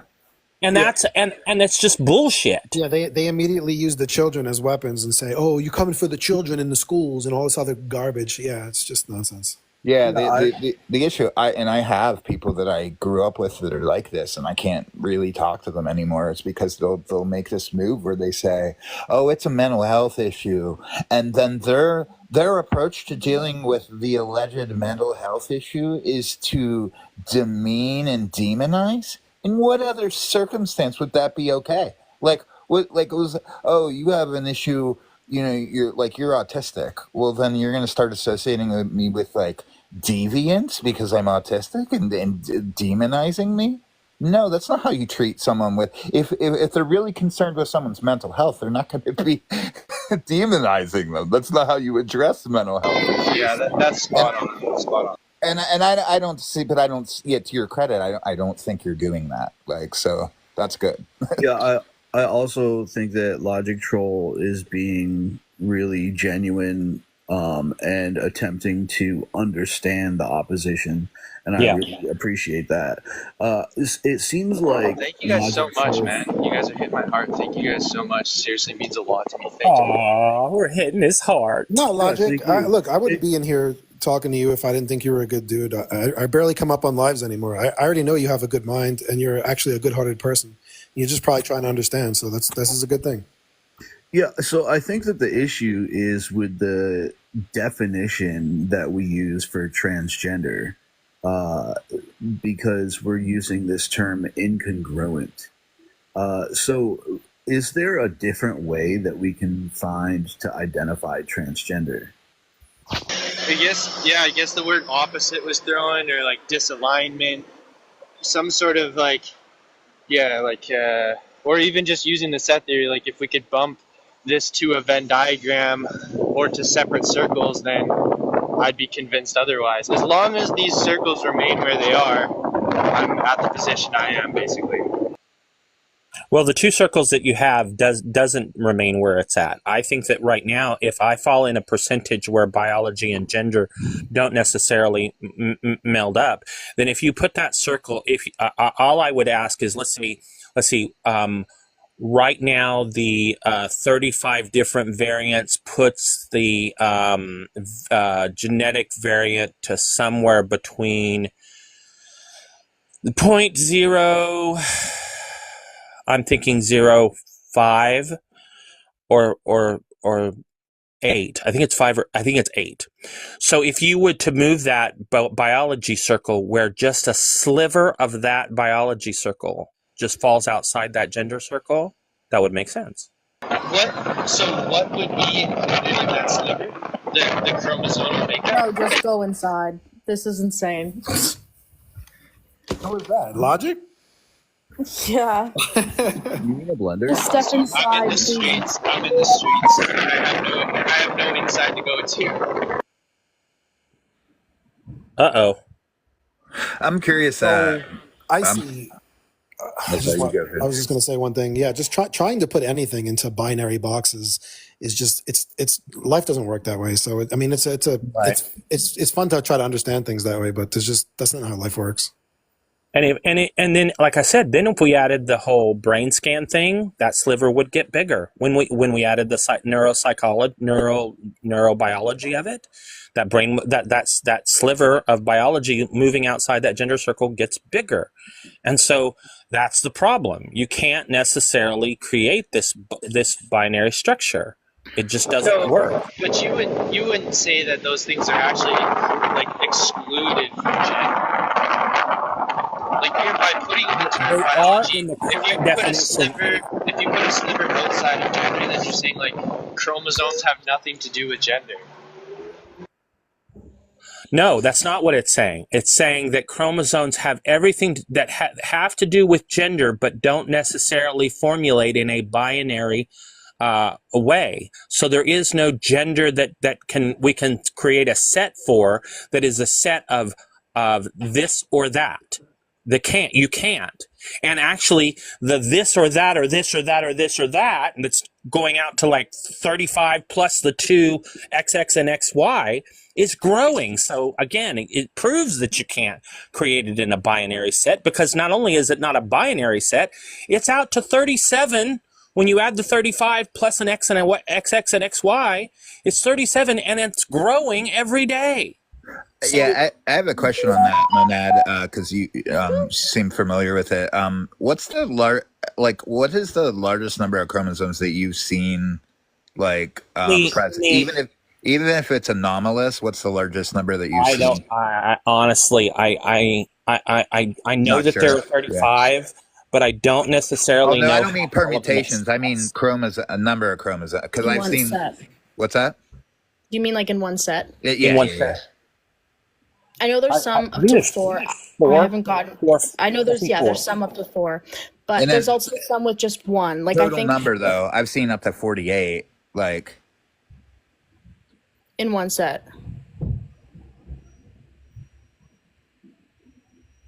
Question mark in one set. In one set genotype. in one set genotype, yeah. Oh, well, that's, and like I said, that's because I know that there are 35, but I don't know how all of them express. I know how That's some. permutations. I'm referring to the. It's called the what it's called the diploid number or whatever, like the 46, 48. You're talking about the permutations. I'm talking about the diploid number. If there was, okay, I see your point. Yeah, I was wondering what you saw because the highest I've seen is like 40. I've seen like a variation that was like 48 X. Yeah, I think it is YY. 48. Yeah. I think it's called the diploid number. I'm not sure. If there was a sliver of biology outside of the gender set, then are you claiming that there'd be no gender identity relevant to that biological anomaly? In some cases, yes. Now, in my case, and Kleinfelder's, almost all, now this is how I've heard it expressed. Almost all, and I think that they're saying only almost all, because just like when they say that, something is 99% because they have to leave a sliver of variability there. I think when they say almost all Kleinfelders, 47XXYs, present as male as far as their genitalia is concerned. So the reason that they say almost all is because they have to leave that small variant, but I think that the actuality is that all do unless they transition. And if they had a transition, then it could be that one of the reasons that could be happening is because their XX chromosomes are causing a brain expression that isn't matching their genitalia. Why don't we adopt some fuzzy logic here, Mr. Logic Troll? What's that? Sorry, I Do you know missed what? the last like 10 seconds. Oh, okay, never mind. I said, why don't we adopt some fuzzy logic? I'm sure you know what that is. Fuzzy logic. Yeah, don't just make them Yeah. circles. Make them big old fuzzy balls. We use We're- fuzzy we're- logic in Google Maps, so Yeah. that, Yeah, fuzzy No. logic's used a lot in medical imaging too. Yeah. Yeah, Because it can't stay rigid anymore. it can't stay rigid. Yeah. Exactly. Just like this. In circles, we should be using triangles. Yeah. Or a much stronger shape. I think the biggest mistake that people not make with like the sats and the logics is they confuse like when you're using a different logic system as negating the system pertaining to what it's pertaining to. And that's just not the case. You're using the different system in a scenario where it won't overlap with what you're referring to. You're not negating it in respect to its function. You're not like using fuzzy logic and you're like, oh, therefore classical logic is no longer working. It's like, no, classical logic just isn't working here. So you're using fuzzy logic. I do have a question. And do you know why someone like myself has XXY? I actually know the science behind this. It's really cool. So you know that that when you have your, let's say X, we'll just go with the binary for just a second. We'll go with the XX, right? And that all of us, male or female in this room, started out as XX, right? Every single one of us. We're all transgender. Hate to tell you. And that during your process of continuing within the womb, an armature of the XX, one of the XX breaks off. Okay. And so when that armature breaks off, there's a particular hormone flush that causes this armature to break off, and that's what makes you into a male, right? When that armature breaks off, because then when that armature does, one of the arms breaks off of an X, it becomes a Y. So that's what's happening there. Now, if a particular hormone flush doesn't happen during the time when an armature is to break off, but the body seems to think that something has failed. So the reason that I have two X chromosomes is because, and then a Y is because the one X that was supposed to have an armature that fell off, it didn't fall off, and something in the system said, failure, this was supposed to happen, but it didn't. It creates another chromosome. And that chromosome does have the armature fall off. So it's a second attempt. It's a second attempt by the genetic structure to get a chromosome that will have the armature fall off, which was supposed to happen on the first one, but didn't. That's why I have two X chromosomes and one Y chromosome. I just find it neat that happened. So how do I put you into a box, Brian? Right? Where's these I'm a boxes? I'm a big old queen. Just I'm the queen. That's just it. Because I am gay, and that's the thing. And I don't know if that has anything to do with feminine with the feminine expression of my brain. It very well could. It very well could be that I have a feminine brain, and that's why I take on the more effeminate role. I think it primarily has to do with the fact that I was raised by all. Are you sure it's not Satan? You identify as a man, right? Yeah. And I'm very happy to be. So how, if you don't mind me asking, super humbly, like how do you know, or how do you get to that identification, right? Like how do you know? I guess you're not a woman. I hope you hear that sincerely. I'm not trying to judge you. I'm just curious. No, I do hear it sincerely because I've had what was it? I think this was back in 2000. I had a friend of mine who was trans who said, there's this test you need to take online and it'll ask you all these questions. It'll tell you how trans you might be or how, whether you should be a woman or not. And then I took it and I'm like, yeah, I'm kind of a little bit right there on the border there. But it's because I like the reason I know I'm a man is because I like my penis. Sorry. If I didn't like it and I wanted it off, I would know that there's something wrong. but I like my penis, so I'm happy with it. Yeah, and like in respect to myself, like I personally always just felt like a fucking lump, literally. Like I don't have any incongruence with like what I would call like like my phenotype. I don't know my genotype because, as you said, most people don't get karyotypes, so I don't know. But I don't have any incongruence in that way. I just have never literally felt like anything. Like I feel completely non-conforming. I take no offense to anyone gendering me any particular way, but I No, don't. I'm I wouldn't probably either. In fact, when I very was similar. I'm Yeah. very similar. when I was in high school, I took advantage of it because I could call out to high school and pretend to be my mother. I can literally, hi, this is Terry, Brian's mom, and he's calling out today. See, that's kind of where I'm at with like, since we all align on how open-minded we are, that's where I don't seem to find that. Like, it seems like once you drop all of the biases, Right. it would be very hard to arrive at an incongruence, because like you said, you kind of just, you're cool with your reproductive organs and your biology. Like if you weren't, like what rational process would be bringing you there? Because someone who's basically dropped their biases and open-minded to any expression of gender should basically reach the point of realizing like, hey, I'm not a victim to my biology. I can express myself however I want, as However I well see as fit. However I see fit.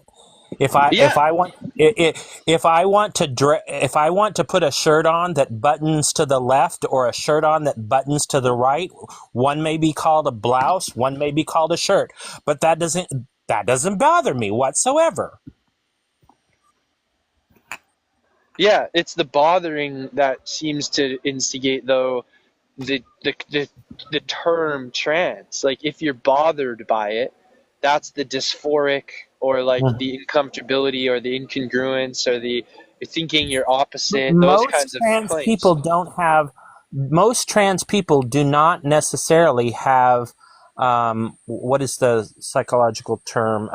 Dysphoria. Dysmorphia. This is like number 5 today. I gotta listen to Most what y'all people are don't saying. have that. I know.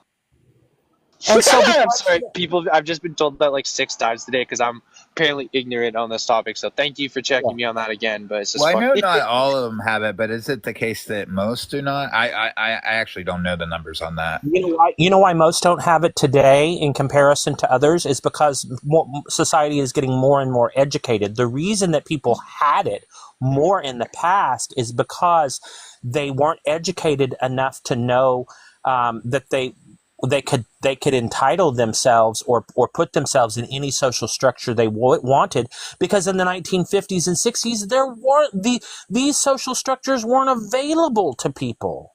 And so when these types of dysphorias and dysmorphias were put in the psychological manuals, it was during a time when that was just not available to most people to have that ability. We know that and we know it's cultural, because I can tell you one culture that I'm a part of that didn't, inside the bounds of their own culture, they didn't have this problem, and that's Native Americans. Two-Spirit people. I grew up in Oklahoma, and Two-Spirit people have always been a part of the Native American community. And here's the thing. Inside the bounds of a reservation, or inside the bounds of a all Native American community, this was never an issue. Yeah, I don't know about that claim. All my Native friends seem to be fairly gender normative. Maybe I'm generalizing there, but personally, I would say that gender stereotypes are even upheld more on the reservations I've been on. Logic, what do you think is the main reason why people don't reject trans? You kind of got onto that topic for a second, and then we went on. But say that again. Like, why they don't reject them? What do you mean? No, why do they reject? Why do you think people have issues with them? You think it's because they can't put them in a box, and they just can't be like, well, you're this and you're that, and I could just put you in a box and just disregard you? Is that the whole thing? I think it comes down to No, I think it's a communication problem. I think people are talking past each other. It's like two tribes speaking different languages, hurling shit at each other, that kind of thing. I think it's just miscommunication. If we boil it down to acceptance and love and peace or whatever, we can all get on that same page. It's the moment we start, getting the semantics and picking apart what we mean by these things. That's the issue. That's why I think set theory kind of clarifies the bounds of the terms clearly without having to really get into the semantics. I'm fine to draw these terms as a Venn diagram or separate circles. This is just my understanding. And I think that's why it's conducive of a good conversation just to draw the circles. If one is inside, once we kind of go to what Mona was getting at with breaching biology outside of gender, for me, I get skeptical of those claims because I can't think, it doesn't seem empowering to say that there's not a gender ideology or a gender identity for someone with, some chromosome makeup that's abnormal. It seems like that would be exactly the type of person that we would want to empower with, gender identity. So to put that piece of that sliver of biology outside of the gender bubble would be basically to assume or to assert that Okay. person doesn't have an So, identity. so that's true if the way that gender identity is being structured here in this particular diagram is that if that gender identity is not not male or female, if it's just a broad idea of gender expression. Yeah, gender could be literally anything, really. What I see it as any Okay. kind of social expression. What you wear, how You know you what you need talk. to do with this thing is you need to entitle the gender as all varieties of gender expression rather than just gender. Because when people think of gender, I'm being honest with you, when people think of gender, they are thinking in the binary terms still to this day. And how you need to separate this from those people is by sharing that it's not just the gender that people think of as binary, it's all forms of gender expression. Yeah, okay, I'll take that into consideration. The bubble, right? I could label this anything. I could just label it A and B. The small bubble A and the big bubble B. The point isn't so much about the semantics or the terminology. It's about No, that is the point.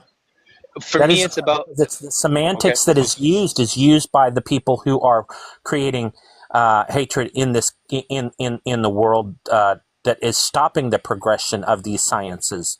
That's the problem. So it is the semantics. I know you don't want it to be about the semantics. I don't want it to be about the semantics either. But the problem is that is not that is not what's actually going on in the world. So we do have to apply our definitions with the understanding that the people that are using those types of semantics are the people that are in opposition to the ideas of broader expressions. So my point here is that the reason I'm leveraging, so I sympathize with everything you said there for sure, but I'm saying the reason I am using set theory is to distinguish the terms rather than define them. I'm less concerned. It's not that I'm trying to remove anything. It's just a bit of an experiment here on logic, right? Just logic, the modality of logical necessity or possibility, and what's actually possible here with these terms, regardless of how we define them. We could define these terms however you want, but as soon as we start overlapping the circles or taking the circle out, it has impacts to how we're rationally thinking about these terms. And I don't think many people have actually parsed. I think to your point about the semantics and to my earlier point about the political corruption of this topic, I think a lot of it has become emotional rhetoric rather than just rational thinking. For instance, if it is true that biology is a proper subset of gender, then it's inherently invalid, right? No, To wrong. label yourself incongruent with those subsets. Wrong, It would because make no sense.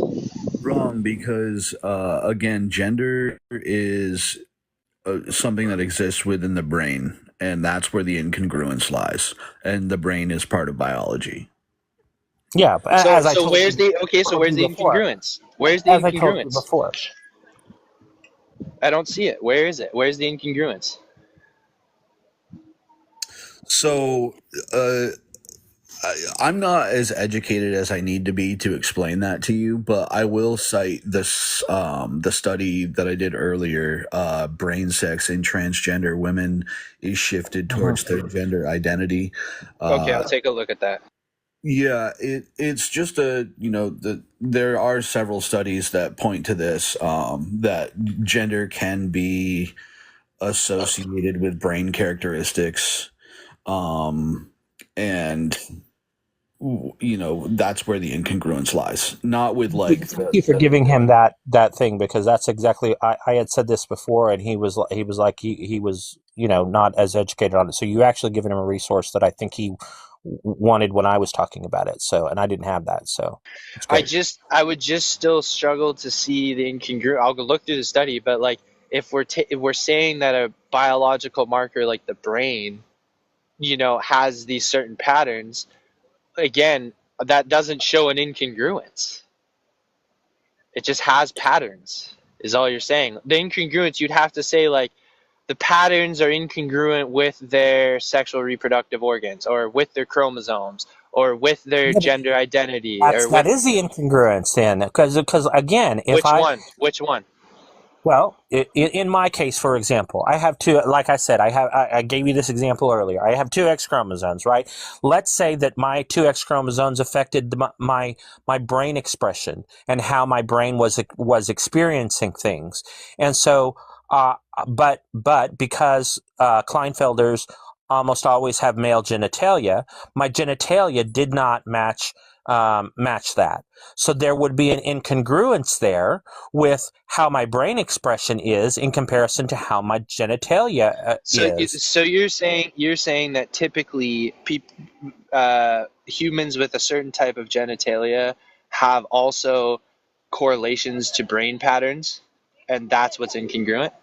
I believe that's what the study is trying to say. Yes. Yeah, I am very highly skeptical, right? Because again, the whole point of liberal progressivism is that, males can have any brain patterns and any gender identity.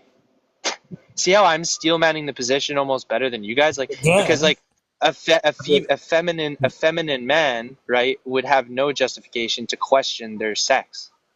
They would just incorporate their feminine qualities into their identity, which is totally fine and acceptable. But the moment we say, oh no, your feminine and especially your feminine brain is the very indicator that you need to undergo biological intervention to actually reconcile the differences. No.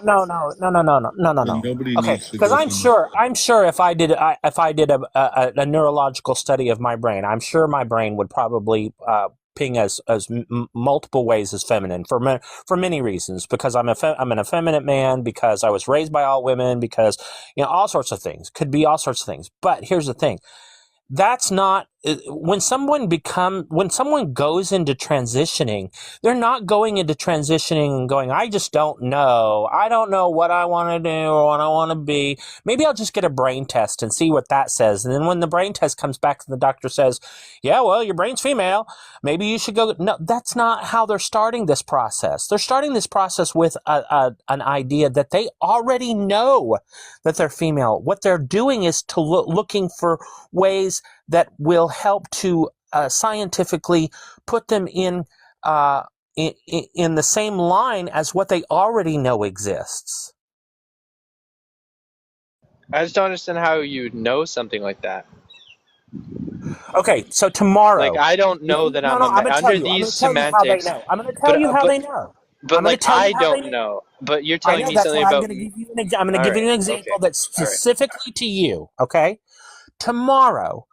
You wake up and you have lived all your whole entire life as male, right? And suddenly you wake up as a female. Now, after the whole thing of feeling your boobs for the first few days, because you're a boob guy, and you're like, okay, I like them, I want to have these. Then suddenly you're going to realize, I don't fit my body anymore. I don't fit who I am, who I know I am. Wait. I'm so confused. Are you saying I actually wake up with the biology of a female, or I just think I'm female? No, you have the physical need to have your physical expression match what's But going on I'm inside. still the same body I'm now. Like Well, when I wake up tomorrow, do I have boobs or no? Your physical expression doesn't match your internal expression. So your internal brain still thinks and still knows you're male when you wake up. That's how it thinks of yourself. And But your phenotypically, body, but your body doesn't match the brain. And so so your brain didn't change. Your body, your body changed. I'm doing this in reverse, okay? Because for you it has to be in reverse. This puts you in the scenario that somebody who is trans feels like. This is what they feel like when they wake up and they look in the mirror in the morning. When you wake up as with a female body and you look in the mirror in the morning, your body does not match what you know inside your head. And because your brain is still firing like it's a full male, but your body doesn't. That's how a trans person feels every day. That's how come they walk into the scenario already knowing what they need to do. Because not testing their brain to figure out if that's what they should do, not going to a psychologist to say, oh, now I know something I didn't know yesterday. No, they already know. The only reason that they have to go to psychologists is because the people who are doing the medical procedures have to know that this is something that has been going on the whole time before they're willing to do something irreversible. They don't do it for themselves. They go through these processes for the purposes of the doctors not being liable for doing something they shouldn't have. The trans person already walks into that psychologist's office knowing exactly how they feel in comparison to their body, knowing that when they look in the mirror in the morning, they know that they may have a penis, but they don't feel they don't feel in any way like they have a penis. But like I have a penis and I don't feel in any way when I incorporate these terms. Because you're all male. You're perfectly fine with being. I'm saying I don't identify as that. So I don't understand how you'd be so sure. Like I'm not so sure I'm a male at all. Okay. Do you dislike what's between your legs? No. Okay, then that's the issue. Wait. Do you dislike your body? I thought it was way more complex than that. Do you dislike your body? Do you dislike your I don't love it. I mean, other than the things that we all dislike about our body, like I'm too fat or I'm too. Do you not feel that your body matches the type of person that you want to be or are? No. As a male, okay, then that's the difference. That's the incongruence that a person who is transgender feels that you don't feel. So I'm trans. Wait, what? I said no. No, that's the incongruence. No, yours is not an incongruence, but I have an incongruence with that. I don't even understand what it would mean to know that I'm male. I literally do not. If I'm not allowed to look down at my genitals and I don't have any way. Like you didn't give me any way. The only way I've had so far is if I don't hate my genitals, which I don't. But other than that, I have no way of confirming to you that I'm certain about being a man at all. You haven't given me any ways for me to check. For your own language to confirm to what you're saying, if I'm going to tell you I'm one thing or another, I need something to judge it off of. You're not giving me anything. All the other ways are social constructs, but these are not social constructs. These are incongruence between their brain and their bodies. All the other ways that you want me to help you define your maleness are social constructs. Like, do you like to get out and get under the hood of your truck and do the, Yeah, not at all. Never worked on a car in my life. Do you like to play baseball? No, I don't like to play. No, right. Do you like to play football? Do you think beer will stick hair on your chest? No. No. Okay. Those are all social constructs. What we're talking about are the things that are not social constructs, that are specific to the person themselves, that makes them feel incongruent. And what those things are is when they look in the mirror and they see their body and they think about who they are, their body does not match who they think they are. That's why I put you in the scenario of when you woke up in the morning as a female, you woke up and you suddenly had parts in places and hips in places and boobs in places. That's not you. That's exactly how a trans person feels when they look in the mirror.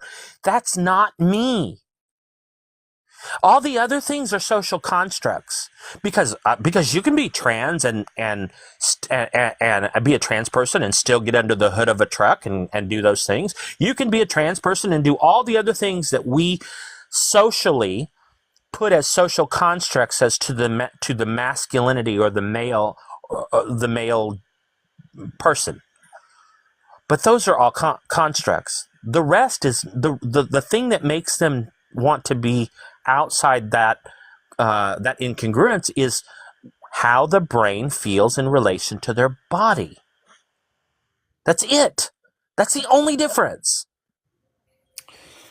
Yeah, and I just want to mention that like this concept of like gender identity like does begin at a very young age, and that's why like I think it's so important that we do listen to children when they talk about this. Like I understand that it's confusing to adopt the worldview of a trans person being a cisgender person. I, as a cisgender male, sometimes am confused by a transgender person's identity as well.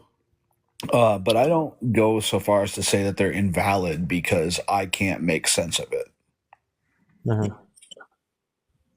Sorry, that was a little bit off. No, it wasn't. Not at all. No, it wasn't. I want to just reiterate the point that I'm trying to steelman the position mainly because to give full credence, like I struggle with these issues too. So I'm not, I wouldn't necessarily say that I'm like defined by my heteronormativity or being cis and like to assume that I'm like comfortable in my body or whatever. That's why I'm asking for these indicators. I don't think it is as easy as saying like, well, if you hate your genitals or you don't, that makes you trans. Like, we've gone through so many different orientations here that, again, at the base, it's just about logic itself. So I don't need validation, right? Validation is like a technical term. We could validate the term if we define things slightly differently, but how they're defined and how they're set up here seems like it forms a genuine contradiction. And like you can see, I'm flexible on my terms. I'm willing to move things around, but yeah, but when it comes down to it, the basic logic of thinking that you could have an incongruence between a social construct and your biology seems to be a contradiction, because from my understanding, there's no incongruence to be had. Your social construct, your identity, is something that extends much further beyond your biology. Your biology is a starting point, and what I wear and how I act and what I do really, and how I identify in society really has no bearing in my biology. My biology is a mere meat bucket compared to who I am as a person in society and how I present, the things I do, how I act, the flamboyance or rigidity with which I talk, all those kinds of things. So my biology, although yes, my brain and my psychology is linked to my biology, like you guys are pointing out, again, I don't see how that could be an incongruence. If I have a certain pattern in my brain, I have a certain pattern in my brain. Where's the incongruence? If I act a certain way that's not typically associated with stereotypical masculinity or femininity, that's not an incongruence, because we've already agreed that masculinity and femininity extends far beyond mere biology. So I'm trying to reconcile these ideas, but I just don't see how, again, I could ever tell. And I appreciate Gorg's pushback on me saying like the born in the wrong body thing, but I still am stuck on that kind of like quick, I guess, jab at it's a straw man, I know, But that's kind of where the argument seems to be getting me every time. It's like, I just Well, cannot a lot of validate people that idea. That seems invalid to me. a lot of people think of this in the old way that it was thought of, and let me explain how. Like let's say you had in the 1970s, when you still had people even in the 60s, when you still had people who didn't know the options were available, because you remember like early 1960s, like late 1950s is when the first woman went over to like Norway or Sweden, I think, and she made headlines in the news that she'd gone over and gotten a surgery to become a trans woman. That's when that first happened. But it was a rarity. It was that even up until the 80s, that was something that was like, okay, well, I think one or two people have done that and made news about it, right? So you had a lot of people who didn't understand that they didn't feel a particular way about their bodies because all they did was cross dress, right? And so they cross dressed. But when they cross dressed, then the problem became is I still don't look like I think I want to look. I look more like I want to look because I'm dressing in female clothing, which is fine if that's where. And if you just were happy with how you looked and just female clothing, then that's where you need to leave it.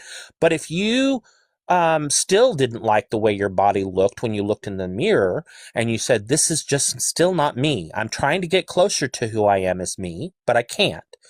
And so what's the way I'm going to do this? I'm going to do this by realizing that I'm trans because my body doesn't match my brain of what I want to see in the mirror. And so I'm going to have to do something to stop having this hair grow that I can't control. I'm going to have to do something to thin my face out because I'm taking hormones. I'm going to have to do something so that I can have breasts and a smaller frame because because that's still an incongruence. Now there are trans people that are perfectly happy with just transitioning and being okay because they reach a certain point where the mirror looks and they don't get rid of their genitalia. That's perfectly fine. If they can do that, that's great. And there are people that do it. But it's still a matter of what they look like on it's not just I hate my genitalia. It's I just cannot look in the mirror and find the person that I want to see. What's the symmetry breaker here between someone, and I'm not trying to be unsensitive, but like between someone who has like an eating disorder and identifies as fat or skinny when they aren't, versus like gender identity? Well, first of all, because an eating disorder can kill you. And an eating disorder can make all your teeth fall out.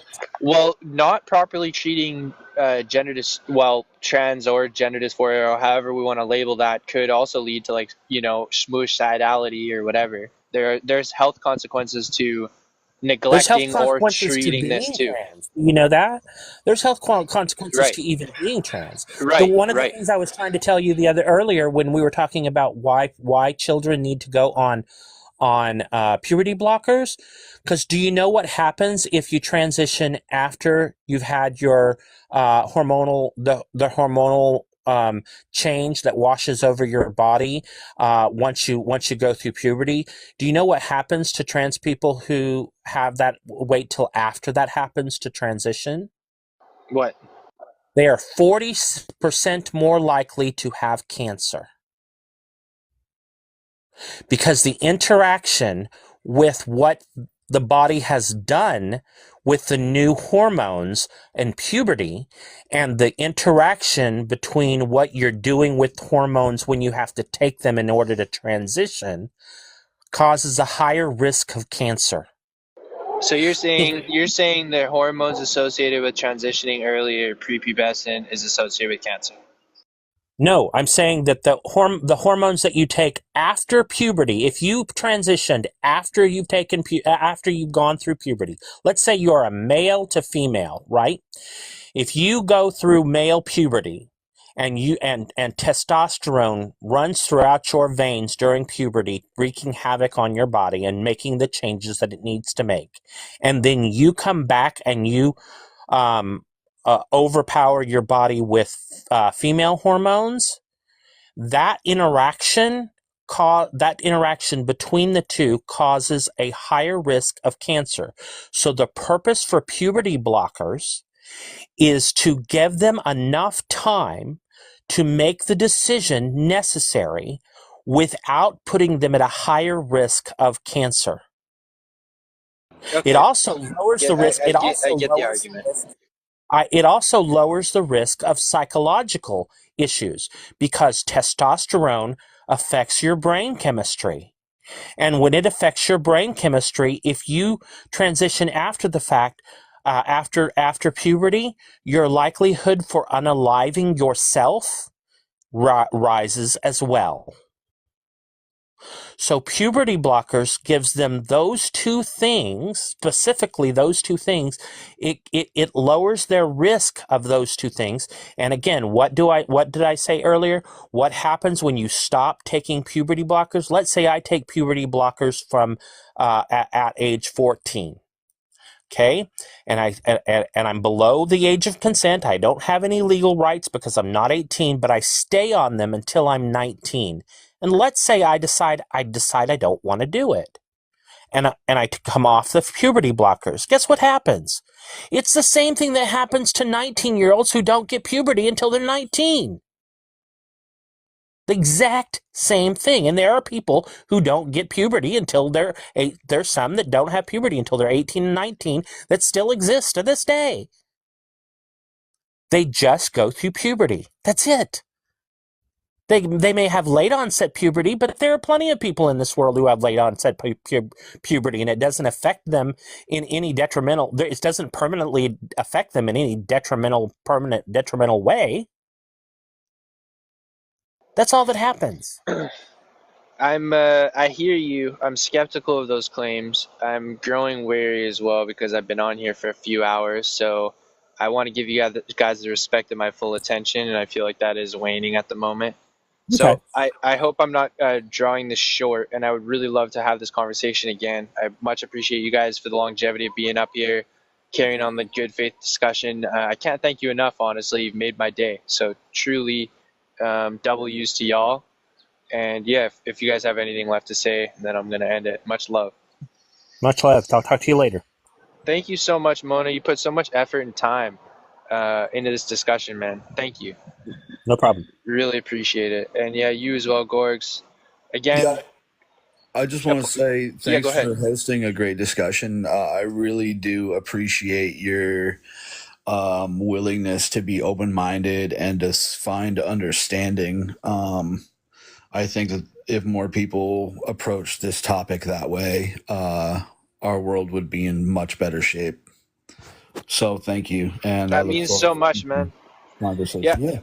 I agree. At the end of the day, we can disagree all day long, but let's do it like over tea and crumpets, not with violence or something. Like let's do it around a bonfire together and get through these difficult things like as a team humanity. We don't need to draw the lines in the sand or other each other for no good reason. Yeah, I think that diversity of thought and opinion and belief is like one of the most beautiful things in life. So we should celebrate it. Me too, man. Diversity, yeah, like my best relationships are held down through disagreement. If I know I can have a good disagreement with you, then like I love you so much. Really, I value that more than simple agreement any day. So with that, I think that's a great tone to edit, and I hope to talk to you again, Gorgs. You have a wonderful day, bro. Yeah, take care.